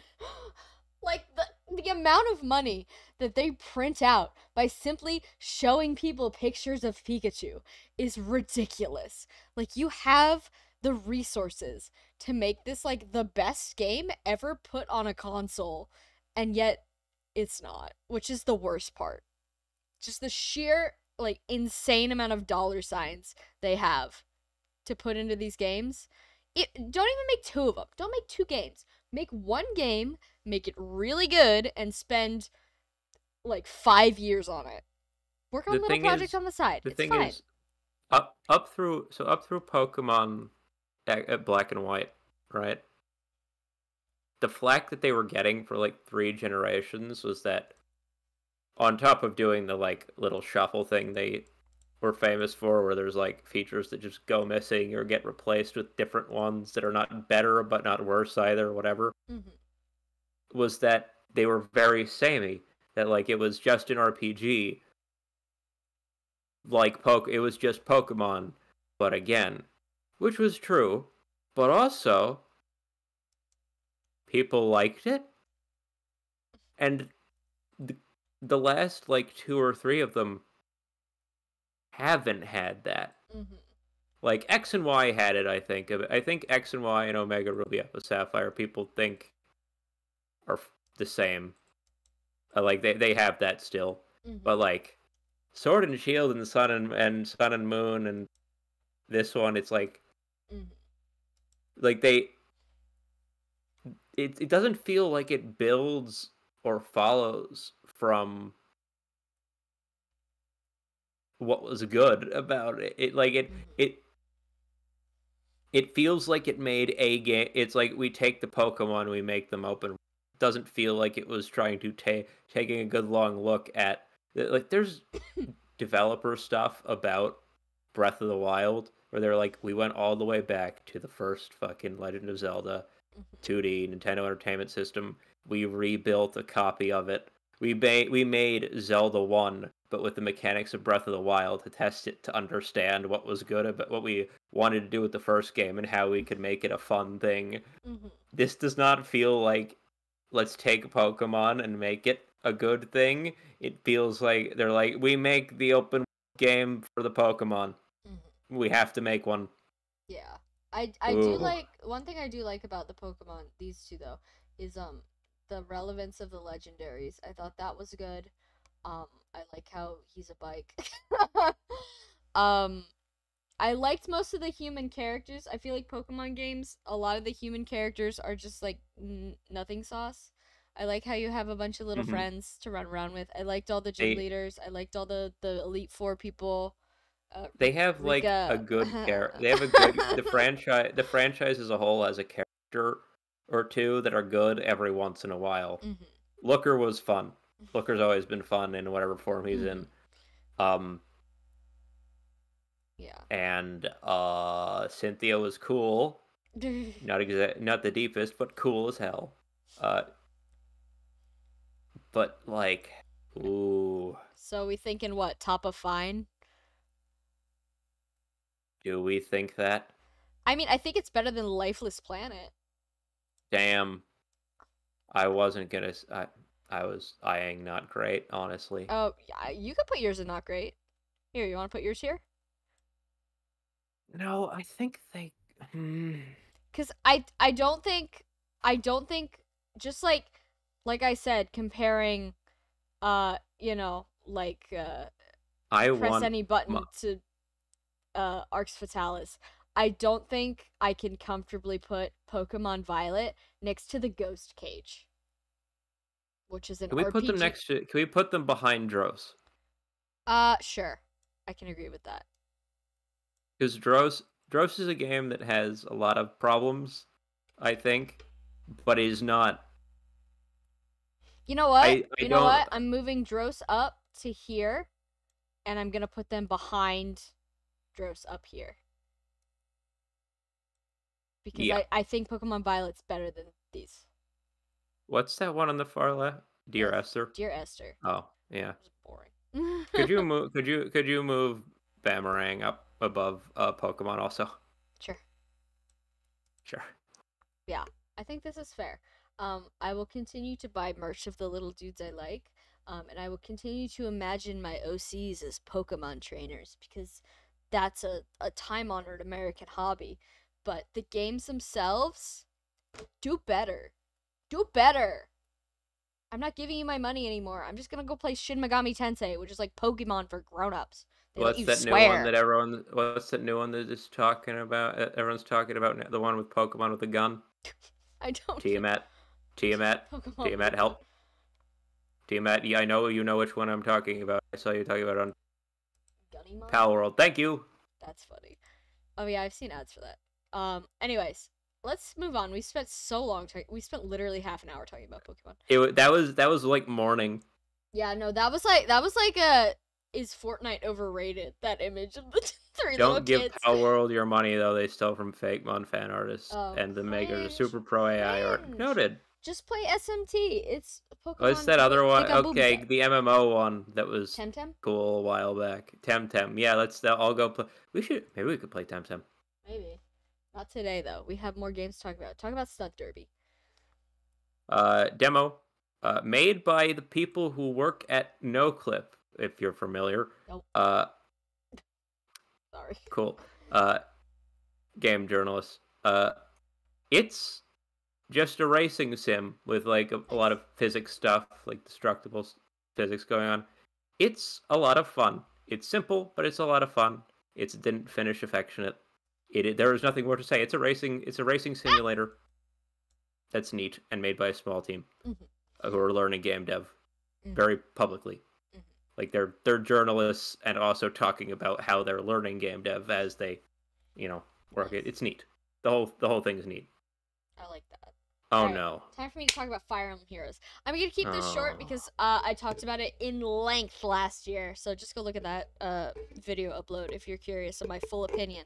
The game suffers from severe power creep at this point. It is undeniable that the game is bloated beyond all belief. That being said, I still find it enjoyable. I dedicate multiple hours to it a week. It's fun to just have going. I don't play it to win, and I think that's why I have a good time.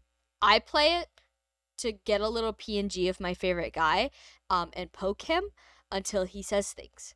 And then sometimes I put Big Sword on him, and then he kills sometimes, but sometimes he doesn't. I am not someone who's ranked highly in any of the game modes. Any of them. I do my little PvE content, I have a good time, and that's what I'm grading it on. I think the book, story-wise, was straight up bad this year. I have higher hopes for the future, but nothing beats book 5. I think the art for this book was straight up bad. I don't like how that lady asked to have a baby with you. Right here in front of my salad. But I do like how many cigarettes they gave me this year. So like we can work this out. I'm gonna put this at the very bottom of enjoy. No, I'm gonna. I like it more than most of these games. That's the issue because I play it every day. So like obviously I like it. I'm gonna put it right here. I'm gonna put squarely in the middle of enjoyable because I recognize that it is an not objectively bad. It's a gotcha game full of large-breasted anime women who want to have babies with you. It cannot possibly be good, but also I enjoy it, and that's what this is all about. Does that make sense? Breast? Well, no, well Sigurd, but yeah. Oh, Sigurd's a metaphor for. for Never breasts? mind. Let's talk about rounds. Okay, well that got queer in a way that I don't fully understand in the last second there. Let's move on. Oh yeah, rounds. That's me. Right. Sorry, I just realized you don't know anything about this. Rounds. I don't know if Noah's still in the chat. My cousin. He was in the chat. This one. Hi, Chubby's cousin. He was way earlier when we were talking about Rain Worlds because I made him play co-op. Oh, that was like Him. 4 hours ago. Yeah, I know. Oh, but don't smack your lips at me, boy. No, that wasn't on purpose. I'm just my mouth. That's. I'm kidding. Okay. Talk about rounds. Rounds. This game slid in under the bar for games we played in 2023 in the 11th hour. The most like it was maybe New Year's Eve, maybe the day before, something like that was the first time I played this game. But I played it combined for several hours and then several hours more after that. And it's the sort of game where I feel like it qualifies for me to judge it. Rounds is a game in the genre of, what was it we were calling it earlier? Couch competitive? Yeah, couch competitive. You are a circle. You have a gun. And you have a little ball that generates a shield around. You spawn in on levels, you shoot at each other, you explode. If you lose a round, which is twice in a row, you get to draw from a list of cards with abilities that continue to just stack until the game is over. This game is made by Landfall Games, the people who made Totally Accurate Battle Sim, and phenomenal. So is increasingly stupid. Them. You should. This is like maybe the best in that genre that I've encountered, like stick fight duck game. It feels good to play. Like the powers, the explosions, it all just is like appropriately zany. It's extremely fucking funny to just go round after round of losing and just getting increasing numbers of bounces on every shot. So every time you fire, everything dies instantly because it's just a bullet going at Mach 10, ricocheting off of every surface on the map and like dislodging all physics objects and just destroying everything. It is like maybe the best done version of that genre I've encountered yet. But it's also got a profound modding community, which we did in fact use. It's the mods for that game get insane. I once drew a card that just said the prophecy on it with no additional context with no additional context for what it did. And the second I spawned into the next like combat, I began rising up, arms splayed out towards the heavens as if I was being raptured, because that's what that card did. Yeah. There's one that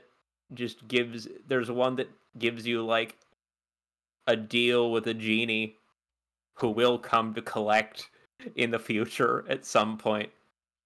We made single bullets that blotted out the sun. Just you pull your trigger and just the screen whites out under a haze. This single bullet travels across and obliterates the entire map. Oh, it is a very good video game. It goes...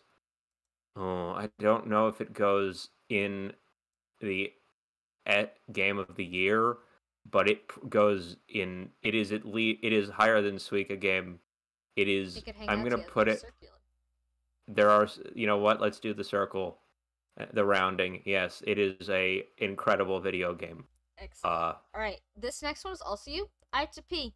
Talk a bunch. Alright. 3 minutes worth. Salt and Sanctuary. It's a Soulsborne game. Soulsborne Metroidvania thing. 2D. I have yet to finish this one, but I've played enough of it that it's not going and didn't finish. It's fun. It's a little rough around the edges in the sense that it's an indie game. Like, the art style of it looks good, and then you look at it for longer and you're like, eh, but it's like serviceable. It's fine. There's nothing about it. Like, the gameplay of it is fun. It's a fine game.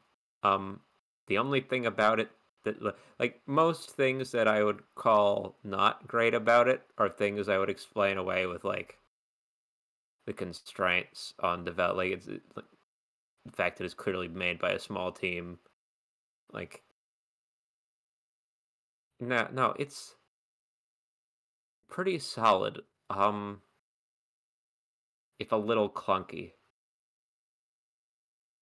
Sam's not here to hear me say I would put it in fine. Or would I put it in fine?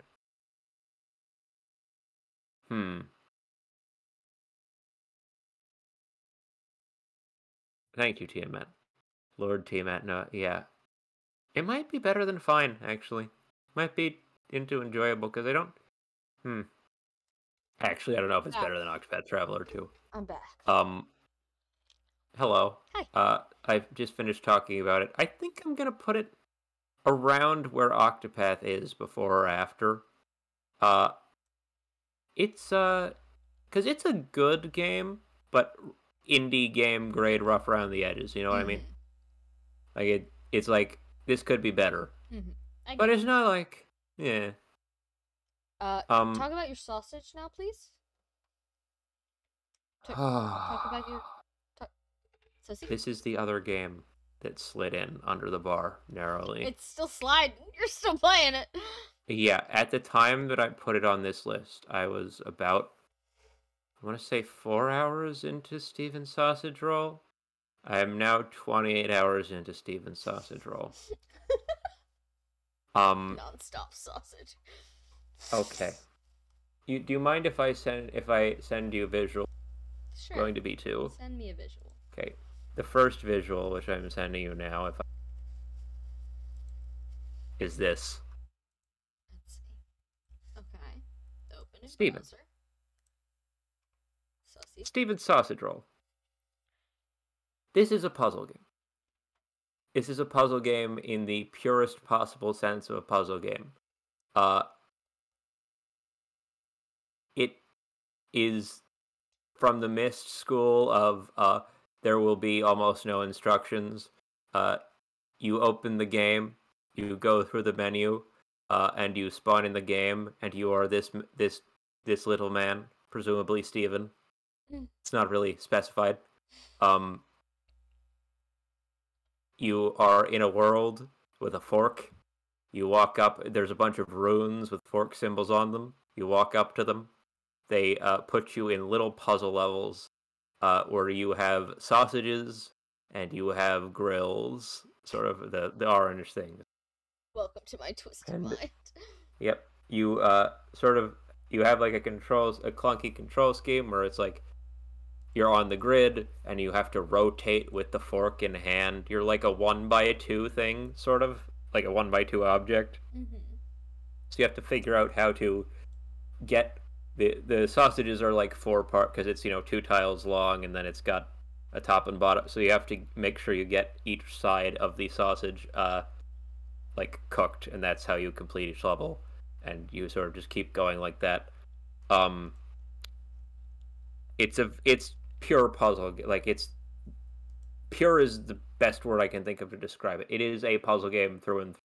The sort of game where you sit there staring at like a map with a bunch of like grills and sausages on it and try and figure out the logistics of how you move thing around so you can get other things moved around, and how you can do it without burning any sausages because you automatically if you sausages are fall into the water. This this game I am beginning to feel is actually high art. Okay. Steven Sausage Roll.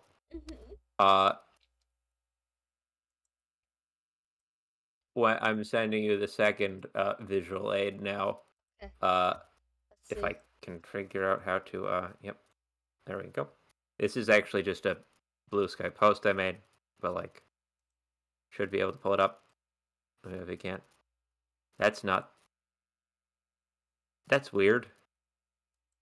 Why is that? Is that just an image? Yeah. I can't. Not the post. No. The post itself. Oh. Yeah, there we go. About 12 days ago, I was playing through the game, and I made this post. God, please let this game have an ancient sausage-based civilization.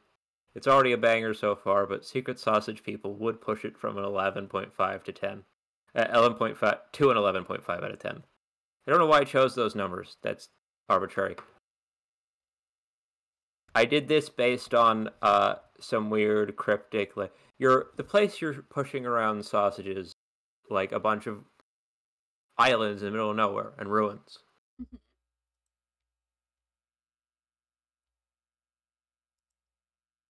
I was right with this tweet. I am now entering spoiler territory for Steven Sausage Roll. Spoiler warning. Not a spoiled sausage. Gross. So this game is a narrative about the collapse of a once great society. And there's all sorts. I'm pretty sure I'm unclear still at this point on whether the sausages are a metaphor for the yes. Okay, Tiamat.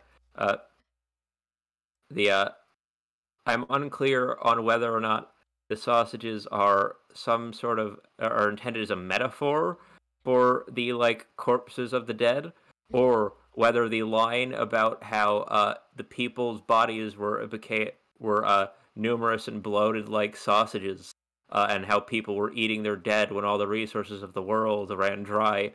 I am not sure if that's supposed to be metaphor or if the sausages you are cooking are quite literally people. I'm not sure it's ever going to tell me. But there is something profound going on a level that I struggle to even put into words here. Not just the narrative there, but in terms of the mechanics, the controls in this game, there is not a single power up in this game. There is no new ability you unlock. There is nothing. But there continues to this game says you are a person with a fork who rolls sausages and continues to roll with it in a way that is makes my tiny little game designer brain just sort of sit there comatose for minutes at a time like, God, I wish I was that smart. Yeah. I'm going to do this is double spoiler territory for mechanics now. You start out rolling sausages. Then they create levels where it's impossible to roll sausages, and you realize that you can skewer them on your fork and carry them around and remove them. There was a point in this game before it was even like about 8 hours before it was ever useful, where I went to carry a sausage down a ladder. I fell off, and I was able and knocking my sausage on a cliff as I went down caused me to drop Steven's fork, and I said out loud, "Oh," in maybe the back of a Discord call quietly, "Oh my God, you can drop the fork," which is an insane fucking thing to be saying, because what the fuck am I talking about? Um, this game made me excited about figuring out how to put down a goddamn fork. Lamau.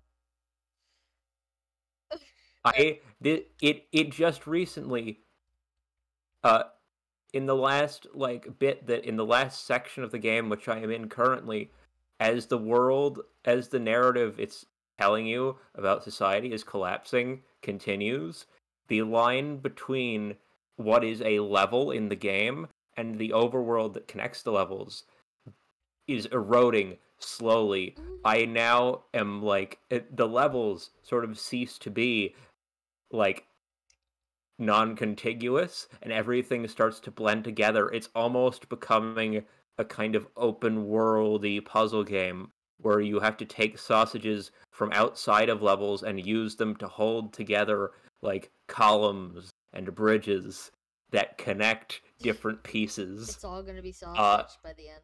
Yeah. It all returns to sausage. Yeah, it's playing with the very rule. It has in the 11th hour gone, what do you think a game is? What do you think a level is? It's not what I said it was an hour ago. This is different now. Good luck. I'm going to tell Tiamat he can unmute now. Tiamat. While you're releasing him, where would you put Steven's sausage roll? Game of the Year contender. Where? As close as you feel, somewhere between F-Zero and Downpour, I feel like. Right here. I'm gonna put above Iron Lung. I can't believe the sausage game is. I can't believe the sausage game is high art. All right, the next one is one of mine, and it's a prologue to a game that is still like in funding. So I'm gonna put it in. Didn't finish. I finished the prologue, but I didn't finish the whole game. It's called Project Cat Paper Lily Prologue. It's about a girl who does like a ritual to like summon like demons, but she gets sucked into like the demon world, and it's like really trippy and weird. It's kind of like an RPG Maker style game. I don't think it's made in RPG Maker, but it's that kind of style game. But I thought it was pretty witty, pretty fun. The art was good. The sprite work was good. It's clear they didn't use like store-bought assets. Everything's like custom made. The music's good, and it's just got like a creepy vibe. Like generally the horror sections are quite creepy, but it is just the prologue to a larger game, so I'm going to put this in there. The next one I have is called Bathatel. This is another. These two games are very similar. So Bathatel is about being trapped in like this liminal space. It's like a hallway that repeats forever. Like you open a door and there's always just more hallway and the rooms move around. And you're trying to figure out what's going on, how'd you get here, what you don't have a body or anything. You can see your reflection in the mirror. You're just like two eyes in a cloud. And there's like a thing hunting you in the hallway, which I'm not a huge fan of. I'm not a huge fan of like pursuing enemies. They kind of freak me out and they stress me out, which is the point. But also like, I'm just a little guy. But I thought this one was pretty good, especially because it's pretty easy to hide from the pursuing enemy. You literally just have to like duck in the dark. You have like a light and you can just turn it off, and that pretty much makes sure it won't see you. The puzzles are good. I like the environment. That's the part I liked about it the most. Just like the like, it's like a creepy hotel hallway that just, it's like The Shining. Like if The Shining hallway like twisted and moved on its own. And the hallway is also full of rats, which you can throw. I don't think throwing rats does anything mechanically. I think you could just do it, which is always, a good bonus feature. I thought it was interesting. I'm not gonna spoil it. It's saying the plot kind of spoils the whole game. So I'm gonna put it in enjoyable. I'm gonna put it between these two. bottom of enjoyable. I thought it was nice, but I don't like being pursued because I'm a little guy. I think Super Auto Pets was an Onika game. It was an Onika game. I can attest to it being good though, so it's Yes. there. It was on our list last year, so it could also be Yep. hello. There Sorry, was Windows new are content, opening on I my think. computer. How do I what? Sorry. What did you do? I clicked on the weather report thing and a giant window popped up. Oh yeah, it's shit now. Okay, so System Shock Remake. Yeah, sure, you can put it up there. Go on, do it, bitch, do it. Okay, do it. I'm gonna say something really controversial because this. I've chosen the game of the year, and it's not System Shock. Okay, Whoa. So context: I've been waiting for this game since literally the 7th grade, and I cried when they announced it. Like actually, I cried. This is true. Yeah. So this game is nearly perfect. It's literally like all I could have asked for in a System Shock remake. The only flaw is this game is up here because it's flawless. This game has a single flaw. And it's that the health items in the game are limited. Like there's a limited quantity of consumable health items and they do not at any point refresh, which I am not good at video games. I don't know if you've noticed. There is like health stations you can use infinitely, but they are like there's like 2 of them in the whole game and you have to walk to them in order to get to them, otherwise you just die. And they're not close to the respawn points. So, you can understand what the problem is if you run out of consumables and you keep dying on your way to the health station, which is 7 floors down. So that ended it in there's like a bad little feedback loop right there. The rest of the game is phenomenal. The only other issue I have also related to the health stations is the final level of the game involves you leaving the station. You blow up the station and you're in like Shodan's secret. You're in like the final boss area. Spoilers for System Shock, the a really old game. But you're in like the final area. You're gonna go confront Shodan, but there's like a couple bosses and stuff before then. There's a couple tough enemies. You cannot return to the station, which is where the no limits healing is. You are given a large quantity of consumable healing items, but they do not refresh. And if you mess up enough times, you can absolutely soft lock your game. Like, I didn't do that, thankfully. I was okay. But I can see where a player who's, like, really not good with the game could soft lock their game. Which is a huge problem, I think, from, like, a game design standpoint. Because this isn't, like, a short game. It's, like, minimum 15 hours, maybe 10, 15 hours. If you spend that amount of time getting through the game, only to find that at the very end, if you're not good, if you're out of health items, you're not good at the game. And I think telling someone who's already run out of health items at that point of the game to get good and survive without any health items for the rest of the game is terrible. I think that's terrible game design. There should have been a no limits healing station in the final level.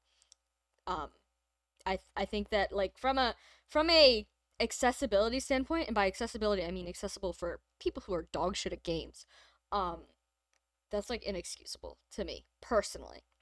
Either that or they should have had the like health item vending machines. Those should have refreshed every time you died, because they don't. Like why not?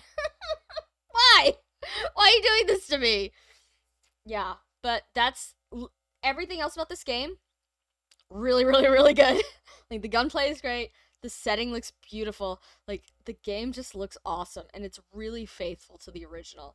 That includes all the, like, crazy map design. Like, the map is super complicated and hard to parse. The world is huge for what it is. The plot, classic System Shock. You get what you pay for. There's a robot. You gotta get her. But yeah, that's the only thing. If they had put a healing pod in the final area, this would have been my game of the year. And that wasn't even a problem for me. I'm just thinking about, like, you know, hypothetical other gamers. The fact that there was no healing pod was stressing me out. And you know what? It's entirely possible. Maybe there is one and I missed it. But the fact that I missed it after exploring so much is also a problem. Because if you're really bad at the game, you're not going to be able to explore enough to reach it. Does that make sense? Do I sound like a crazy person? No, that was actually all pretty coherent. Yeah, no, I'm super coherent. But anyways, everyone should go play it. Just don't die. Watch out. Especially because there's so many areas in this game where you could just die of radiation poisoning. Like, not even enemies shooting you. There's unavoidable sections of the game where you are getting radiation poisoned. Like, the fact that there's... curiosity, what's up? Was the original like this, or was that... I can only assume the original was worse. I'll be honest, I never finished the original, because the original, it's only a little bit unbearable to play.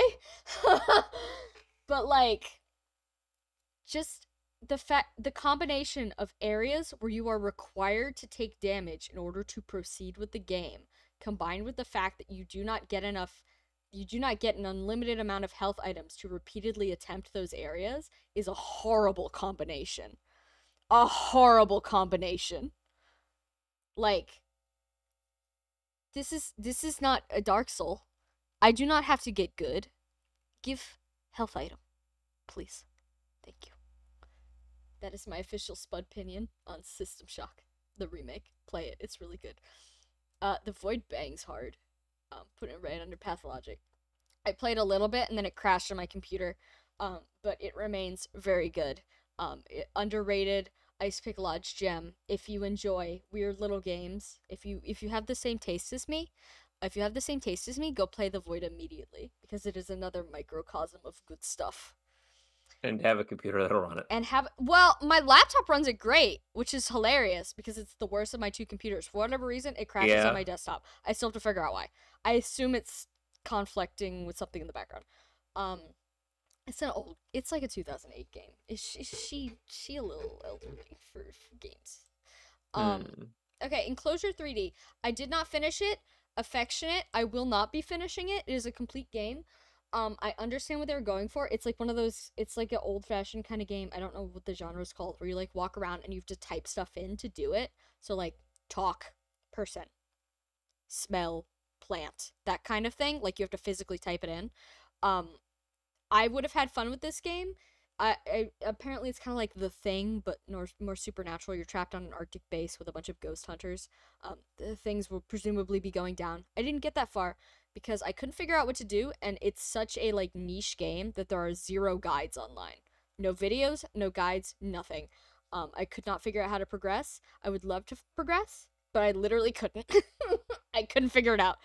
But yeah, so if you're really good at that kind of game, play it. If not, get fucked. To the Moon, RPG Maker. What? RPG Maker Classic.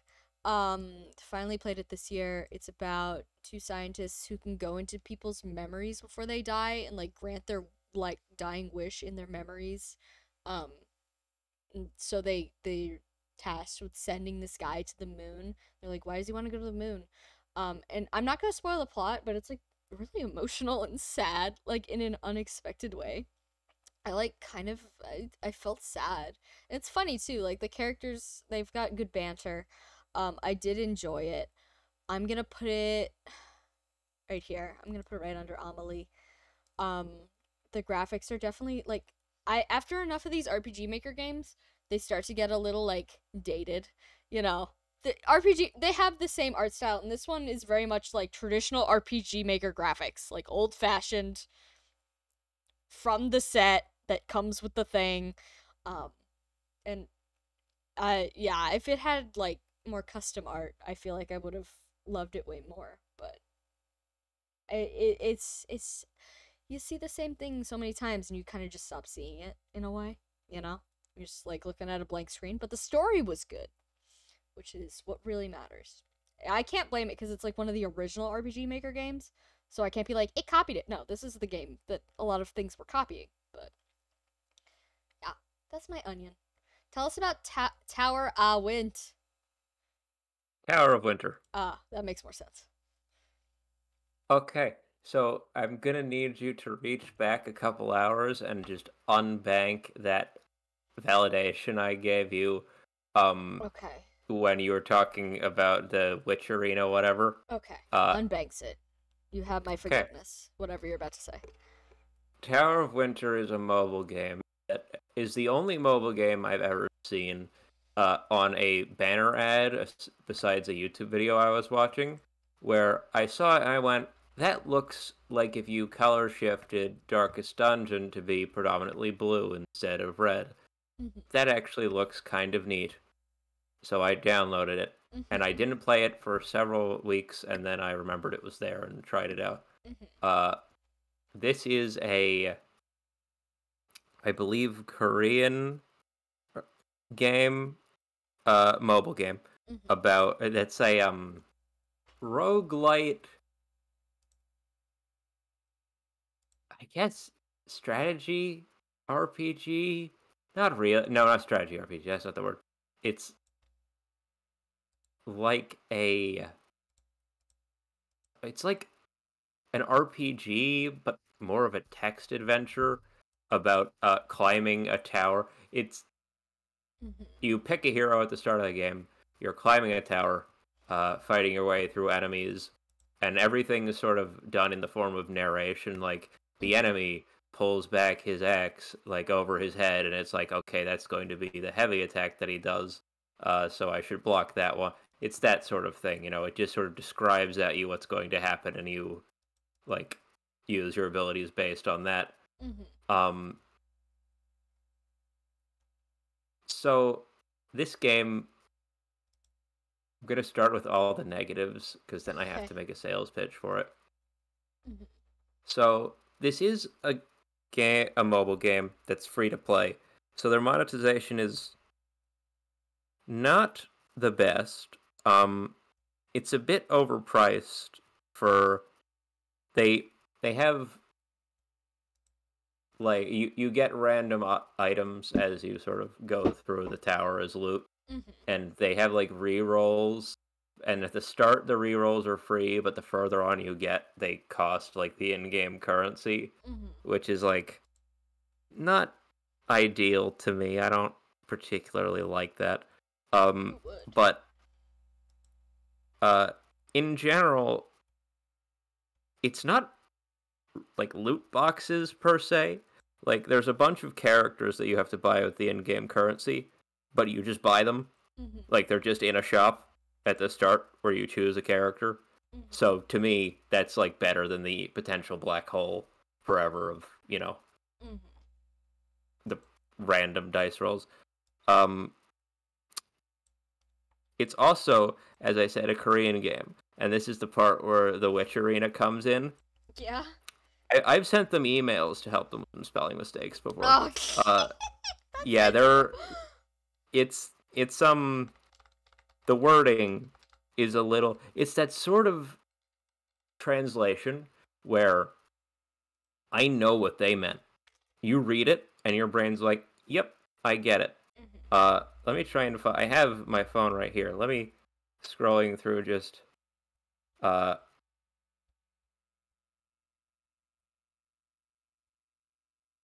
it's you get characters like the Sleepless One, a cold-blooded druid who wields the power of fire and elemental. With the spirit's help, he avoided hibernation. Oh, I see. Just like grammar. The old king of Northland who fiercely resisted the Emperor's forces until the end with no punctuation. It's like the context of it is there's something clearly you read it and you're like, I get it, and then you like look at it and you're like, that's not how I would write it in English, but I know what they meant. Which is a bit weird for a text-based game.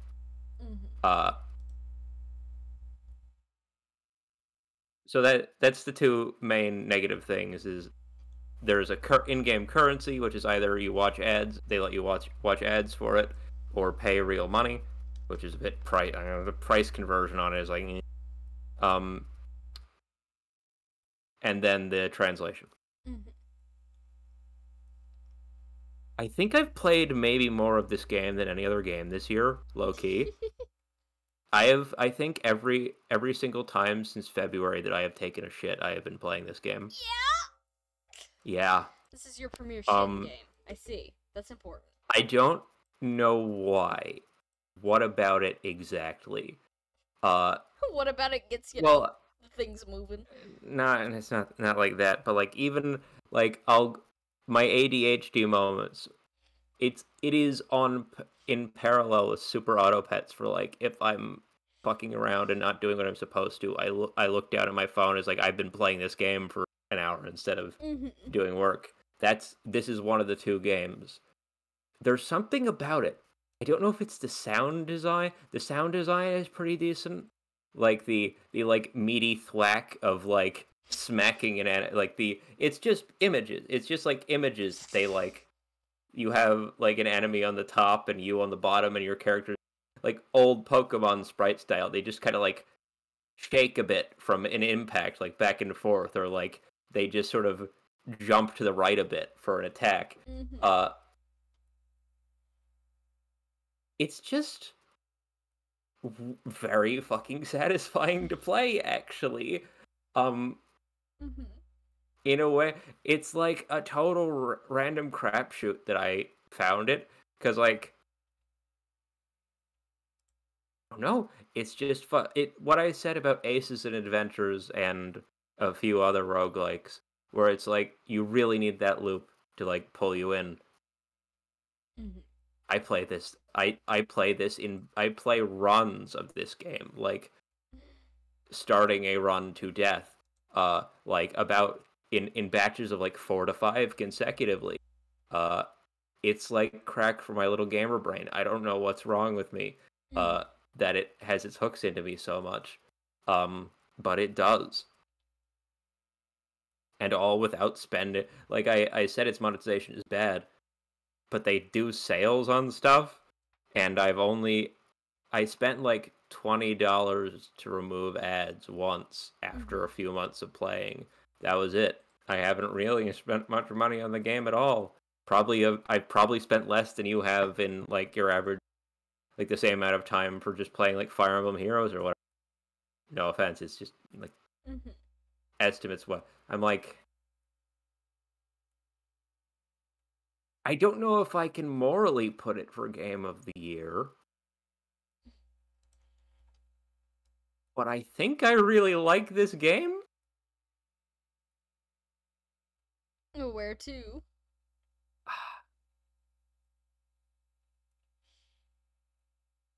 Oh man. I kind of want to put it below Suika. I don't know. Maybe go try it. I don't know, man. Maybe I should. It like it's weird. It's weird cuz like it's not that different from anything else, like any other game like it. Like it's pretty in a genre. The The way you're art describing style it almost reminds me of like Library of Ruina. The way you're describing it, not gameplay wise, like vibes, like vibe wise. Oh, like this is like weird and a little dingy, but like I'm playing this for. She a little janky. Yeah.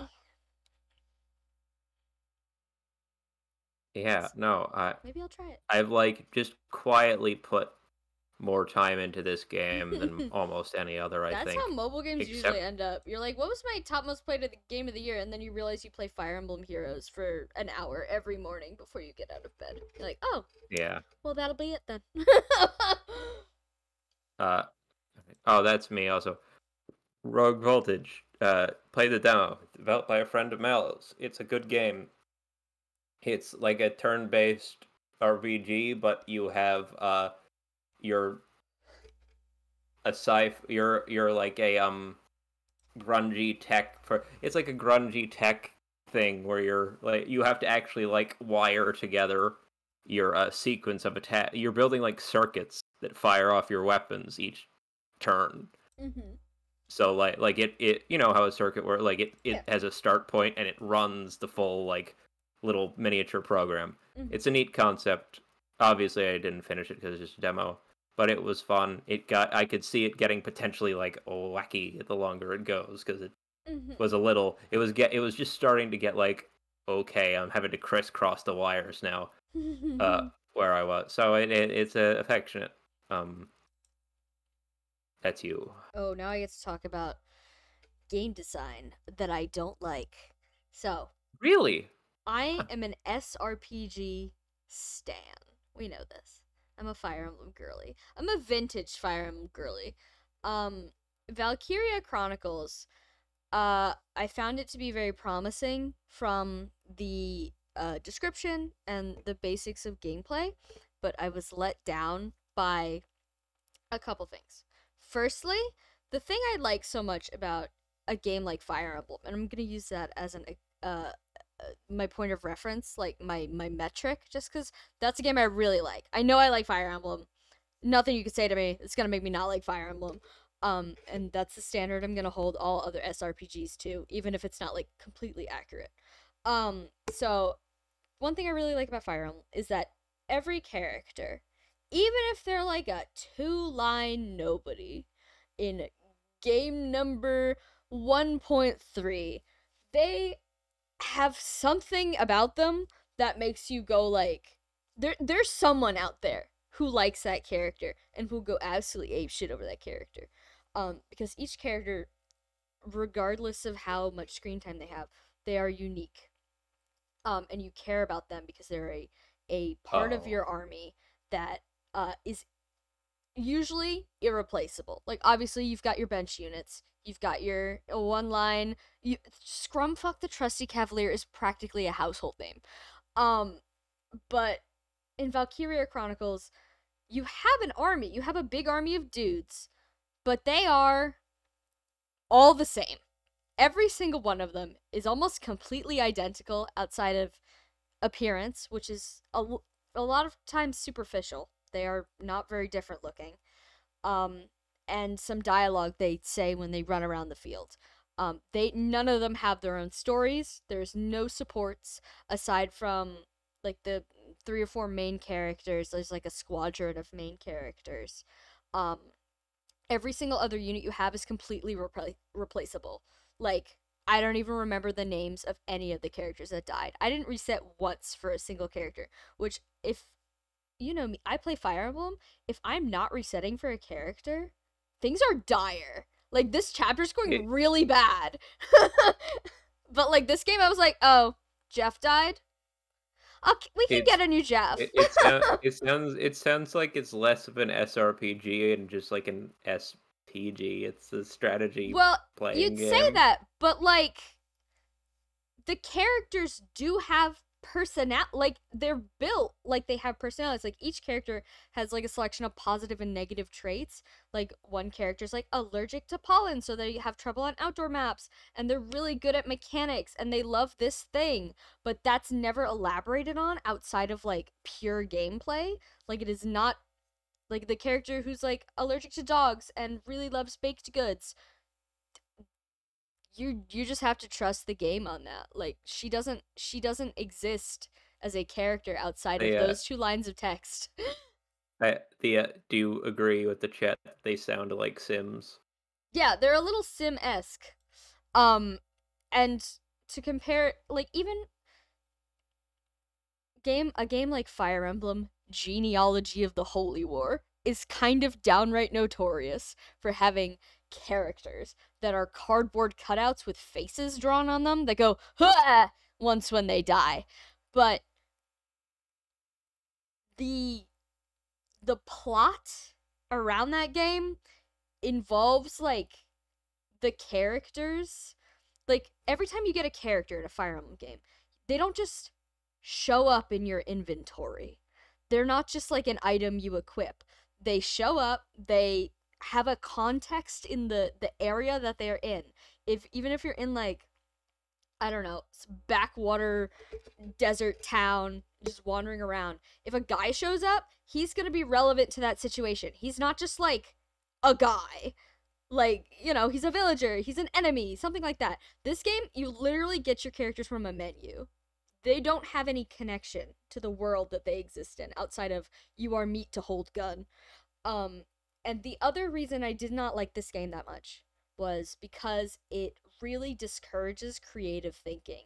And the chapter I'm specifically talking about, if you've played this game, is the one where there's the first time you see one of the giant battleships, I think it's called like the Bartamy or something, the Batamy. Starts with a B. And the goal is to destroy it. My thinking was like, okay, if I park my tank in front of my base and it can take enough damage where it survives, and then the next turn I can heal it up and we can keep it parked there. And then we can defeat it just like we were not even gonna let it leave the starting zone. It's gonna be great. We're gonna defeat it there. The game soft locked when I did that. The game did not like that I thought to do that. It requires that the enemy ship bulldoze through all your stuff and then get all the way to the end before it opens up its thing to get attacked.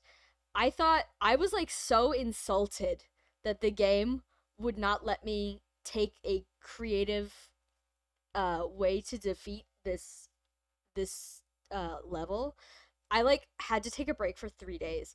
The thing about Fire Emblem is that it is a game that is a lot of them, the chapters practically hinge on the amount of cheese you're able to pull off, the amount of pure and complete bullshit you're able to accomplish, the creativity you can do. Like the Thracia chapters, there's some crazy things you can pull off in that game. You can beat maps without even leaving the starting point if you're smart enough. And this game was like, no, you have to follow this step-by-step numbered list of directions in our game about making choices during war. Like, every chapter was like this. There is a specific right way to beat the chapter, and if you think outside the bun, you're gonna lose the chapter. We're gonna softlock you, or you're gonna lose. It felt very frustrating to be like, I have a genius idea, and then the game was like, no you don't. We have a genius idea. Follow the path, please. It just felt very on rails in a way that I did not appreciate, especially because you're on rails with a bunch of faceless lackeys with no personality whatsoever. Does that make sense? As a faceless lackey myself, I like being represented in media. No, Chevy! You're not a faceless lackey, you're a scrumfuck. There is a difference. Whoa, so I'm gonna put this, but also there were some parts that I liked. I liked tank combat. I think Fire Emblem with tanks is fun. I liked shooting with my big gun. I like how there's an entire class of people who just have rocket lances. That's pretty dope. Like there's elements I like. It feels like Octopath a bit in the like. Yeah. You can't call this like a terrible game, but like I'm gonna put it at the top of fine. It was my issue, like the moment to moment gameplay was good and I had a good time. But the overarching issues made it hard for me. Like I don't think about this game after I finished. I was like, wow, I finished it. I did strategies. Yep, I sure did. Whereas the other games, like a Fire Emblem game, I'm like, if I'm thinking about gameplay purely, I'm like, okay, what can I try next? Like how can we twist this into a fun new way? What mountains can I sneak my way past before the enemy gets there? That kind of thing. Whereas Valkyria Chronicles, I don't need to replay it. I know exactly how to beat every chapter. There's only one right answer. So like 0 replay value, in my humble opinion. Alright. Hazy Mind, what's that? Okay. This is also a demo. Yay. This is, and I'm gonna provide, I think, my last image of the night for this one. Okay. It's images. Yeah, it's a visual novel. Which it's a psychological horror game. It's kind of rendering. My screen is cropped. Hold on. Oh, is it? Oh. Whoop, there we go. Oh, I see. Yeah. And it's a game about waking up, someone who wakes up in their room, in their home even, who w- you ever wake up and there's a woman in your house and she's like, "Oh hey, how you doing?" I don't fucking know who this woman is. Yeah, Yeah. me. Uh, I mean, I Me just when I'm played the in your demo. house. I played the demo, but frankly, so I'm not the biggest visual novel person comparative to like you. So like a look a psychological horror visual novel about depression and anxiety, you'd probably be a better judge of whether that's boring to you or not than I am. But as me, who doesn't play that many of them, I saw the art style and I was like, "Oh, that looks neat." And I played it and I was like, "Yep, that's spooky. I like it. It's cool." Yep, that's Um, spooky. it's got all its content warnings there. Really, it goes in the good demo category. Take your pick whether or not it interests you. I think it was cool, and also it's like an indie dev Mhm. on from Ukraine on Twitter I followed, and it's cool stuff. That's it. Nice. It's a cool psychological horror game. That's it. That's all I got. Nice.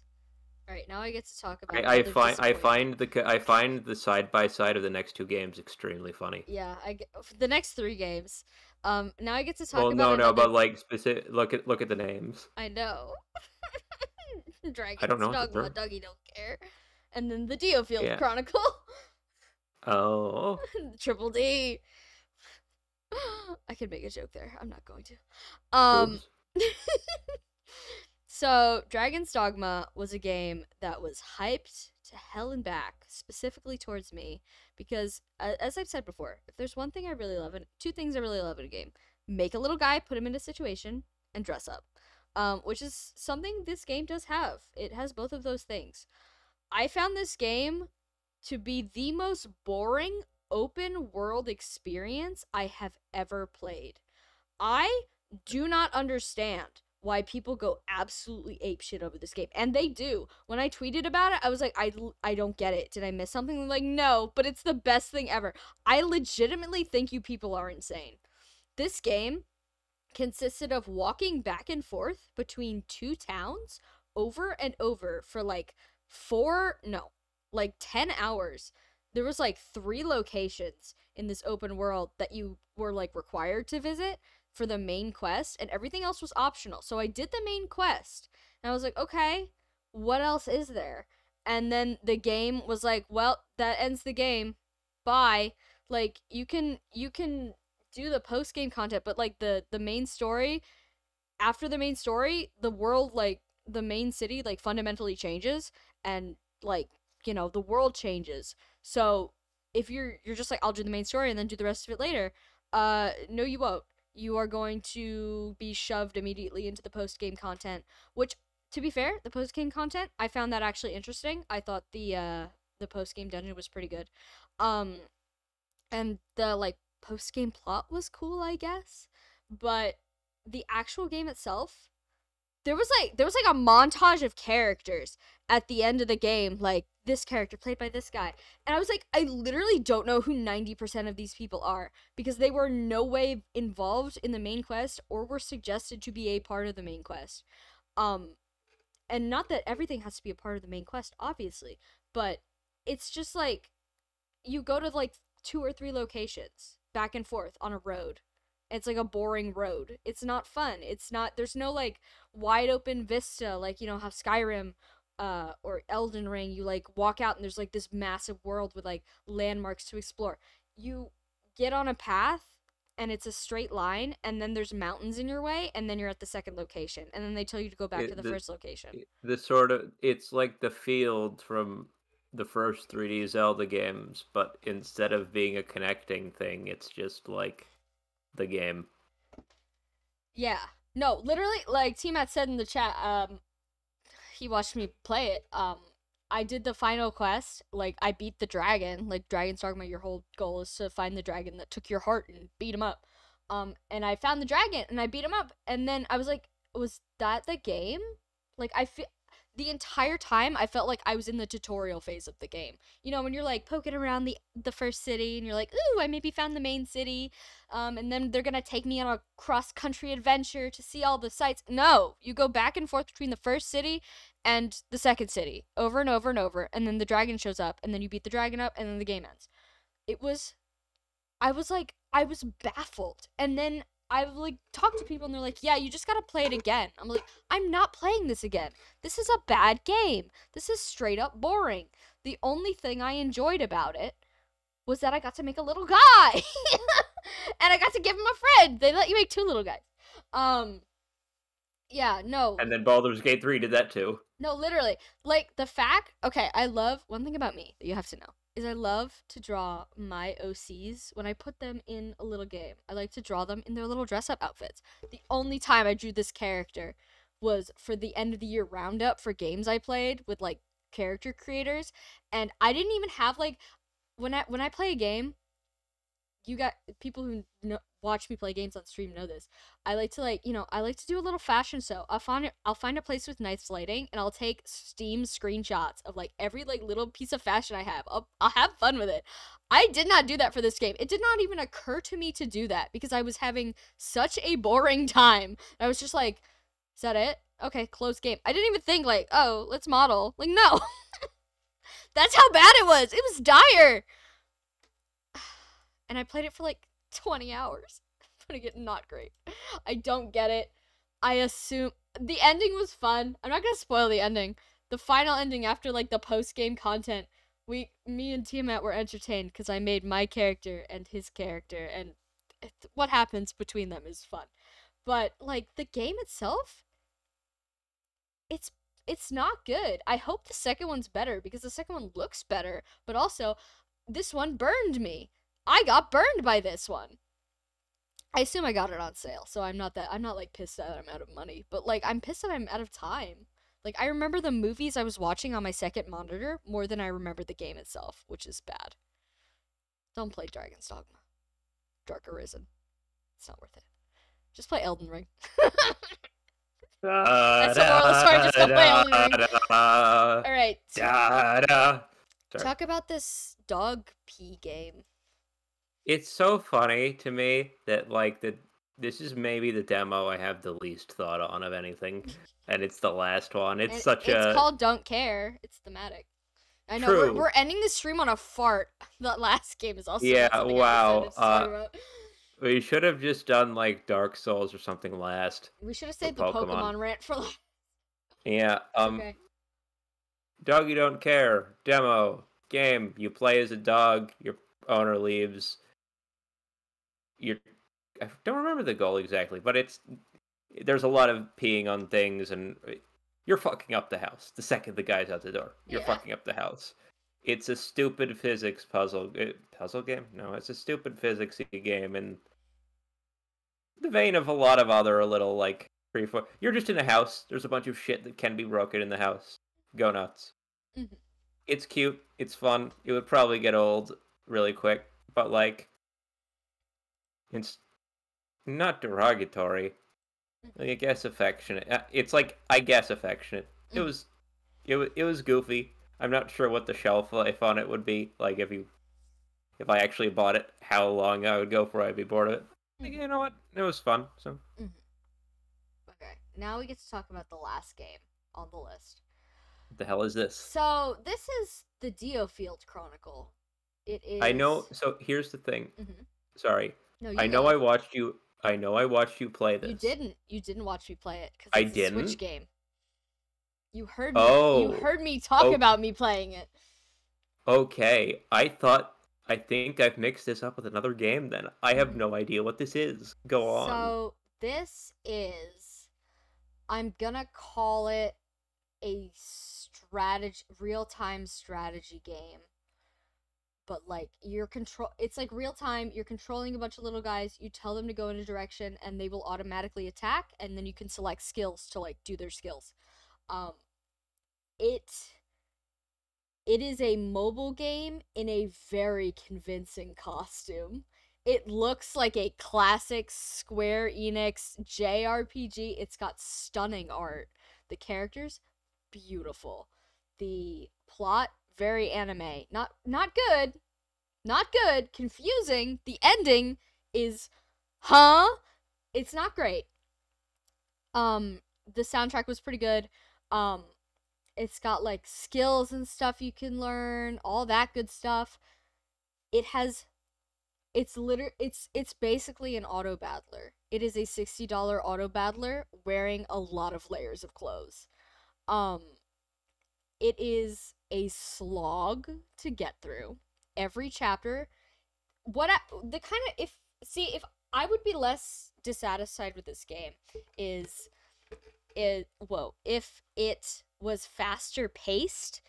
And by that I mean there's a lot of enemies on each map, but they're all very spread out and they take a while to defeat, and which is an issue because most of the game is played on auto.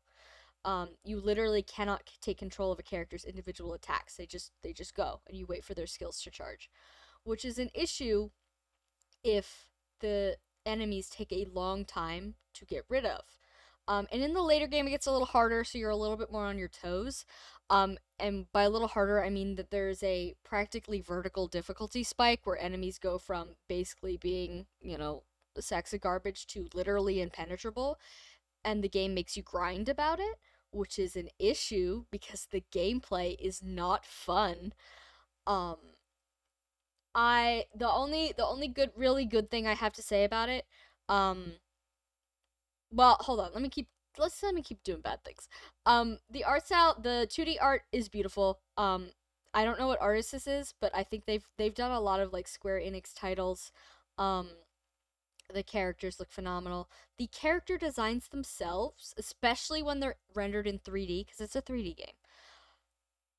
If I say like Korean MMO, does that mean anything to you? Black Desert Online. Yeah, it's very Black Desert Online. Like all the characters are like these perfectly they're like porcelain dolls.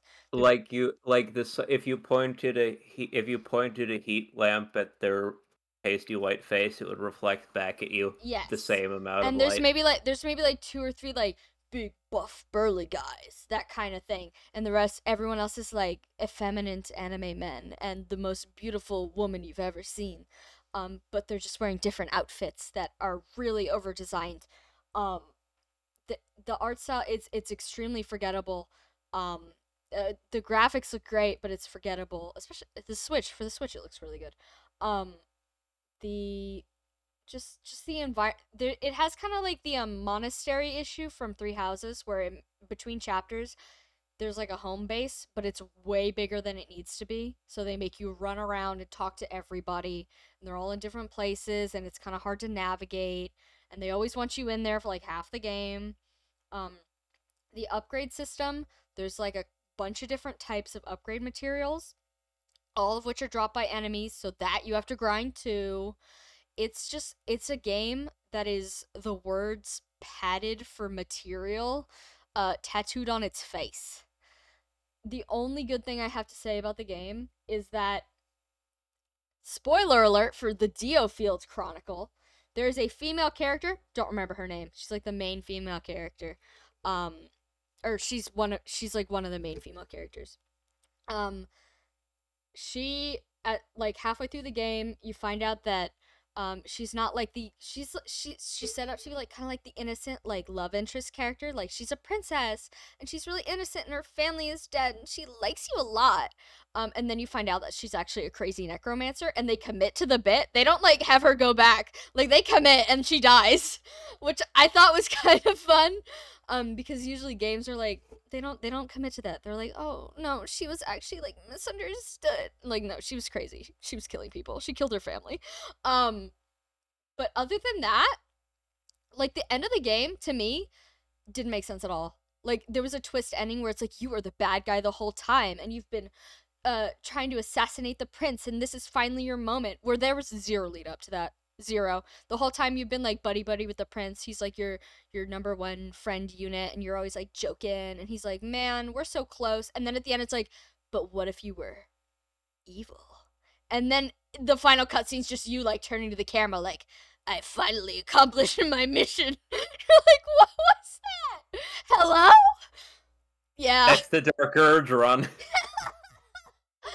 But like it felt really unsatisfying. Like, Oh, I didn't say it was a good Dark Urge run. yeah, it's like it's like the gameplay. There were some times where I would just like zone out and like what I love to I there's like a fine balance for me because I like watching movies and I need something to do while I watch a movie. And sometimes if I'm drawing, I get distracted or I have to minimize the movie really small and I can't see the details. So I like to play games and watch movies at the same time. And I need to, have a game that I don't need to pay attention to while also it not being boring. I thought this would be a good game for that. It's not. I was super bored. I didn't like it. And it's really sad because every year I ask for a game for Christmas, and this was the game I got for Christmas that year. So I wasted my time. And I spent like 30 hours on it, and I didn't finish all the side content or like most of the character storylines. Like it's too much game. It's bloated. It's like pungent. It stinks. Throw that corpse out. Don't play Diofield Chronicle. I'm putting it in not great, and I'm putting it. Oh. Ooh, this is difficult. These two are like cousins to me. This is too much nothing, and that's not enough nothing. I'm gonna put it, you know what? They didn't let me make a little guy and dress him up. I'm putting it below Dragon's Dogma. Alright. Any last minute edits before I declare? Sorry, I went on like 17 rants during this one. I have opinions. I can't wait to talk about Code Vein next year. Good heavens. Oh no, I fear for that game. Me standing at the end of your hallway with a bat. Code Vein, no, look out, she's got a baseball bat. Uh-oh. Anyways, any last minute edits before I declare the game of the year? I'm nothing that affects the top. I'm looking at I'm re-glancing at like the mid-tier, like fine, enjoyable stuff to see if there's anything that's like not right.